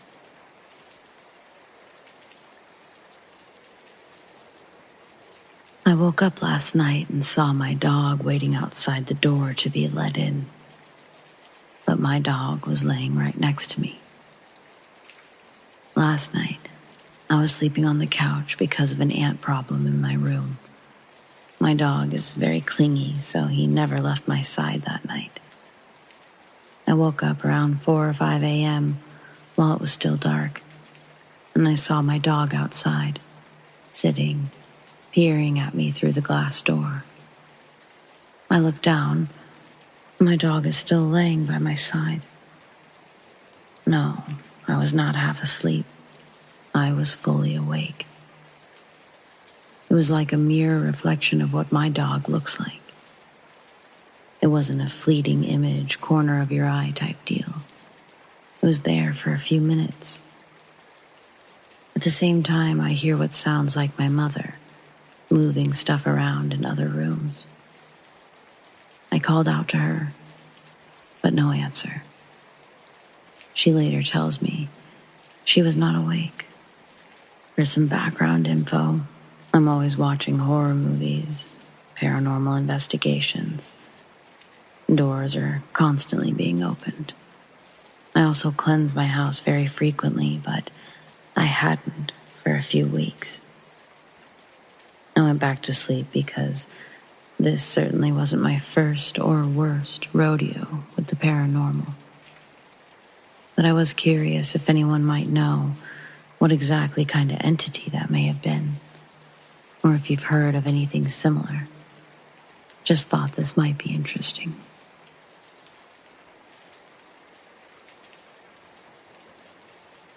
This happened a long time ago, when I was in college.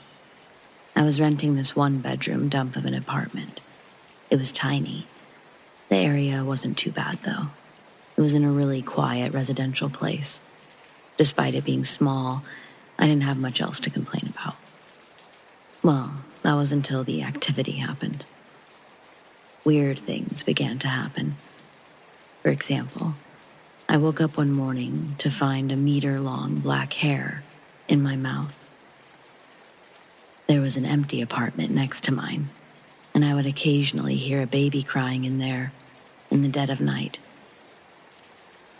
I regularly suffered from sleep paralysis and horrible nightmares.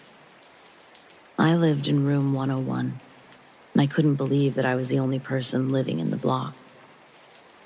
It was quiet, real quiet. Occasionally someone would move in, but before long, they'd move out. I mean, there could have been other residents for all I know. I just remember that the apartments were pretty much empty all year round. On the upside, it meant that there were always places to park, and I could play my guitar as loud as I wanted without getting any noise complaints. I noticed that there were 4 apartments, but only 3 doors. I don't know why it was like that. I tried to figure it out. The apartments are shaped like a capital L, so my apartment, 101, up to 103, the doors are side by side. But there was a wall where apartment 104 should have been. The reason why I thought that there should have been an apartment there was because there were 2 floors, and the layout of the apartments were the same. And there was an apartment 204 above where apartment 104 should have been. It was as if the doorway to apartment 104 had been covered by a wall. I tried looking in from the back. All of the apartments in this building had balconies. There were lots of artificial plants in 104's balcony, so you couldn't see anything inside from the outside. It drove me mad. I really wanted to know what was in there. I thought about it a lot. I arrived at the conclusion that all the creepiness going on must be related to the walled-up apartment. I couldn't get in there or even get a look in there, so I just kind of lost interest. I ended up living in that building for 4 years. Not by choice, I might add. College is expensive. But I finally finished college, and I began my job search. After a few months of employment, I found a bigger, better place and prepared to move out. The timing felt right as the building had just changed hands, and there were ongoing renovations. The day before moving day, I was cleaning my room, and I went outside to throw out the garbage. I opened the door to head out, and I looked down the hall to see how the renovations were going. They were working on apartment 104, and they were breaking down the wall. I guess that the new owner of the building wanted to maximize his income by adding a new apartment. Smart move. I threw out the garbage and headed back to my apartment. After some more cleaning, I headed to the nearby convenience store to grab something to drink. The wall was completely demolished now, and I could finally see inside. Better still, it seemed like the renovation crew were taking a break. I was thinking that this was the moment that I finally find out the cause of all the activity in the apartments. The sleep paralysis, the crying baby, all the spooky things. My heart was pounding in my chest as I approached. I looked inside the apartment, and the place was covered in so much dust and soot. It was clear that no one had set foot in there for years, maybe decades. I could see the main room, and the layout was pretty much the same as mine. The walls were black. I thought that it was just more dust, but when I took a closer look, I noticed that there was something else, something written on the walls. The letters were very small, but they were there.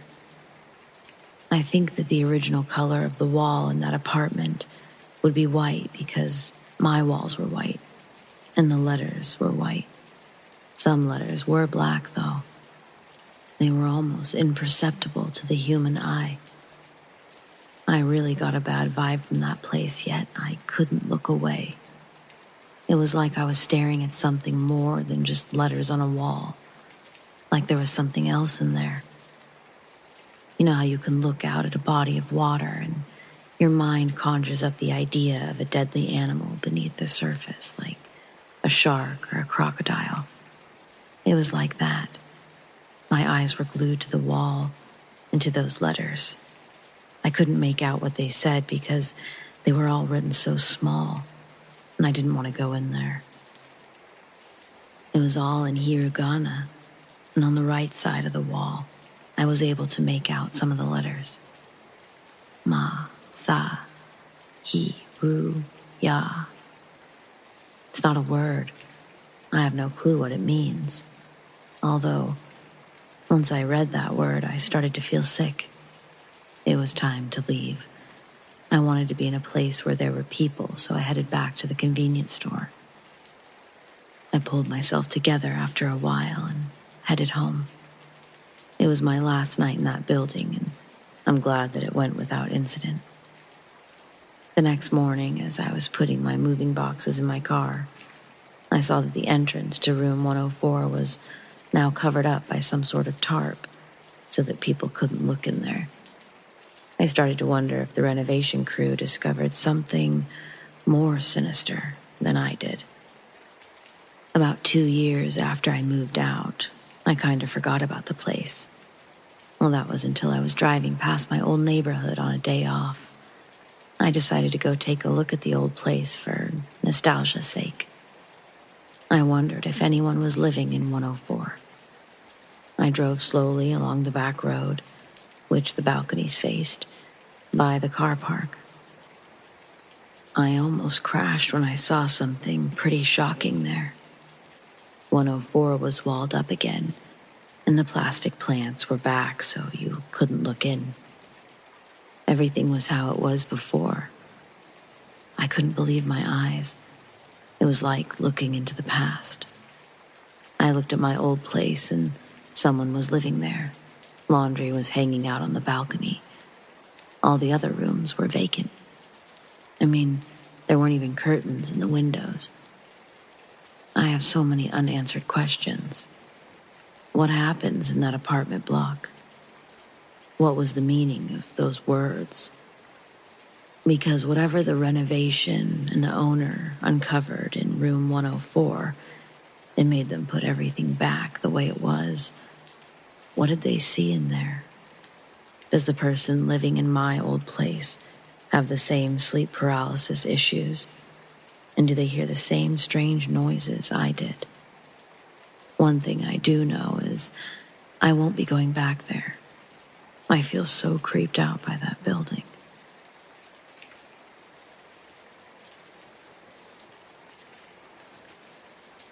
When I was 6 or 7 years old, I experienced something that I've never really been able to explain, at least not logically.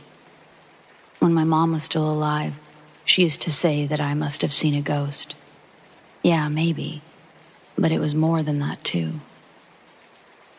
I'd been sitting outside near the chain link fence, just past the playset at my after-school daycare. I don't know what I was thinking about. Probably my last truly innocent, childlike thought. But my real memory, it starts when I'm suddenly drawn to a girl who was standing in the middle of the road. She seemed to appear out of nowhere. She was around my age, maybe younger, just standing there, facing the playground, facing me. No parents around. She looked like she'd been hurt. She looked odd. It wasn't like I could see blood. The color of whatever covered her was muted, like the rest of her, almost like the color of dirt. And her skin, it was gray. At the time, I'd never seen what a dead person or a ghost was supposed to look like. But when I was about 10 or 11, I accidentally saw a movie called Night Watch. The deceased in that movie, the grayish, greenish tone, that's what this girl had. I instantly thought of that girl when I saw it, like I do most times that death comes up, or ghosts, or a lot of things, really. Anyway, I watched as the little girl suddenly disappeared. I looked for her, getting up from the ground and walking closer to the fence. Looking right and left, I saw no one. And then I felt something push past me. It sort of knocks me over, but I brace myself with my hands, and I end up rocking myself back into a seated position. I look, and just past me is the same little girl. She came from inside the playground, but she looks different, still muted, but not hurt. She's chasing after something. She's chasing whatever it is right into the middle of the road, where I'd originally seen her. I turn and look at everybody else outside. No one seems to notice. And suddenly, I hear so much noise behind me, but I'm too afraid to turn back and look. I hear a sound I can't describe, and tires screeching on the road, screaming, coming from children, adults, but I can't see any of them. My ears are just filled with this noise, and when I look towards the road, I don't see any cars or people. I just see the little girl. She's hurt again. More noise added to the background. Sirens, crowds. It's deafening. A few moments after I made eye contact with the little girl, I start to feel really sick, and I guess scared. I was filled with this sort of icy cold, hot feeling. It's reminiscent from when I had the flu and my fever was all over the place. I maintained eye contact with the girl, even throughout feeling so ill. I was already sitting on the ground, but I then felt myself begin to lay on the ground, as did the girl. I felt the wood chips scratch my face as I sort of fell into them. Before I knew it, I was closing my eyes. I felt so relaxed. But I remember also thinking, I can't possibly sleep right now. I'm not tired. For several moments, it feels like magnets are keeping my eyes closed. I can't open them to see if the girl is still there.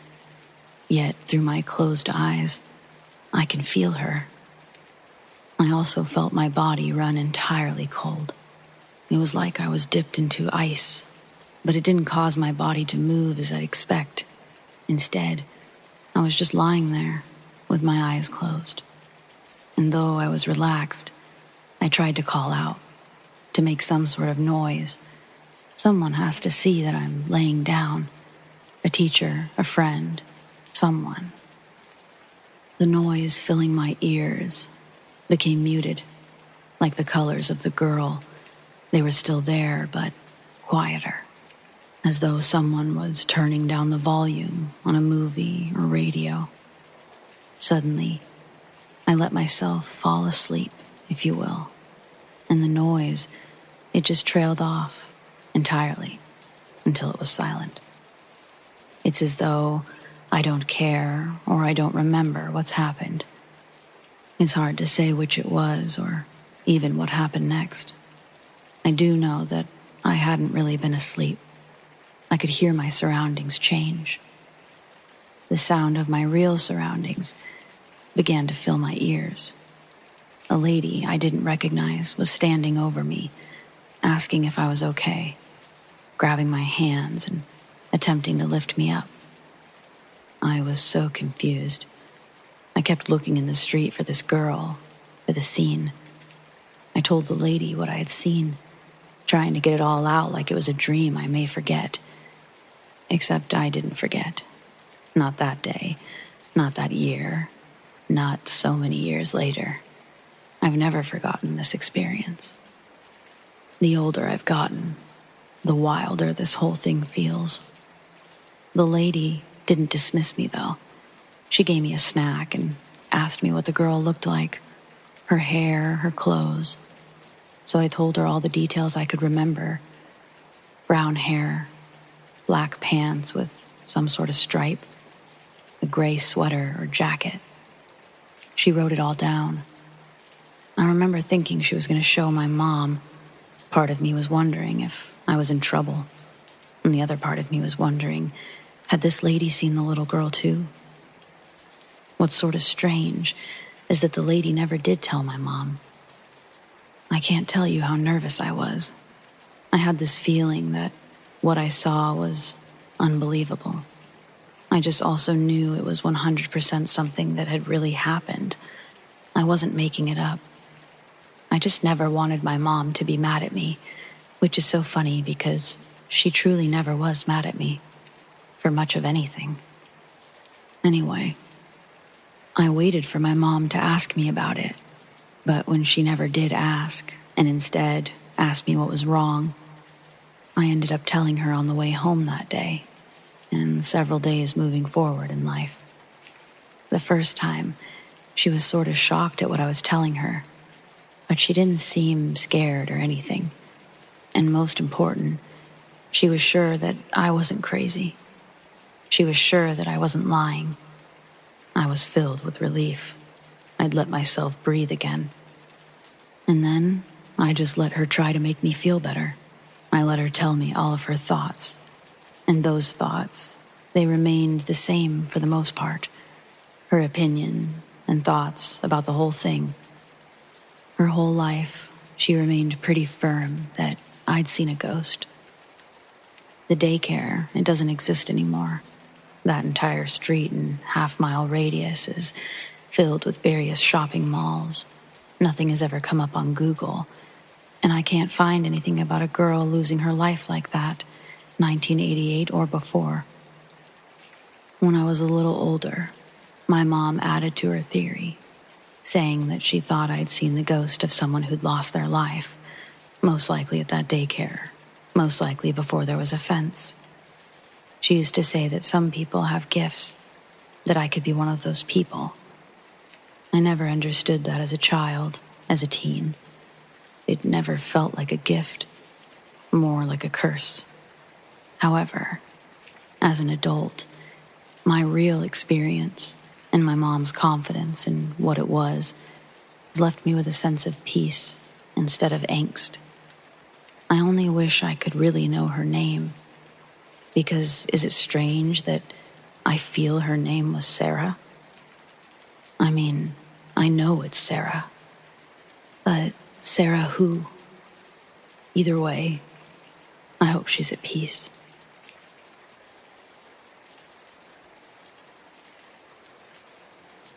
When I turned 18, me and two of my friends decided to take a trip to our local casino. We mostly just played simple games like slots and video roulette, since it was our first time going to the casino. After losing some money, we decided to search for something to eat. Pretty much everything was way too overpriced, so we wandered around for quite a bit. Eventually, we reached a hallway along the border of the main floor. We made our way down the hall looking for food, but everything was closed. We started to notice that the hall was completely vacant of people. As we wandered further down the hall, we reached an oddly intriguing small room through a double doorway. This was the only entrance into the room. It was completely empty except for us three and about 10 to 20 slot machines. We were bored, so I decided to throw a $5 bill into the slot machine and spin it a few times. After my second or third spin, an odd-looking man, early to mid-30s, appeared from behind the slot machine, seemingly out of thin air. He began watching me play and started getting uncomfortably close to us. We weren't worried, since we outnumbered him 3 dudes to 1. However, we were very confused. We grew more and more uneasy the longer he stood there, not saying a word. Eventually, my friend decided to ask him, "What's up?" The man looked at us for a second before asking if we were all brothers. None of us look even remotely similar, so we told him we're all just friends. And he said, "Oh, that's great," and proceeded to ask if he could join our group. We told him that we had all come together and lied and saying that we were actually planning on leaving soon. He told us that we should stay and play with him, and he says, "My good friend Rachel over there, she knows all the good machines." And he points towards the other side of the room. We slowly peer around the machine, and all immediately became horrified. Nobody else was in the room with us. He was pointing into an empty corner. We all stand up from our seats and slowly back out of the room, not letting our eyes leave the man. Once he was out of sight, we turned around and sprinted down the hallway back to the main game room. We all vowed to never go back down that hallway ever again. And I never did, but curiosity eventually got the better of us. About a year and too many casino trips later, we're playing blackjack back at the same casino with a 4th friend. He gets bored and hungry and says we should look for food. After walking around looking for food, we made it back to the entrance of that very hallway, the one we vowed never to return to. The 4th friend said that we should search down there for food. The rest of us tell him no and explain to him that we can't go back down there. He asks why, so we tell him our experience down that hallway 1 year prior. He said we're bullshitting, and that there's no room of slot machines in the location that we described. He explains that his mom was a worker at the casino, and he would know if there was some rogue room of slot machines in the middle of nowhere. So, we did the one thing that we could do to convince him of our experience. We decided to lead him to the room. We made our way down the hallway in search of the room, but after walking for a few minutes, we reached the end of the hall. Confused, we turned around and searched again, thinking somehow we missed it. No room. We came to the conclusion that they must have moved the machines out of the room, since the casino changes things quite frequently, so people don't gain a sense of direction of the game floor. So we once again walked down the hallway in search of an empty room, or at least a set of closed doors that would enter the room. Nothing. No doors even remotely close to where we remember the room. We were completely dumbfounded.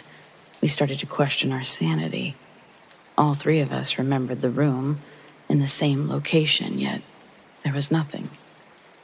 There was no room with slot machines. There was no room at all. To this day, neither me nor my friends understand or can explain how this happened.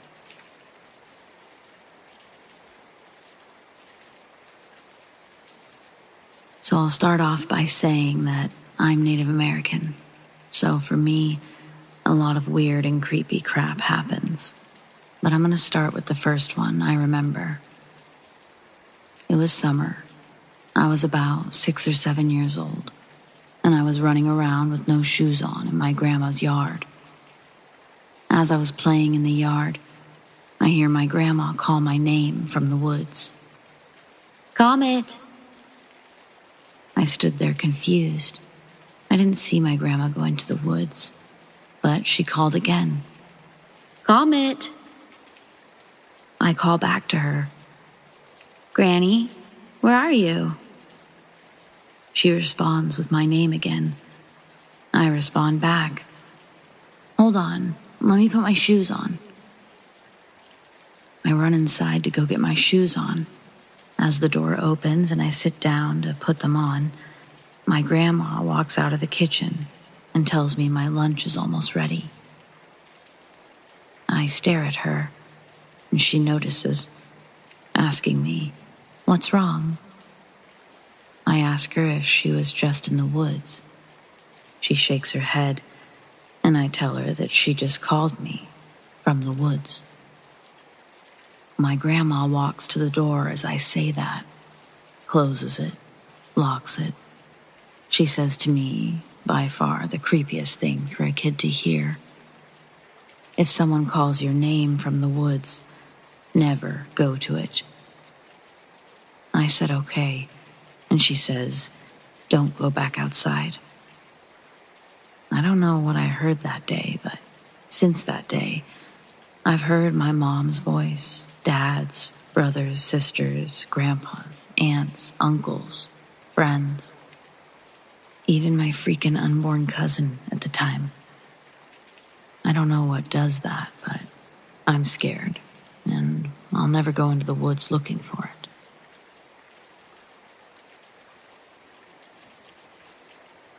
This is by far the creepiest and spookiest experience I've ever had. This happened at the school I went to in the Philippines. It was a Catholic one, but not the strict kind. To describe what happened, my classroom at the time is at the end of a hallway located on the first floor. Across from our classroom is our mini library, where our librarian sat behind the door. Beside that library were the bathrooms for boys and girls. The girls' bathroom is bigger, with 3 stalls inside of it. The boys' one was an entire bathroom without stalls. It's way back in 2003, and I'm in the 3rd grade. It was the summery time, 2 or 3 o'clock in the afternoon. We had an ongoing class at this time, so I excused myself to go to the bathroom. I walked across the hallway, and I reached the girls' bathroom. Just a brief description of how the bathroom looked. When you enter, a big, dirty, scratchy mirror on the wall will welcome you. Beneath it was a clogged, dirty sink. Beside the sink were the stalls, 3 of them, made of soft aluminum material. The locks on the doors were broken. This is an important detail of the stalls. So when I entered the bathroom, I was the only one in the area. No other students inside the boys' bathroom or the other stalls. All the doors of the stalls were wide open. I'm usually a scaredy cat kind of girl, so I went inside the first stall. Since the locks were broken, I just held the door while peeing, so if anyone entered, they'll know I was there. As I was finishing my business, a sudden gust of wind entered the bathroom, and I felt someone, a presence, enter the bathroom.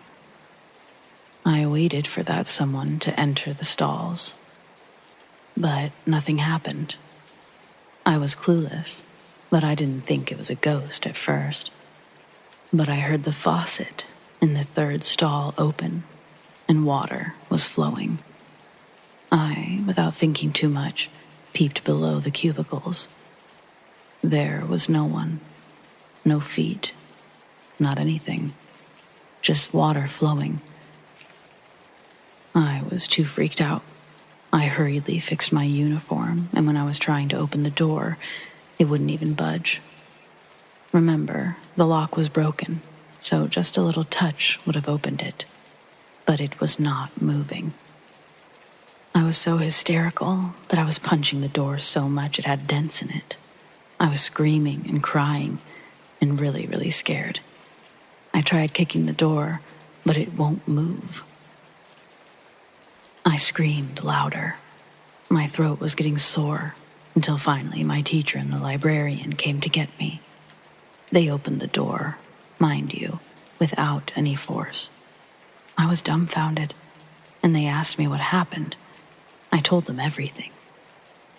They just stared at each other and gave me a fine but worried laugh, and they helped me back to class. It was the scariest feeling I've ever felt because I felt helpless.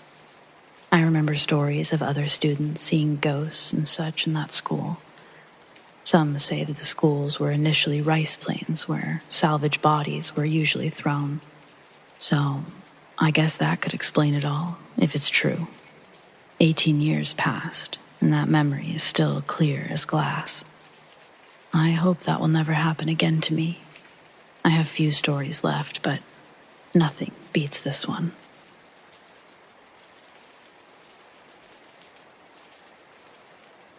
Previously, I shared the story about the ghost of a little girl that was humming in my room when I was 18. I'll go ahead and share another ghost story that happened just last year, while me, my husband, and family were on vacation. My family rented a cabin in Helen, Georgia, which was 3 stories tall. It was pretty much right in the center of town. We stayed for a week, and about 3 days into our stay, weird things started to happen. My aunt and grandma, who stayed on the second floor, along with my mom and dad, who had their own room, started hearing things. They said they heard a little girl crying at night. I didn't pay much attention to it. My aunt and grandma are pretty jumpy when it comes to staying in new places. I thought that they were just hearing the TV going because there was a TV in each of our rooms. 4 days into the trip, my aunt and my mom are sitting on the couch, and they hear a girl say in a very distressed and breathy voice, "Mama." My mom yelled for me. I was out on the porch of the cabin and asked if I hollered for her, which of course I didn't. Now, my mom, grandma, and aunt were all scared. They were afraid to be left alone in any part of the cabin by themselves. I tried not to pay attention to it because we were on vacation. I wanted to have a good time hanging out at the cabin, and I wanted to have a good night's sleep. So thinking about ghosts just wasn't on my mind. Until that night. My husband and I had the top room of the cabin. We turned off the TV and we went to sleep after a long day of walking around town. I woke up out of a dead sleep, and I started hearing a girl cry. Small, moaning sobs. I went real quiet, stopped breathing to hear if it was just my mind or my ears playing tricks on me, because I'm thinking maybe it's one of my family members' TVs playing. Nothing. The sound was definitely coming from inside the room.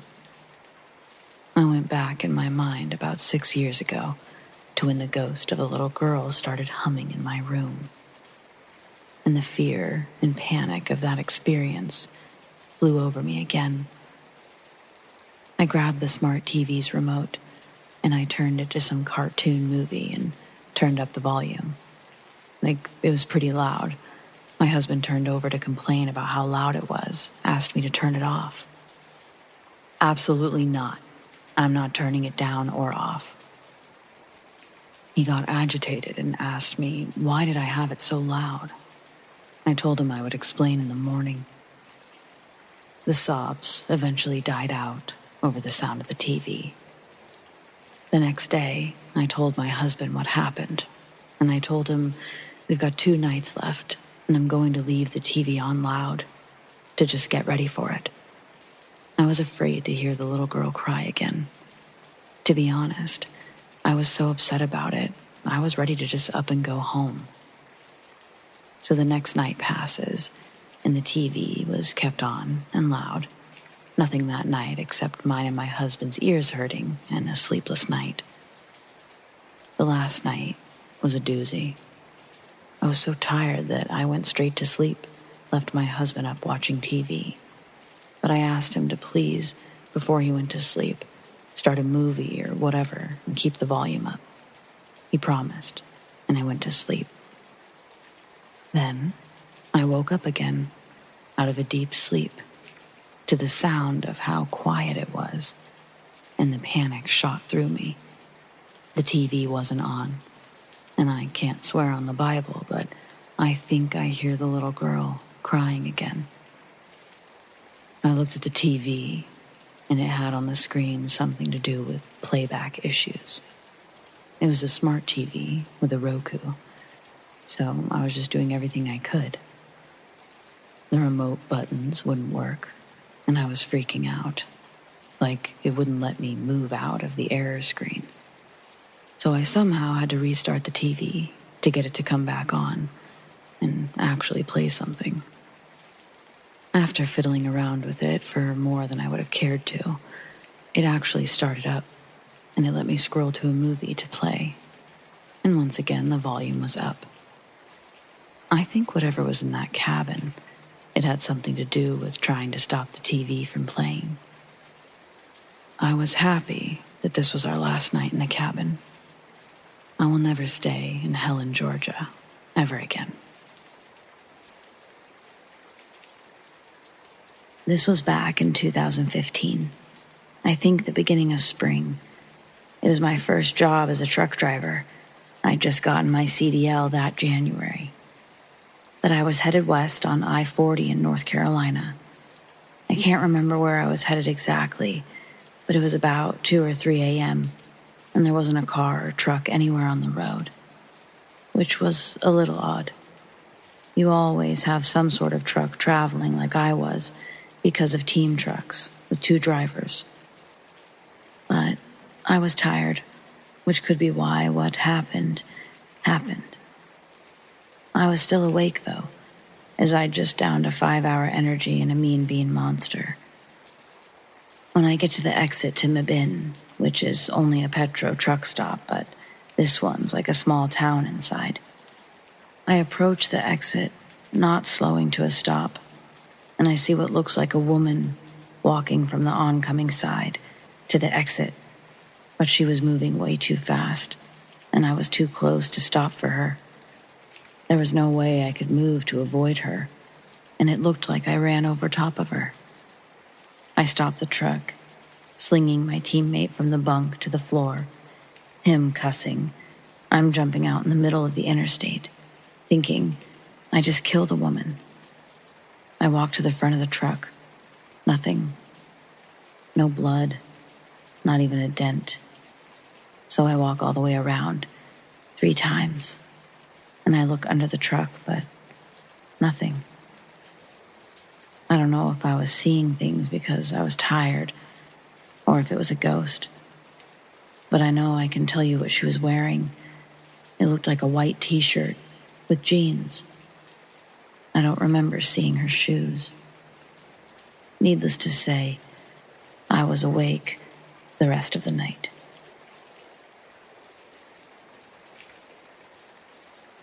One night, when I was maybe 10 or 12, I had trouble falling asleep.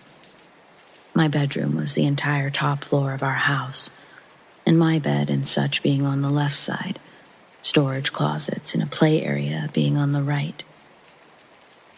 I was lying in bed when I heard a noise from the other side of the room, and I see a rocking horse begin to rock. It was sitting just outside of one of the storage closet doors. It proceeded to rock its way halfway across the room and stopped dead under the ceiling light. At this point, I was freaking out and just buried my head under my blankets. I never peeked out again until morning. It was all confirmed to not be a dream, as the rocking horse was sitting in the middle of my room when I woke up. Furthermore, I got a stern reprimand from my parents for being up out of bed and playing with toys well past my bedtime. Their bedroom was directly below the storage closet play area. They had heard the creaking of the rocking horse shuffling across the room.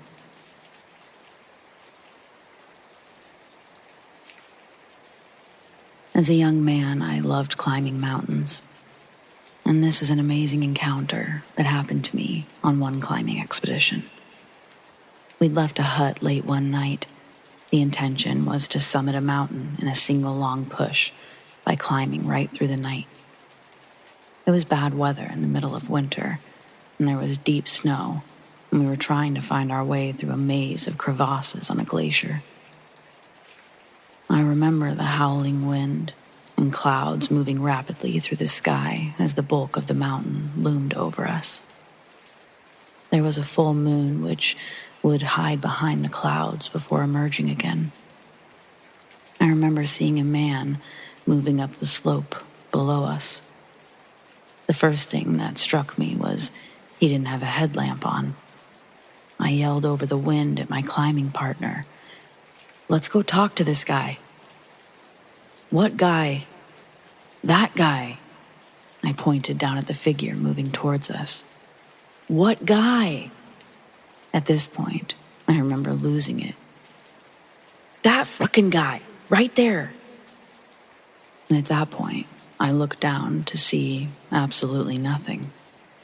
Thinking that he had fallen into a crevasse, we walked down, but we never found any tracks. In the years since, I've heard reports of similar encounters in the area. In fact, recently, the bones of a deceased climber from the 1970s were discovered melted out of the ice. And the news reports reminded me of my mysterious climber from that night.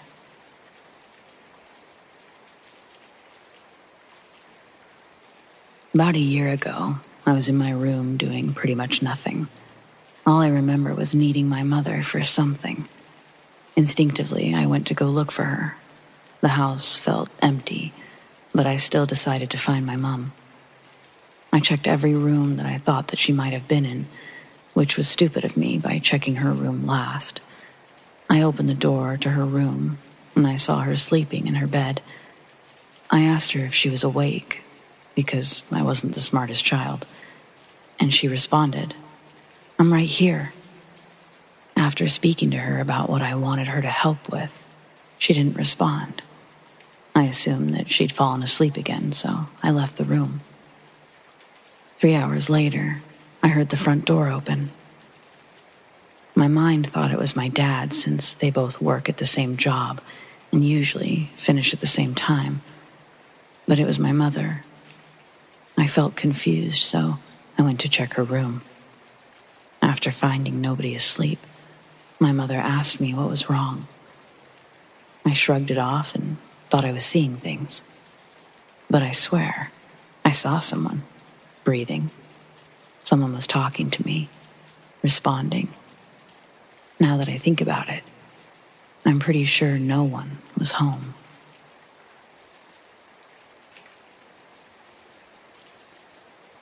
This happened when I was 10 years old. I don't remember when it was exactly, but I still clearly remember what happened back then. It was exactly 3 p.m. in the afternoon when I had last checked my clock. I was home alone almost every day because my school classes ended earlier than my siblings, and my parents, who both work, didn't get home until around 8 p.m. I was playing Grand Theft Auto, San Andreas, on my laptop, and I clearly remember, suddenly, I got goosebumps all over my body, and I felt something go through my body from left to right. When I looked to my right side, where my bedroom door is, I saw a figure of a human. It was transparent, but I clearly see it as a human figure. I only see its outlines. As it walks away through the door, I suddenly shut off the laptop. When I left my bedroom, the thing was gone. I quickly ran off to my neighbors. This was the only paranormal thing that I've experienced. I hope it's the last. I'm 22 now, a science guy. But that thing that happened to me, it proved that not everything can be proven by science.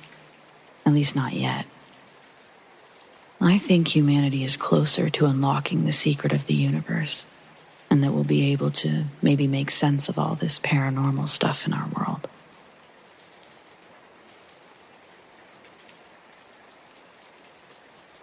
I've just moved back in with my dad in his new place about 2 weeks ago. They haven't had any experiences in the house as far as I know, and I'm not a believer in ghosts at all. Our stairs, they have this half wall that you can see over if somebody is walking up or down them. I was walking towards the stairs, about to go draw up in my room, when I saw the top of a girl's head with blonde hair run down the stairs, stare straight into my eyes. I stared back for a bit, and she ducked her head behind the stair wall, playfully. I thought it was my little stepsister. She's blonde and 7 years old. I went to go ask why she was still up on a school night so late, and there was no one there. So, I, being a non-ghost believer but kind of excited, was like, wow, that was really cool.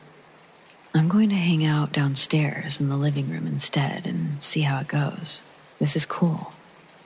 I sat down on my phone, just relaxing, and I heard the chair to my left start rocking. So I looked at it, and I saw it stop rocking. So I looked forward and kept the chair in my peripheral vision.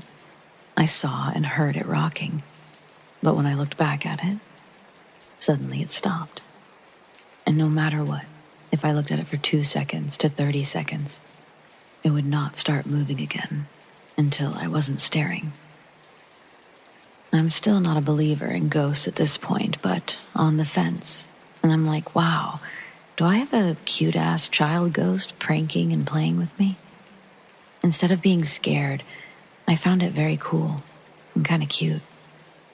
A bit later, it finally stops and I go to the bathroom. I open up the door to walk out, and I notice that I've got a pimple on my chin.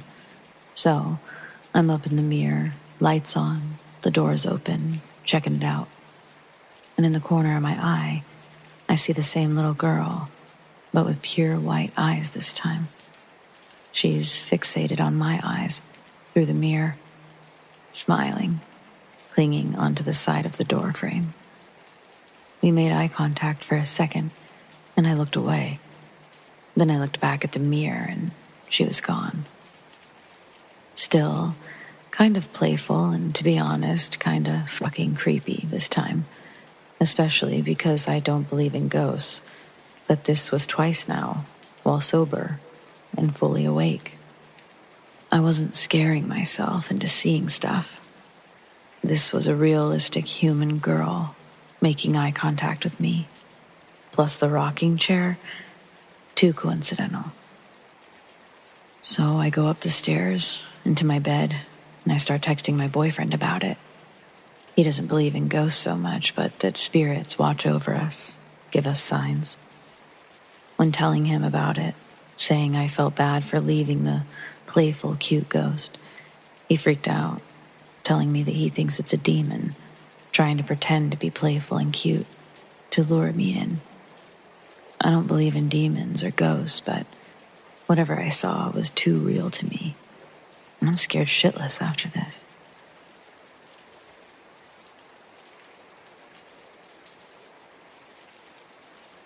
Okay, so this morning I woke up to something that scared the living shit out of me.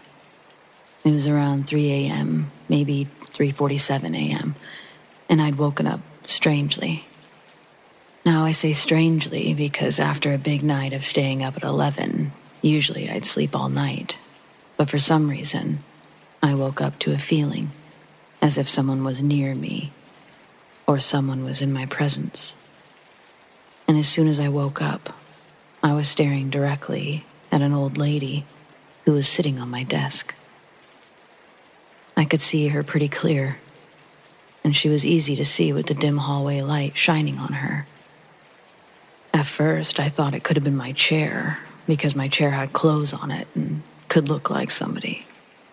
But as adrenaline kicked in, I realized she was far from just my chair. She was sitting on my desk. She had gray hair, and it looked as though the hallway light was blue. She had a smile on, and it was quite creepy. It looked as though she had some teeth missing. At first, I thought it could be my mom. She had the exact same nightgown, so I was about to say Mom, but I quickly realized that it couldn't have been, as the lady on my desk had darker skin. Usually I have a knife or a gel blaster beside my bed. I was planning on using one, but I realized they weren't there, and I'd left them outside. I thought of everything I could do. I locked eyes with her for at least 1 minute, still smiling. I thought I'd get up and approach her. I did so, and within seconds, she disappeared. It was like as soon as I changed angles, she left. But it couldn't have been that, as I saw her when I was laying down, and then I saw her as I perched up. I don't get scared often, so this was weird for me, but also gave me the creeps. Everything was so perfectly timed, waking up at 3 a.m., staring into her, the light showing what she looked like, and as I approach her, she disappears. It felt really strange. I live in Australia, and I told my mom about the story. She said it might have been Aboriginal. My mom and dad have had similar experiences in the past, and this is the second time this year that this has happened to me. Last time, I noticed someone on the edge of my bed. I might post that story. If you live in Australia, or you've had similar experiences, it would be good to hear it. Thanks.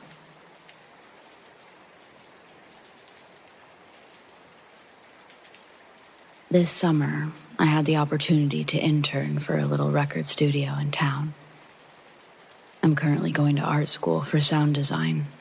This internship, it's a really good way for me to get some experience under my belt, actually working in a studio, hands-on. I've been able to work nights with my mentor. His name is John. He's been working in the record business since the late 70s. Really great guy. My first project was assisting with a local metal band.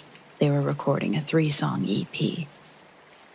Drum tracks go first, and the next night we have the rhythm guitarist and the bass player lay down their licks. Bass goes first, then rhythm. Rhythm guitarist's name is Ace, and I guess this story's really about him.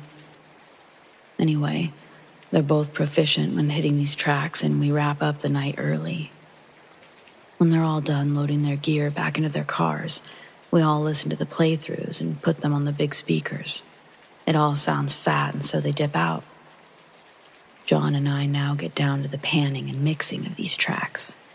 He goes back and forth between headphone listens and speaker listens while I slowly break down the mics and roll up the chords. All while he's trying to explain to me what he's doing on Pro Tools. We go through bass fast, and he decides to sit me in front of the big screen monitors and mix one of the rhythm guitar tracks.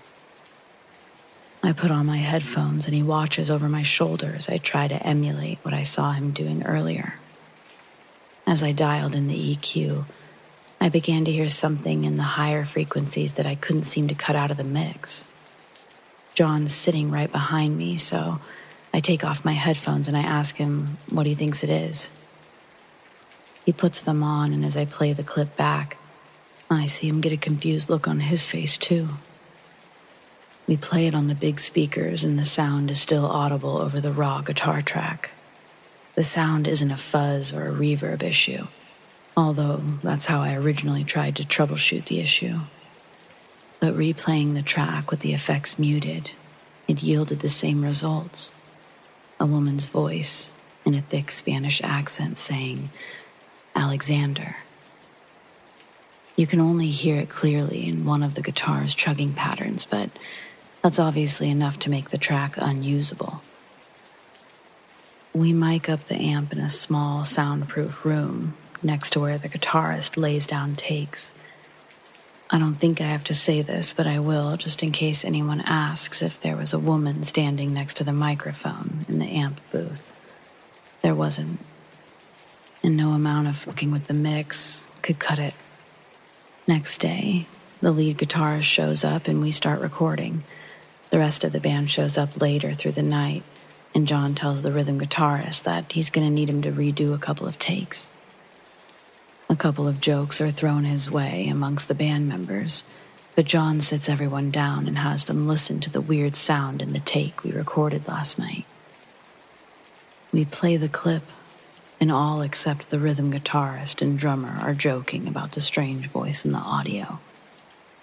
The drummer says, "That sounded like Cassidy, homie." The other members get quiet, and from my position in the back, I can see the rhythm guitarist's eyes start to tear up before he says, "I'll be right back," and exits the studio. The drummer follows after him, and it's just the other members, John and I, sitting in the quiet studio, as if Ace took the air with him on his departure. We all just sit there until John goes, "So, who's Cassidy?" Lead singer tells us that Cassidy was Ace's wife and that his real name is Alexander. She died of a brain tumor a couple of years ago when they lived in Houston. Really sad shit. Drummer comes in and gathers his and Ace's stuff and says that they're gonna head out. The rest of the band all filter out, and then it's just John and I sitting in the studio. I almost asked him if he could play the clip for me one more time so I could record it on my phone the best I could, but I chickened out. I thought it would be weird if he wasn't down for that, so I guess no one has to hear a man's deceased wife to know that I did. So I just let it be. I went back to the studio a few times after that this summer. Nothing crazy happened. Different artists filtered through, but their tracks were fine. So I'm inclined to think that it's what people would call an EVP. And in that case, rest in peace, Ace's wife, Cassidy. And thanks, everyone, for listening.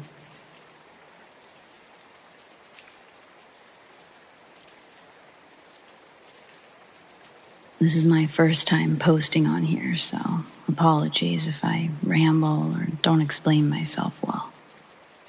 I'm 18, my friend is 17, and this story takes place a few weekends ago when we were driving to a show about an hour and a half away from where we live, give or take.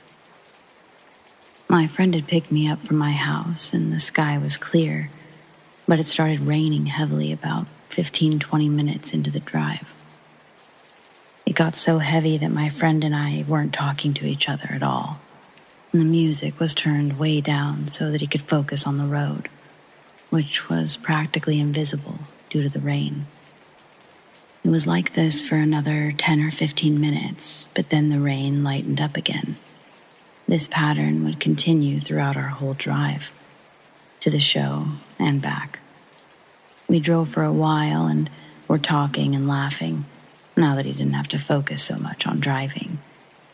Then, in front of us, about 30 feet, we saw a man walking on the left side of the road, along the grass strip that separates the lanes going in different directions. The man was older, maybe around 60, black, and wearing all white. Cliché, I know, but it is what it is. I went quiet. I saw this man just appear out of thin air, in front of our car, basically. The view was clear and the road was straight, so he couldn't have crossed the road or been walking for a long time without one of us seeing him. I hadn't been looking at my phone or at my friend either, so I couldn't have just been distracted. He just came out of nowhere. It took a moment for my friend to notice him too. We zipped by this man and my friend yelled something like, "Holy shit, where did that guy come from?" We both were freaking out a little now, and I turned to look out the back window while my friend checked the rearview mirror. Neither of us could see the man at all. He vanished just as quickly as he appeared. My friend worriedly asked me if I saw the same thing as him, or if I'd seen the guy before and he just wasn't paying attention. I told him I hadn't, and I jokingly asked if he believed in ghosts now. I've always been a believer, and I've had a few other experiences before, but he's a huge skeptic about all of those sorts of things. He didn't answer me for a moment, but then he started laughing and said, "Yeah, maybe I do." We moved on with the conversation after a few minutes. After the event, we both kept our eye out for the man. Of course, we didn't see him, but it was still a crazy experience. I rarely have paranormal experiences with someone else there to confirm that I'm not crazy. I still have no idea what happened exactly, but I'm wondering if anyone else has had any similar experiences while on the road.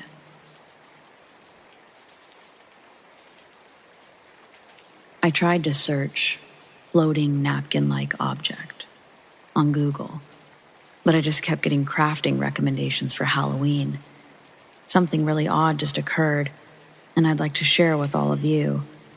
Maybe one of you has seen something similar. We live in a nice suburban home built in the late 1960s. We bought it about 3 years ago, and when we first moved in, we'd see a large, brown-colored, shadow-like figure near our stairs. They were never bothersome, but we were stern and said to leave us alone. Our first daughter was born less than a month after we moved in. Sometimes, quite frequently actually, odd things happen, and we just try to think logically about it. I must have left the lights on, even though I think I turned them off. That kind of thing.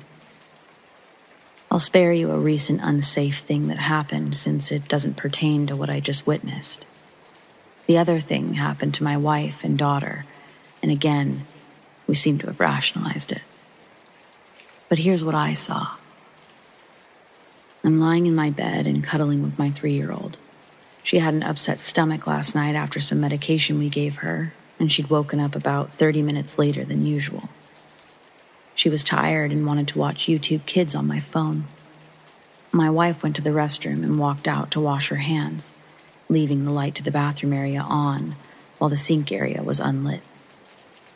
I rolled over to look in that direction, and I saw a napkin-like object floating above the bathroom door.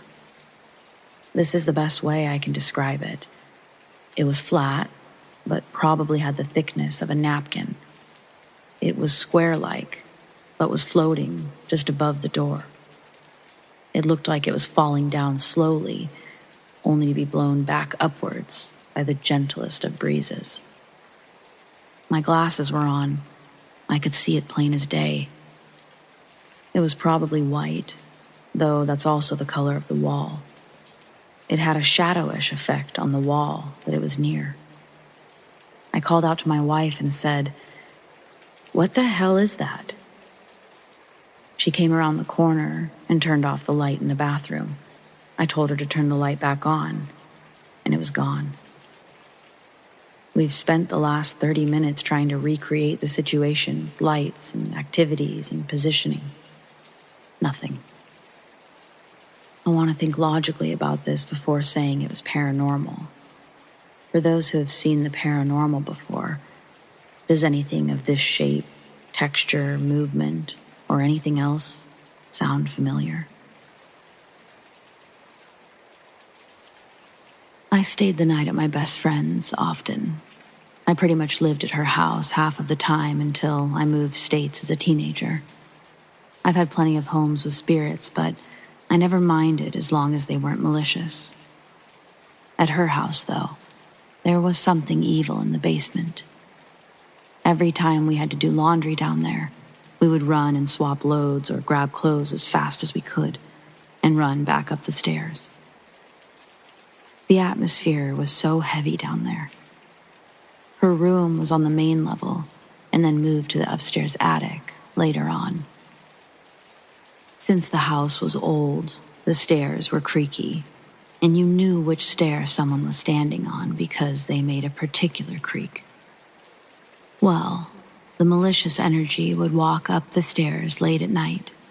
You'd hear the door open, then hear it walk up each stair to the top. Then it's like it would always just disappear. Well, one night we were up really late. My best friend fell asleep and I was laying in the bed opposite of her, trying to sleep. The attic was dark besides the light in the stairwell. I grew up with horrible insomnia from trauma, so it was pretty normal for me to lay in the dark, just listening. Well, the door opened. Each stair creaked. No big deal. Until the malicious energy went past the top of the stairway, and I heard it walking towards me. Each step was heavier than the last. It walked all the way until it was in between both of our beds. The energy was so heavy. I was petrified. I hid under my blanket, like the 11-year-old I was, until I felt like it had left and I could breathe again. I jumped up, turned the TV on, turned the light on, and climbed into my best friend's bed, waking her up. I'll never forget that fear. It was scarier because it never usually went past the top of the stairway. But of course, when I'm the only one awake, it walked all the way up to me. This probably doesn't sound scary, but it was at age 11.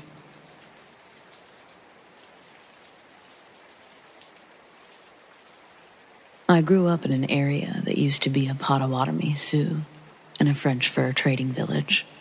This history is relevant. Outside of town, just down the road from my grandma's house, was a clearing in the woods, on top of a hill right near a spring. When I was a kid, my dad chose to situate a single-story, ranch-style prefab house in that clearing, and we moved into it when I was maybe 12 or 13 years old. The weirdness started right away. Within a few days of moving in, we were all watching a movie in the living room. We heard a loud bang, like a gunshot, in the kitchen. When we went to see if something had fallen over, nothing was out of place. Then came the silhouettes that would walk behind us and our reflections, always in the kitchen windows. After that came the footsteps on the roof. Always after midnight, pacing slowly from one end of the house to the other, like someone keeping watch. I think I was the only person who ever heard those, since everyone was usually asleep by then. Sometimes I would go out onto the back porch to see if anyone was up there, but of course, there never was. Finally, it all came to a head when I was 16. It was late, and I was shutting everything down for the night, turning off all the lights room by room as I headed to my bedroom. I stopped in the kitchen just long enough to get a cup of water, and then I turned off that light. At this point, only the hallway light and my bedroom light were on.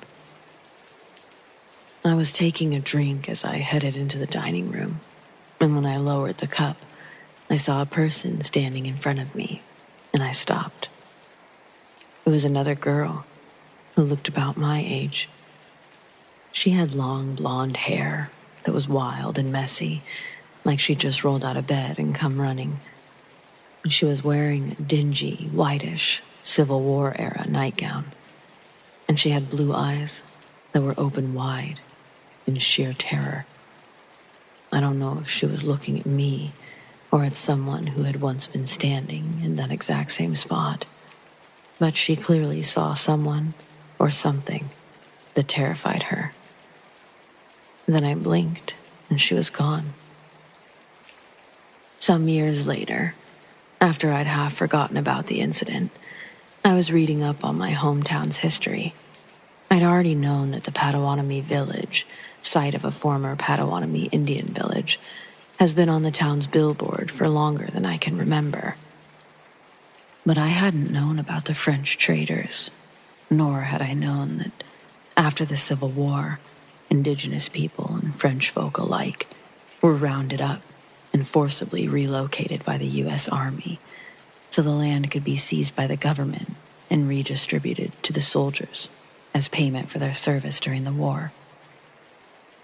And I thought about our convenient little clearing in the woods, and the footsteps on the roof in the middle of the night, and the shadows, and the gunshot, and the girl. And I couldn't help but wonder.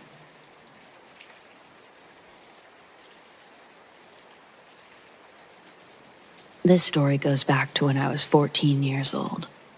I lived with my grandparents but had regular visitation with my mom. My mom and I were on good terms, and summer was coming up.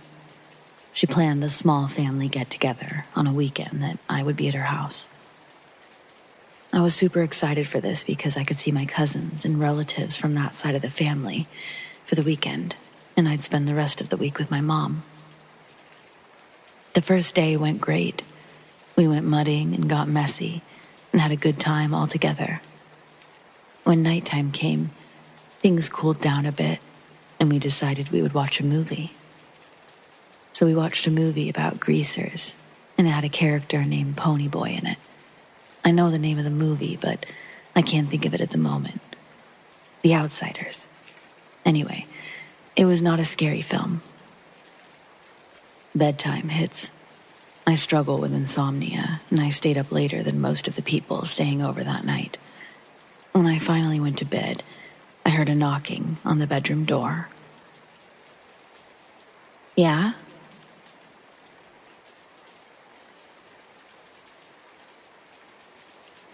The problem with this whole scenario is that my Uncle Mike was in the house, and he had a thick country accent. This voice sounded like it was trying badly to fake that accent. No, I'm trying to get some sleep.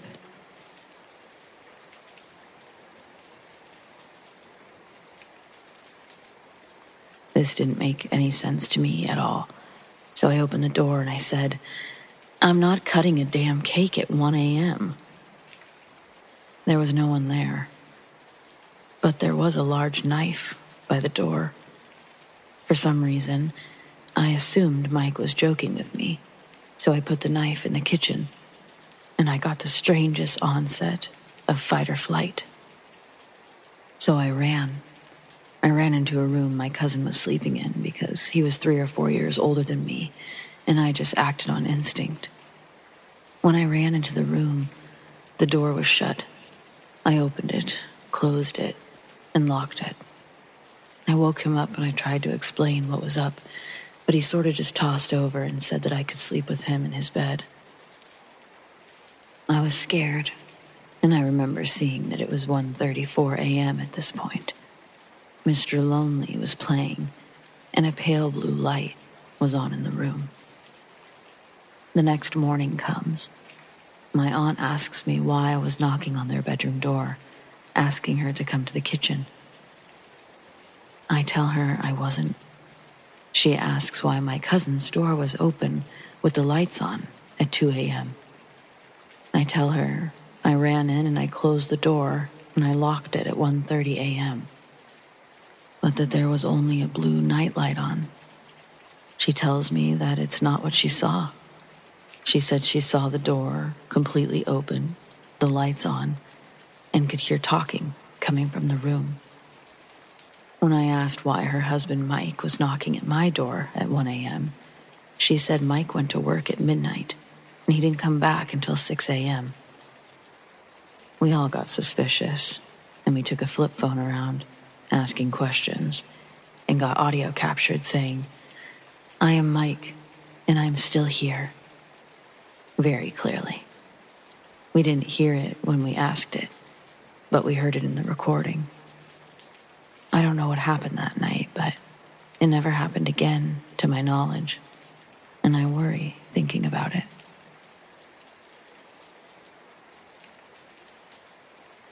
To preface, me, my husband, and my in-laws have been stuck living in a hotel temporarily. A few days ago, I had horrible menstrual cramps, and I was feeling extremely fatigued. Getting up was exhausting and painful, and this was after 9 hours of working that day. I was overheating, so I mustered the energy to open the window. As it's a bottom-floor hotel window, there's a perpendicular bar that you need to adjust to allow the window to slide open. It's impossible to open from the outside due to this, in addition to guaranteed damages to the screen if somebody tried. Well, after about an hour, I got up and closed it. I didn't take the time to secure the bar again, and instead waited for my husband to come in, and I asked him to fix it. I watched him secure the bar and lock the window. I didn't leave my room at all that night. My side of the bed is right next to the window. Lo and behold, we kept waking up all night freezing. We both thought the window was closed, so I didn't get up to check it until about 4 a.m. It was open, about 4 inches, and the bar was secured in that position. I closed it and went back to bed without thinking much of it. Next day, I communicated it to my husband, and he mentioned that he didn't touch it again after that. Neither did I. There's no reason it should have been open. We both thought it was strange, but we didn't speculate anything. Come to find out after work the next day, my mother-in-law has been seeing figures standing next to the window in her room and in the corner of her room when she wakes up from naps. She hasn't mentioned it to avoid distressing me or my husband. But when my husband brought up our window to her, she told him about it and asked him not to tell me. He told me anyway. This was pretty interesting to hear, as I haven't felt creeped out by this hotel at all. Whatever's in here with us, it's not actually bothering anyone. Apparently, it was just too hot, and it wanted the window open.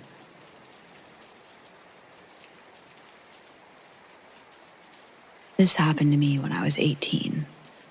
I was laying in bed, trying to go to sleep. It was really quiet. And all of a sudden, I heard this little girl humming. I don't have any brothers or sisters. The girl sounded like she was trying to hum Green Sleeves, or the tune to What Child Is This? I couldn't believe what I was hearing. I thought it was just my mind playing tricks on me because it was so quiet. But then the humming grew louder. The humming was from a little girl, but the hums, they were broken, as if she was trying to remember a song. So she was trying her best. It definitely sounded like Green Sleeves. My mind panicked, and the first thing that flew out of my mouth was, No, this is not happening. Nope, not tonight. I jumped out of bed, still saying nope, and putting in a DVD to drown out the little girl. I remember saying, Nope, I feel sorry for you, but I can't help you. Please leave me alone. After hurriedly putting the movie in, don't laugh, it was Three Stooges, the old movies, something loud, silly. I literally cranked the volume up to the max, and I got back into bed, and I let the sucker play all night like that. My heart was beating so fast, and I remember just praying the humming would go away. I went to sleep. It eventually stopped. The next morning, I had to tell my mom. I told her everything. When she asked me what song the girl was trying to sing, I said Greensleeves, and I tried to show her how she hummed it. So I began humming. After I stopped, the little girl began humming again, louder, showing exactly how she sung it. My mom's eyes widened, and the hair on the back of my neck stood up. After around 15 seconds, she stopped humming. I never have heard the girl again. It's been 7 years. I hope I never do. My family has had experiences with ghosts before, and I have had paranormal experiences as well. But this case was just terrifying because the ghost acknowledged me. I don't know if it had anything to do with the house, since it was fairly new. I have heard that in our area, there's the ghost of a girl that travels from home to home every so often.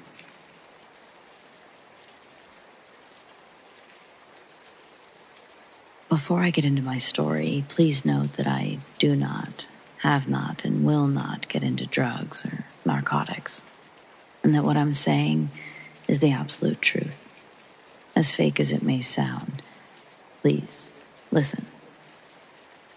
I was taking a course that required me to be there in person. The course took place at a school that was a 40 to 45-minute walk, depending on your pace. For the most part, though, my dreadful coordination has led me to getting lifts from my mother each morning to school. From school, however, I'd have to walk home, as she finishes at a later hour. I still remember feeling nervous about walking home alone. I'd never done it before. As I'm a dependent person, relying heavily on other people to help guide me through life, it's something I'm working on, and I knew this would be a step in the right direction, even if it wasn't by choice. The first few times were smooth sailing. It's a fairly simple path despite being a long walk, by my standards at least. I don't get out much. But I felt comfortable with the process nonetheless. Until this one particular day, after the class ended. I, of course, started to walk home once the class concluded, alone, and started feeling odd. I'm not sure how else one would describe the feeling of being watched other than creeped out. Like, not just a simple glance over. It felt like someone was actively observing every step I took. But that's when my focus drifted back to the person walking ahead of me. They weren't directly in front of me. I'm not good with estimates, so if I had to guess, I'd say 14 meters away. Enough for me to make out their features. I didn't notice this before, as I tend to shy away from looking at people. But I realized that this person has all too familiar features. Their hair, clothing, bag, hell, even their odd gait matched my own. And their pinky finger. In a previous year, I punched a brick wall which left my pinky finger disformed. That girl had the exact same thing on the exact same hand. It's not a coincidence. I didn't know what to do other than act like nothing was wrong, but at the same time, I couldn't look away from her. I was freaking out on the inside. I watched her, trying to see if perhaps I could catch a glimpse of her face and get the confirmation I wanted, that this really is just a coincidence, and I'm overthinking this whole thing. I couldn't tell if she started catching on that someone was watching her, but she would not stop walking down the same roads, going in the direction of my home, looking exactly like me. She just walked around the freaking corner and then poof, gone. I felt even more freaked out. I don't know what to think. Am I going crazy? Did I imagine the whole experience? I don't want to walk home again. I need help.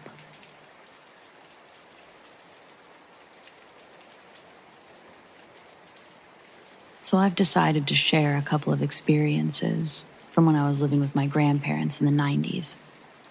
Their house wasn't very big, just a small 2-bedroom rambler, shaped a lot like a mobile home, very rectangular.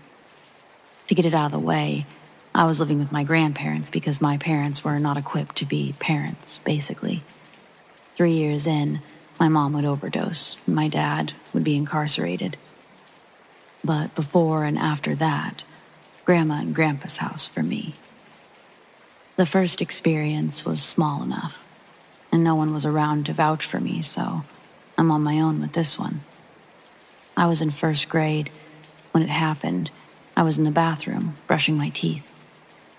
At that age, or that height rather, I couldn't quite see the mirror without stepping on this little stool.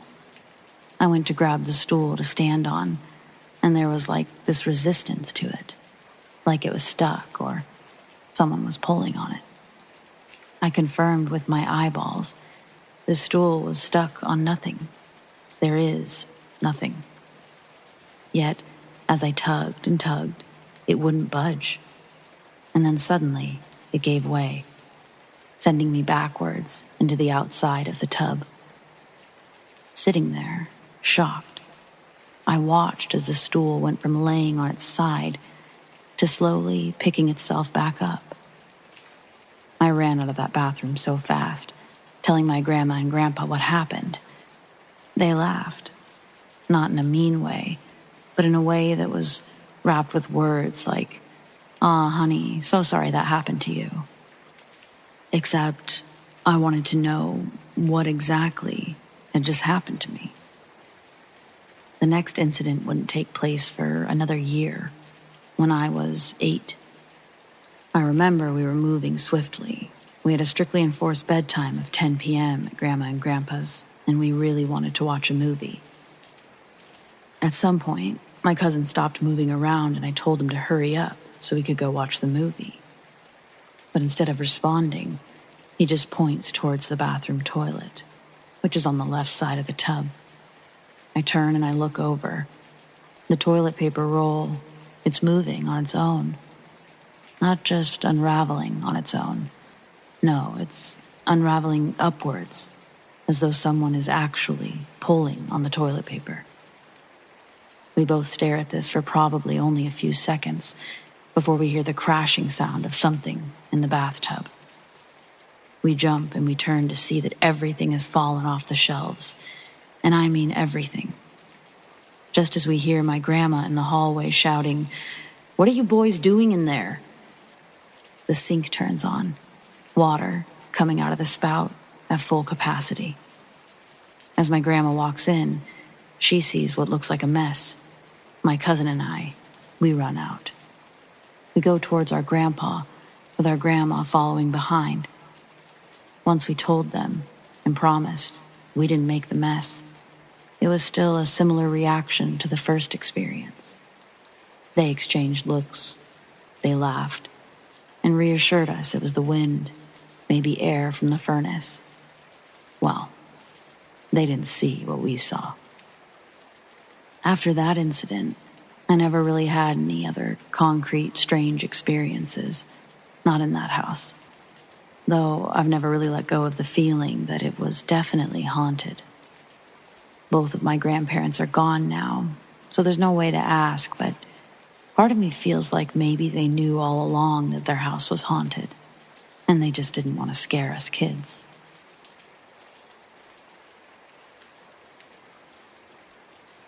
My father told me this story from his childhood very recently, and as a firm believer in ghosts, I decided I needed to do some research on it. If anyone knows any legends or stories that sound similar to this, please give me your thoughts. For reference, as a child, my father was around 10 when this happened. He lived in a cabin on stilts, right next to a river in the mountains. The long driveway that led to his house, along with the other cabin that belonged to a family friend and was primarily used as a vacation home, had sort of a slope on one of the sides. It went down rather far, and trees filled the area. Where the land became flat, there sat an old trailer, one of those small ones, and part of the river was near it, which will later be important to the story. Keep in mind that no one in the family ever spoke about this trailer, and as far as my father could remember, it was never even acknowledged. My father and his cousin would constantly explore places that most people would walk away from, even as young children. I've been told stories of them climbing down into caves with only a flashlight, or just waltzing into abandoned cabins in the middle of the woods without a second thought. Yet, they never went down to that trailer. My father said they would often look down the hill to the trailer, but never climb down due to the intensely negative vibe the place gave off. One night, my father and his cousins were playing outside around dusk. For some reason or another, they ended up at the top of the hill, looking down at the trailer. This time, though, it was different. Near the top of the trailer, there was a small window, a small little port window kind of thing. They saw a face looking back at them through the window and immediately booked it. They ran down the driveway back towards the cabin, panicked about what they had just seen. When my father looked back, they saw a floating head chasing after them. My father had a hard time describing the head, as it had been a long time since this event took place, but he kept reiterating that it had a strange kind of glow to it. The way he described it was as if you were to look at a light bulb. It was like the aura around it. His cousin said it seemed like a fireball. When they arrived back at the cabin's front porch, the head was no longer chasing them and was nowhere in sight. They never told their parents about the experience because, as my father says, the floating head was chasing us. Who's going to believe that? Later, I believe a year or so later, it could have been longer, a huge flood hit the area. The waters were so deep that the entire trailer would have been completely submerged. When the floodwaters receded, the trailer was gone, washed away with the water. No one in the family ever mentioned it or spoke about it, and no trace of it was ever seen again.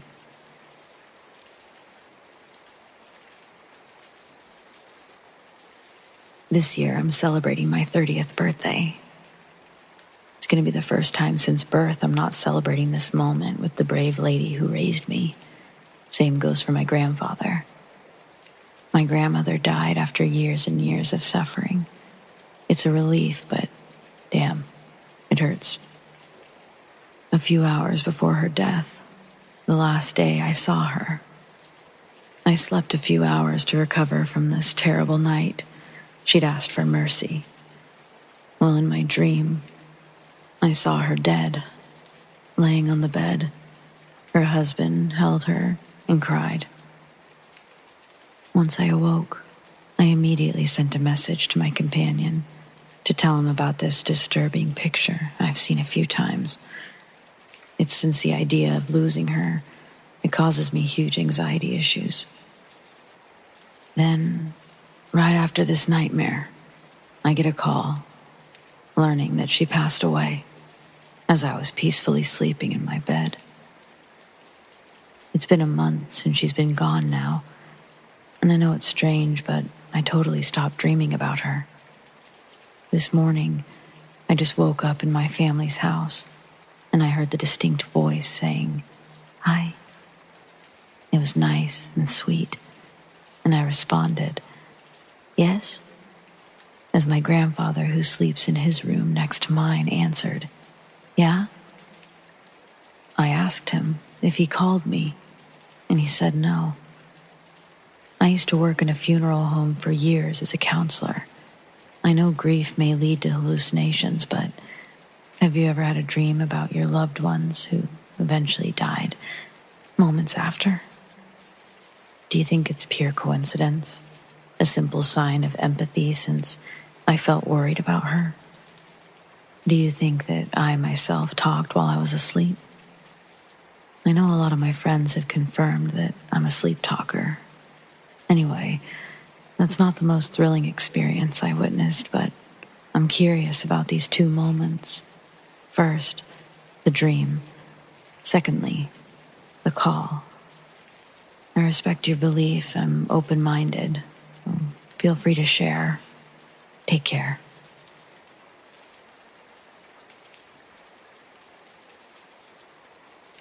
I have had many paranormal experiences.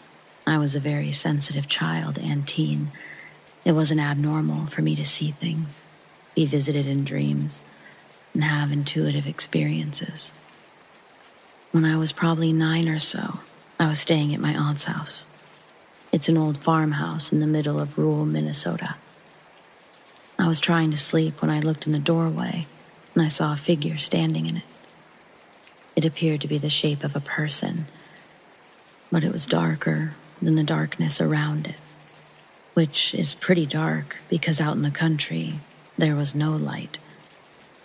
It stood as tall as the doorway and appeared to have a hat on. I remember feeling that whatever it was staring at me. I stared back in disbelief for a bit, and then I threw my head under the covers as I kept saying to myself, "I'm too young to die. I'm too young to die."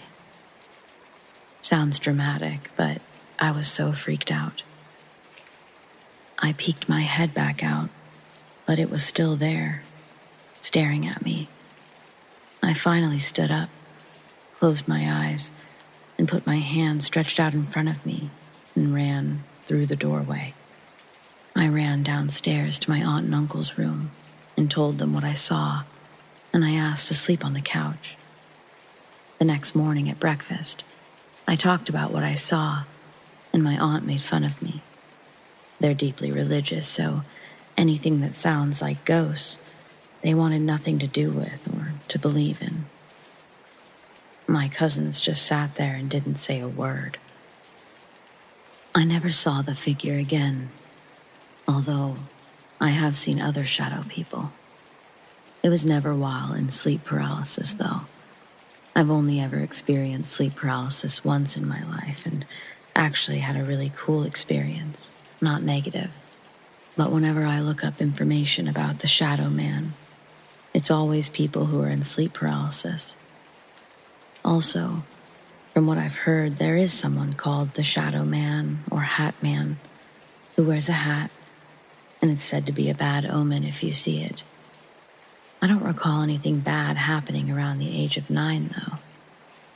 Is there anyone else who can relate to me and say that they saw a shadow person with no paralysis? Or the Hat Man? What was your experience? What does this mean?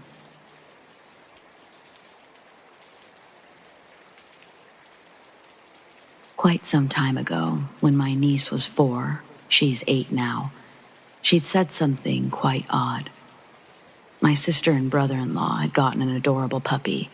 He was a bit rambunctious, but still cute as heck. But when playing with the dog one day, I was sitting on the sofa with my sister, who was pregnant with her 3rd child, one who I'd had a prophetic dream about, a different post a while ago. My niece told us that she had had a dog before. My sister and I looked at one another. I spoke to my niece. "Did you? Was your dog like Bobby?" She replied, "No, my dog before was bigger and not naughty." And then she said the weirdest part. "My grandson got him for me to keep me company when my husband died." My sister asked her what she meant. "My husband died and my grandson got me a dog." She wasn't even looking at us when she spoke. She was focused on rubbing the dog's belly. She just said it like it was fact. She didn't give any names, but that evening, she said there was a ghost upstairs waiting for her to join him. She said it was George, but she wasn't ready to go upstairs with him yet. Just really weird.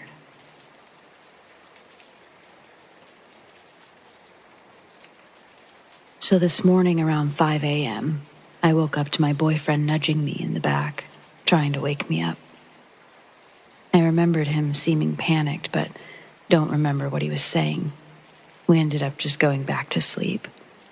We hadn't really talked about what happened because we were at work and uni, but he just told me about it. He told me that this morning he was woken up by me having a full-on conversation with something whilst leaning on my elbow. I was facing the corner of the room where the closed door was. The door was completely black, and the center was the darkest place in the room. He couldn't make out what I was saying, but he said it was like I was speaking to something. He said he turned around and looked at me. I then turned over and went back to sleep. That's when he started nudging me. He said it really scared him and was the most paranormal thing that's ever happened to him. I've never talked in my sleep before or anything like that. We've slept in the same bed for 2 years, and I've never done anything like this. He said a few things in his sleep before, but he's never sat up and acted like he was having a conversation. But he said I was full on looking at something and talking to it. I have no memory of this at all. In the past year, I've experienced some sleep paralysis. I've seen figures standing in the doorway, so this kind of scares me.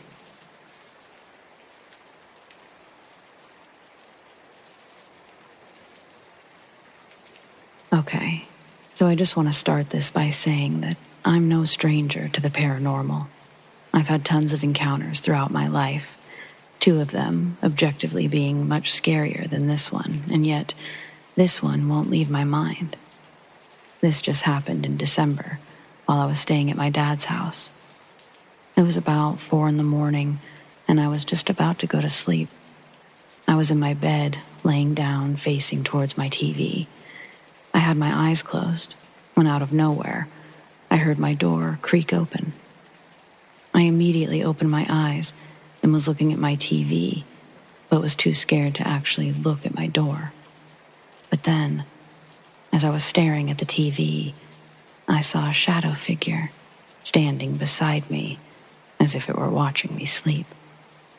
I grabbed my phone and turned on my flashlight to see nothing there, but my door was in fact slightly open.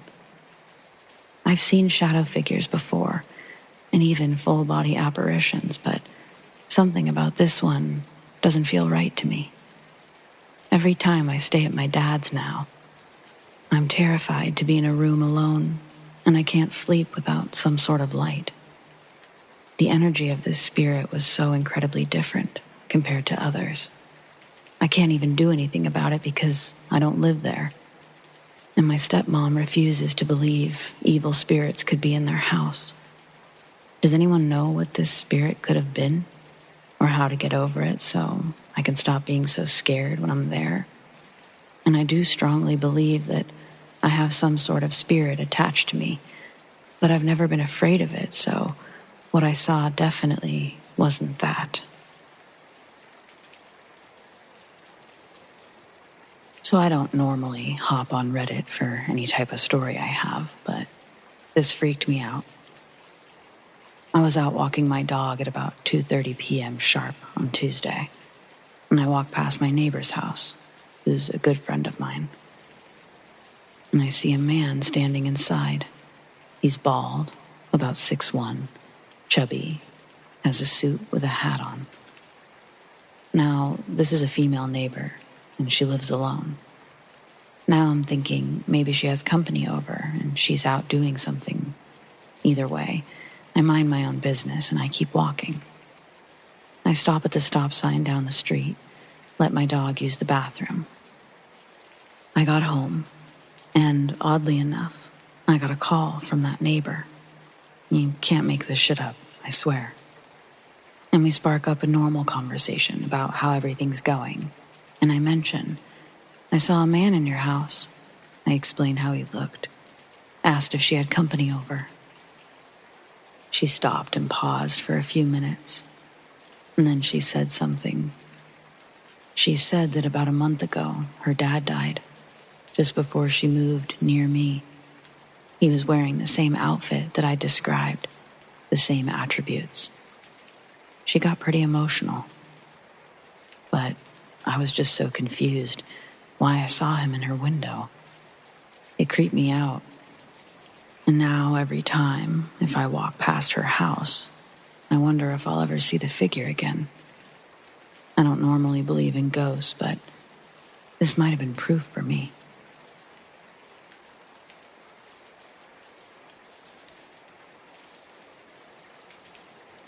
What I remember most is how dark it was.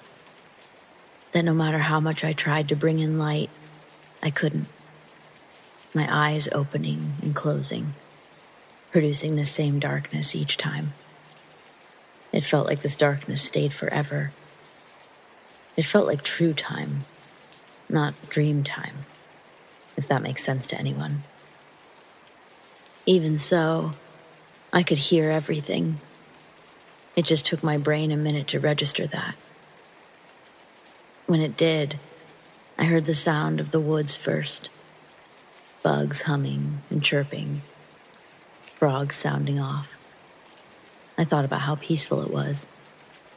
If you've ever had the pleasure of camping near Common Loon, even as a child, I had a great appreciation for the nighttime singing. Laying there in this somewhat horrible, dark state, I started to wonder, am I paralyzed? If so, why? Then I heard the loon. And it was such a unique tune that I heard. It relaxed me. I no longer feared being paralyzed. Somehow I understood that wasn't my truth. The darkness remained and I allowed myself to lay there, not questioning it, hoping I'd eventually go back to my dream world. But just as I relaxed, I heard what sounded like a flare gun being shot. Then after a while, something even more out of place. Unfamiliar voices, male voices. They sounded far away, further than the loon. Maybe they were the source of the flare. I wanted to know what they were saying so bad, but I couldn't. I was filled with a sense of dread. Then the loon, singing the same tune. I felt calm again, and I began focusing on the voices. Slowly, agonizingly slow, these voices started to break through the sound of the woods. I could tell they were close. I could hear one shushing the other, and I heard what sounded like someone cocking a gun. Now time seemed to be flying by, because moments later it sounded like they were right outside the tent, my tent. As I heard this back and forth, it was like I knew in my bones my parents were about to die. I could feel a tear rolling down my cheek, followed by several more. I listened as these two men unzipped my parents' tent. I was petrified. I wanted to scream, but I had no voice. No sounds accompanied my tears. There was no way out of this total darkness. I just had to listen. Listen as they tried to follow their shitty plan. Listen to multiple voices yelling. At first it was the men, but also my dad. Eventually my mom. I remember I swore that I could even hear my own cries. It was all chaos. Almost immediately followed by even more chaos. Gunfire. Lots of gunfire. And maybe more footsteps coming from outside the tents. I couldn't see anything. I couldn't move. But I just felt like there were more bad guys. Soon, all was quiet. Silent, but only for a moment. Then I heard hurried footsteps approaching my tent. Someone struggling to open my tent when suddenly I threw myself awake, covered in sweat, completely drenched and trying to catch my breath. Without thinking, I quickly unzipped my tent and I ran into my parents' tent. I unzipped it, relieved to see them very much alive. I lay down between the two of them, pulling the blanket over my head. I started to feel relaxed, being where I was now, able to move but choosing not to right this moment. I couldn't sleep, but at least I wasn't alone. As I laid there in total darkness, I listened to the sound of the woods.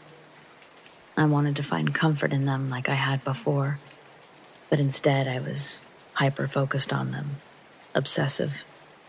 The bugs, the frogs, the loon, that unique tune. My body just wouldn't let me ignore it. And even though I don't think I knew what I was doing, I woke my parents up, shaking them both. My dad, the first to rise, asking me what's wrong. I tell my dad I think we should go. My mom's awake now. My dad's asking me what happened. I start from the part where these men are at our campsite, discussing robbing and killing us. I tell him they don't kill kids, but there's a lot of gunfire exchanged. But they really just want the pickup and the trailer, the keys. Nothing is coming out as eloquently as I had just heard it play out. He tells me to catch my breath. He thinks about what I said and he tells me it was a terrible nightmare, that we just need to get some rest. Exactly what a lot of parents would do, honestly. Seems cliche, but what would you do? I sit there and I listen to the noises outside. I know I've heard them all before. Nature always has a way of feeling familiar, but these sounds were actually familiar, like deja vu. My mom pipes up and is telling my dad that he should at least get his gun from the bag and check outside. They mumble back and forth, and I grab their arms and I tell them to shh. I tell them if we hear or see a flare gun in the next 5 minutes, we have to leave. I make them promise. My dad's almost agitated that my mom's so quick to agree, but we all agree. Not even 5 minutes goes by. Flare gun fires off. My mom shrieks a bit, stops herself, and grabs my dad's arm.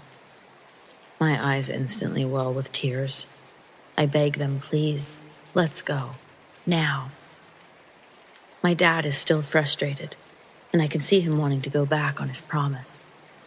So when he looks at me, my 10-year-old self tells him, matter-of-factly, Dad, we can leave now and get a really good head start on staying alive. Or we can wait for the loon to sing its tune, the weird one, again, because it will. But if we wait any longer than that, I don't think we have enough time to outrun these guys and their guns. He looks at me intently, and he begrudgingly tells my mom to take me and our things and go to the trailer. He's going to pack up the tents and the camping chairs, he says. He's not leaving them behind, he says. I take a lantern to my tent and I grab some things per my dad's instructions. I'm in my tent and I hear the loon for the second time. Chills go down my spine. I take an armful of stuff and I run it to the truck. My mom takes it from my arms and throws it in the trailer. Then she grabs my arm and tells me calmly to get in the truck and to stay there. She starts to head towards my dad quickly, but he's already halfway to her, and he's running. But he's telling my mom to shush with his hands and with his mouth. He's basically the embodiment of a shush in that moment. He's motioning for her to turn around, to run. I unlock the doors. My dad doesn't grab the tents, and he's got no camping chairs in his arms. Instantly, I know something's wrong. He opens the driver's side door, basically tosses my mom into the truck, and throws himself in after, quickly starting up the truck and telling us to get down, handing my mom a pistol, grabbing another from under his seat and shoving it under his leg. He maneuvers us out of this tight spot in record time. All I'm doing is looking back in the side mirrors just waiting to see two silhouettes standing there. My dad has extended view on his side, so I reach my neck to see if there's anything, and he snaps at me to stay down. I never get to see what my dad saw, and before I knew it, we were back on the highway. Not too long after we hit the highway, my dad spoke. "You saved us, Katie Bear. I don't know how you did it, but you saved us." I don't remember if I said anything back to him or not. What do you say? But I know I'll never forget him telling me that. It gave me so much validation, and I needed that. The rest of our night was spent at the police station, my dad explaining everything that had happened. Sort of. Even as of late, I've asked my dad why he didn't just tell them about the dream, but he always tells me it's because he wanted them to take him seriously. Explaining that I'm his daughter, and he didn't even take me seriously. Not at first. It wasn't until he heard the voices and the sounds of the strange men walking in the distance, the loon, all of that he started to believe. My dad said he recalled seeing two men earlier on the trip. We'd been looking for places to potentially fish, and when my dad left the bait shop next to our camp, two men were standing near my dad's truck, potentially looking inside. One man even walked to the back of it, touching the trailer, examining it a little. My mom and I were in the bathroom, but it wasn't until he started the truck that they sort of backed off, standing to the side, watching us. It stood out to him. He didn't know why at the time, but when the police asked for a description, he described those men. And things did eventually become of those descriptions. People were arrested, and maybe some others were even saved. Another detail I learned after leaving the station was that my dad had seen the men's silhouette in the trees in the marsh just beyond our sight, and they took pause, almost like they could see him too. That's when my dad saw the men reaching, either to the side or behind. He knew they had weapons because they were part of their silhouette. That's when he ran, and once we were elevated enough above the campsite, for just a moment, he could see that it wasn't just two men.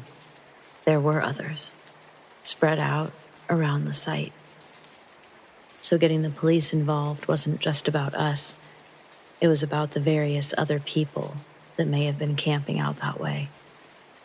So he couldn't waltz in there and say his daughter just saved his life with a premonition. He needed them to believe him. And I get that.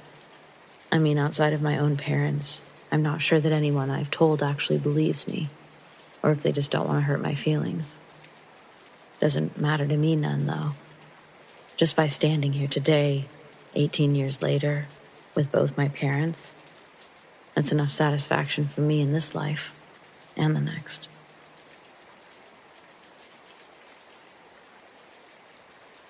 So before I go too into detail, I want to make sure that it's clear to everyone reading this that I realize how crazy it sounds, but I assure you, it is true. Every word. I would think that someone was on something if they told me this, but I lived it. So, sometime back in 2004 or 2005, I lived in some apartments in North Austin called International Residence. I had a small efficiency apartment by myself, and at the time, I was trying to become a world-famous rapper. You can still find some of my stuff on YouTube. Anyways, I had more beer in my fridge than food. My neighbors were the strippers that lived across the way, and they wanted to hang out with me every single day. I had no complaints, of course. Well, on New Year's, I decided that I would go to my cousin's in Sealy, Texas, about 100 miles away, for a New Year's bash. I arrived in Sealy, and everything was great. We partied down, had a good old time at this huge, fancy ranch. After the party was over, I headed back to my cousin's, still in Sealy, mind you, and I crashed out on her couch. So, the dream. That night I had the most vivid dream. Now, when I say vivid, I mean, it was so real that I thought it was absolutely 100% real. I remember I walked up to my neighbor's door, the stripper neighbor, and I knocked. They were having a party. They opened up the door and had a house full of people. Everyone was happy to see me. I remember taking pictures with people. In particular, one of me and the stripper neighbor kissing at midnight. I remember taking shots and everything that you do at a New Year's party.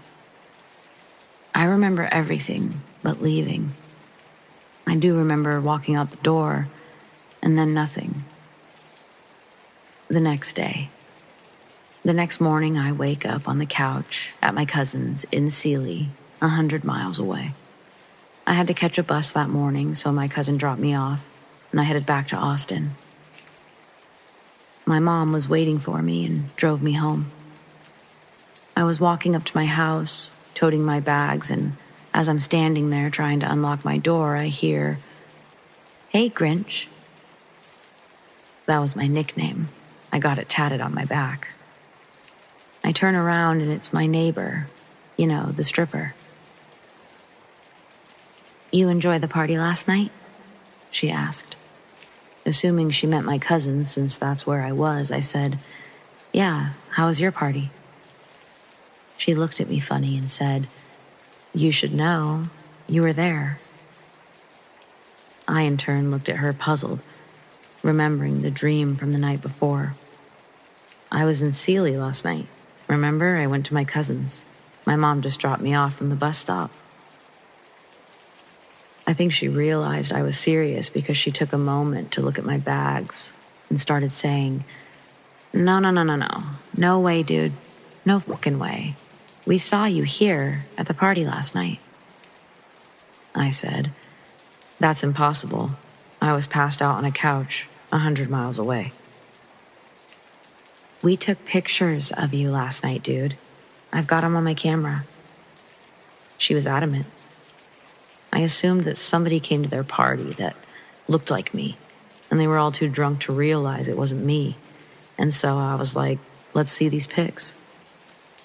So we go up to her apartment and sit side by side on the couch and start looking through pictures. The first few weren't out of the ordinary, people having fun and whatnot. Then we came to the picture that looked weird. The one where a guy that I knew was standing there with his arm up, like you would if you had it around somebody's shoulder and you were posing for a picture. But there was nobody there. I started to feel cold and sweaty because I remembered that in my dream, I had been in that picture. We go through a few more pictures and come to one of everyone together. I remember it also from the dream. I remember being right in the middle, but in this picture, there was a blank space right where I should have been standing. I look up at my neighbor, and she's about to cry. She was so freaked out. I was freaked out too. Before she went any further, I told her about my dream and asked, "Did you take a picture of us kissing at midnight?" "Yes, I did," she said excitedly, frantically looking through the pictures. Then there was a close-up selfie of my neighbor kissing air. There was nobody there. It was marked 12 a.m., January 1st. She dropped the camera and started pacing around saying, No. That's crazy. There's no way." As the day went on, more of her friends showed up, and every single one of them said they for sure saw me there. And we all marveled at the implications of what this meant. Years later. So I was probably 25 when this happened. I'm 41 now. I lost contact with my stripper friend and the people I called neighbors, as people do. But often I think back about that night. I try to wrap my head around it. I looked it up and I believe I performed, if that's the word, astral projection. I would really like to know if anyone else has had experiences like that, or even know how it was done. I've never done it before or since. Leave a comment if you have any ideas, comments, stories.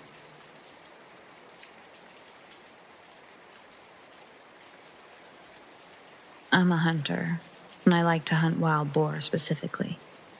Though I've been deer hunting and have been known to get a turkey for Thanksgiving, I mostly hunt boar. For those of you that don't know, boar are a big problem in the United States. A sow can have 2 litters a year, and it's not uncommon for a litter to consist of 10 or more pigs. Given that pigs eat anything and everything, it's not hard to see why the Department of Fish and Wildlife makes it legal to hunt them with almost no restrictions. In my state, it's illegal to hunt most large mammals with night or thermal vision scopes, with the exception of boar and coyote. I'd been saving for a year, mostly fun money. It's hard to explain to your wife that a scope that cost literally twice as much as the rifle I was mounting it on was worth it. But I did it. I took it to a range and sighted it in. There was an area that was peppered with boar activity that I knew would be perfect for a night hunt. It was easily accessible with my truck to find spots that I could set up that overlooked a large, easy-to-navigate clearing. The night started uneventful, mostly me tinkering with my new toy, cycling through settings. I was a little impatient. I spotted multiple deer, but they were out of season, and like I mentioned earlier, my current setup wasn't legal for deer. I moved to another spot I'd seen days earlier. That probably wasn't much better than my first, but it gave me something to do, and a new angle to look around with my new scope. After an hour or so of glassing the area, it dawned on me. This spot doesn't have much animal activity at all. No rabbit or owls. The deer that I'd seen were hundreds of yards from where I was. Why was this pocket of land so dead at night, but lively in the day? I'd set up around 10 p.m., and it was about 2 a.m. when I started to think about packing up. Maybe setting up a target before I left and taking some practice shots. I heard a crunch come from the direction I came from before. I panned my scope over and saw the silhouette of a small bear pushing through the bushes.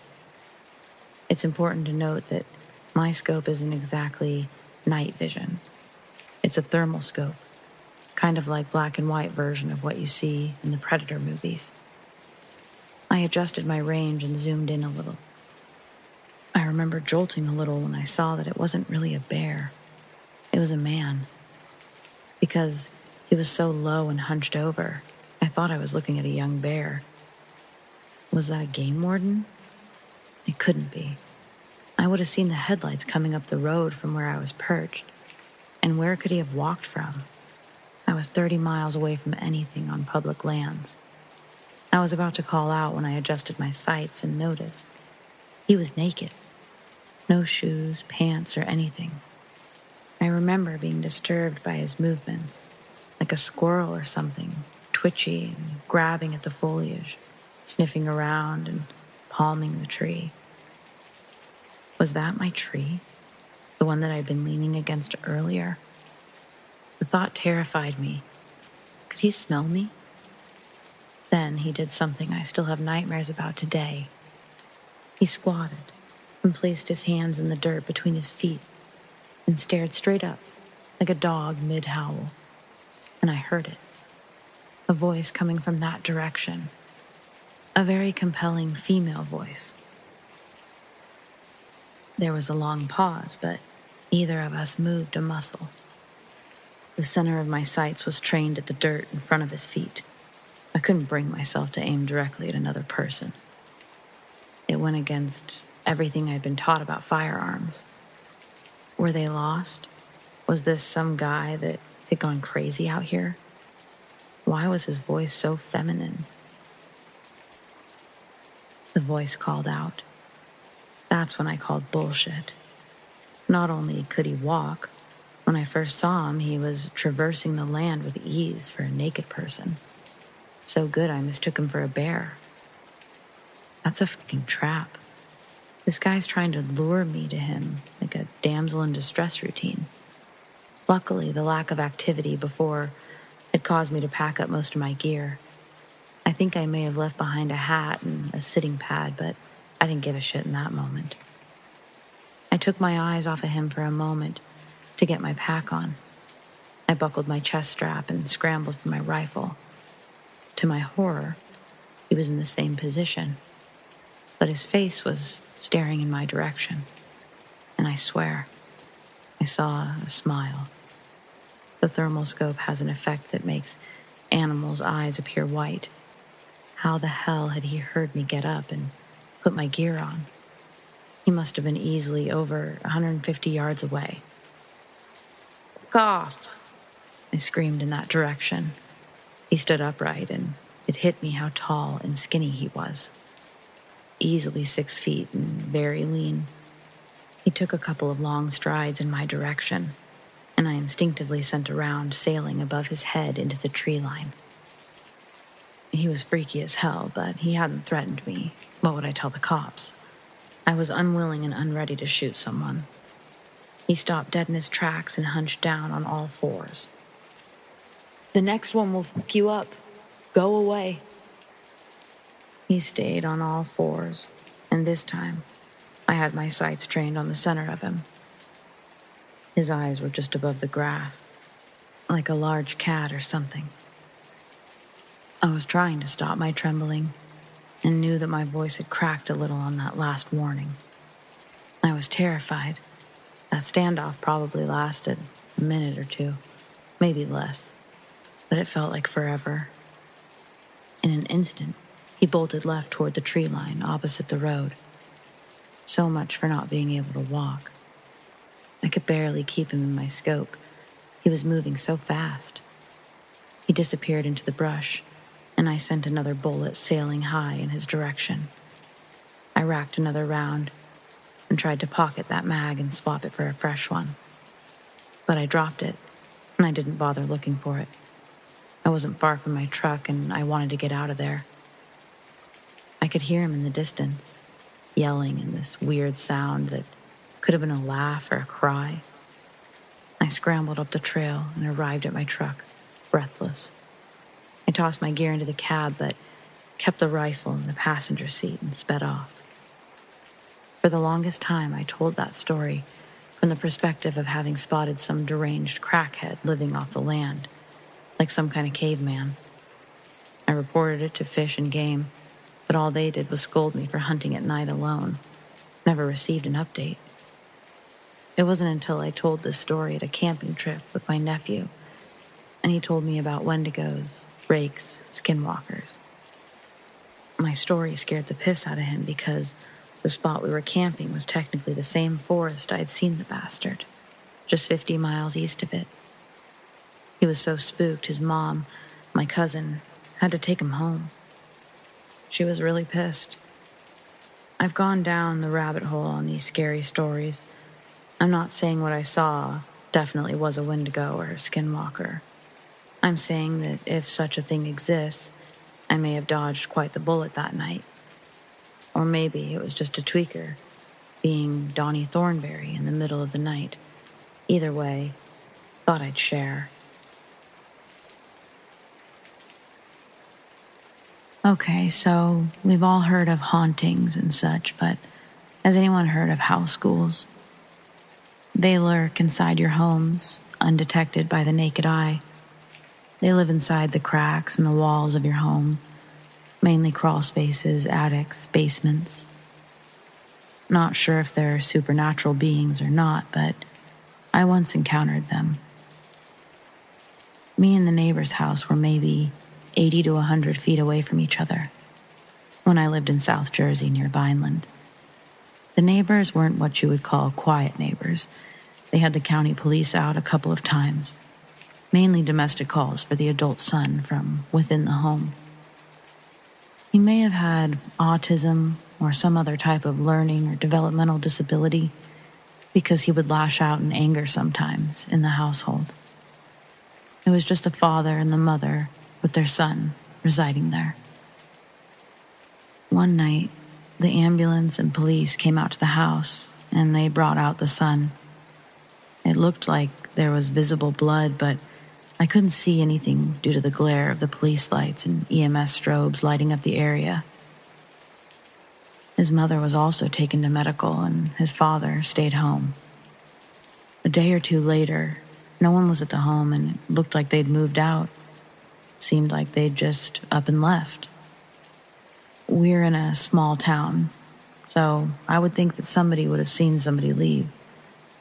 I was able to cure my intense curiosity because a buddy of mine I went to high school with, he was an EMT that was there that night at the house. I was able to catch him at the local bar. Sitting at the bar, I go up and ask him, "Oscar, what the hell happened that night?" He calmly looks at me with a and a grin, and then responds, "Crazy shit." He tells me that the son snapped. He took a paring knife and he stabbed his mother in the neck, and then went after the old man. The father was able to shove his son inside a closet and lock the door until police arrived. While inside the closet, the son started a bellowing scream, almost like a howl. When police opened the door, he'd taken the paring knife and stabbed all inside his navel and gouged out his right eye. He screamed penance the whole way out of the home and all the way to the hospital. I then said, "Wow, so do you think he just snapped?" My friend then said, "Nah, it's definitely the house." I then chuckled it off. Later on the exact same night, I saw what looked like people at the home. There was discarded furniture at the end of the lawn for trash pickup, couches, tables, chairs, and other things that I assume were clothes inside of black trash bags. So as I was going to look away, I noticed these things. They were like little elderly people, hunched over, very skinny bodies and protruding round bellies. Seemed like they were balding, with just very thin strands of cotton-like hair illuminated by the dimming garage light. I got out to take a look further, and I see two of them rummaging about the trash. It's not uncommon for people to search through the trash or furniture, though. But one of them then goes around the side of the home. No more than 4 foot 4 inches. Tall, stocky build, and skin that was like a pale, sweaty hide. Arms were short at the shoulders and long at the elbows. They also walked with a hobble and distinguishedly snorted in the air as they walked. The other one was a bit taller, maybe around 5'11", short arms, long fingers, and long, skinny legs, but walked hunched over, and if it stood straight up, it would maybe stand 7 feet tall. Both had very deep eye sockets, like you could barely see any eyes. In total disbelief of what I'm seeing, I had to wake up my wife and show her. She then went and made salt water. She said an African Orisha's prayer, opened the door, poured the water on our doorstep and porch, and closed it. We then watched as the things made their way back inside the empty home. Then they were gone. I then find out that the lady that lived there way before I was born, she was a medium, and she would charge people to do seances. Needless to say, I don't live around there anymore.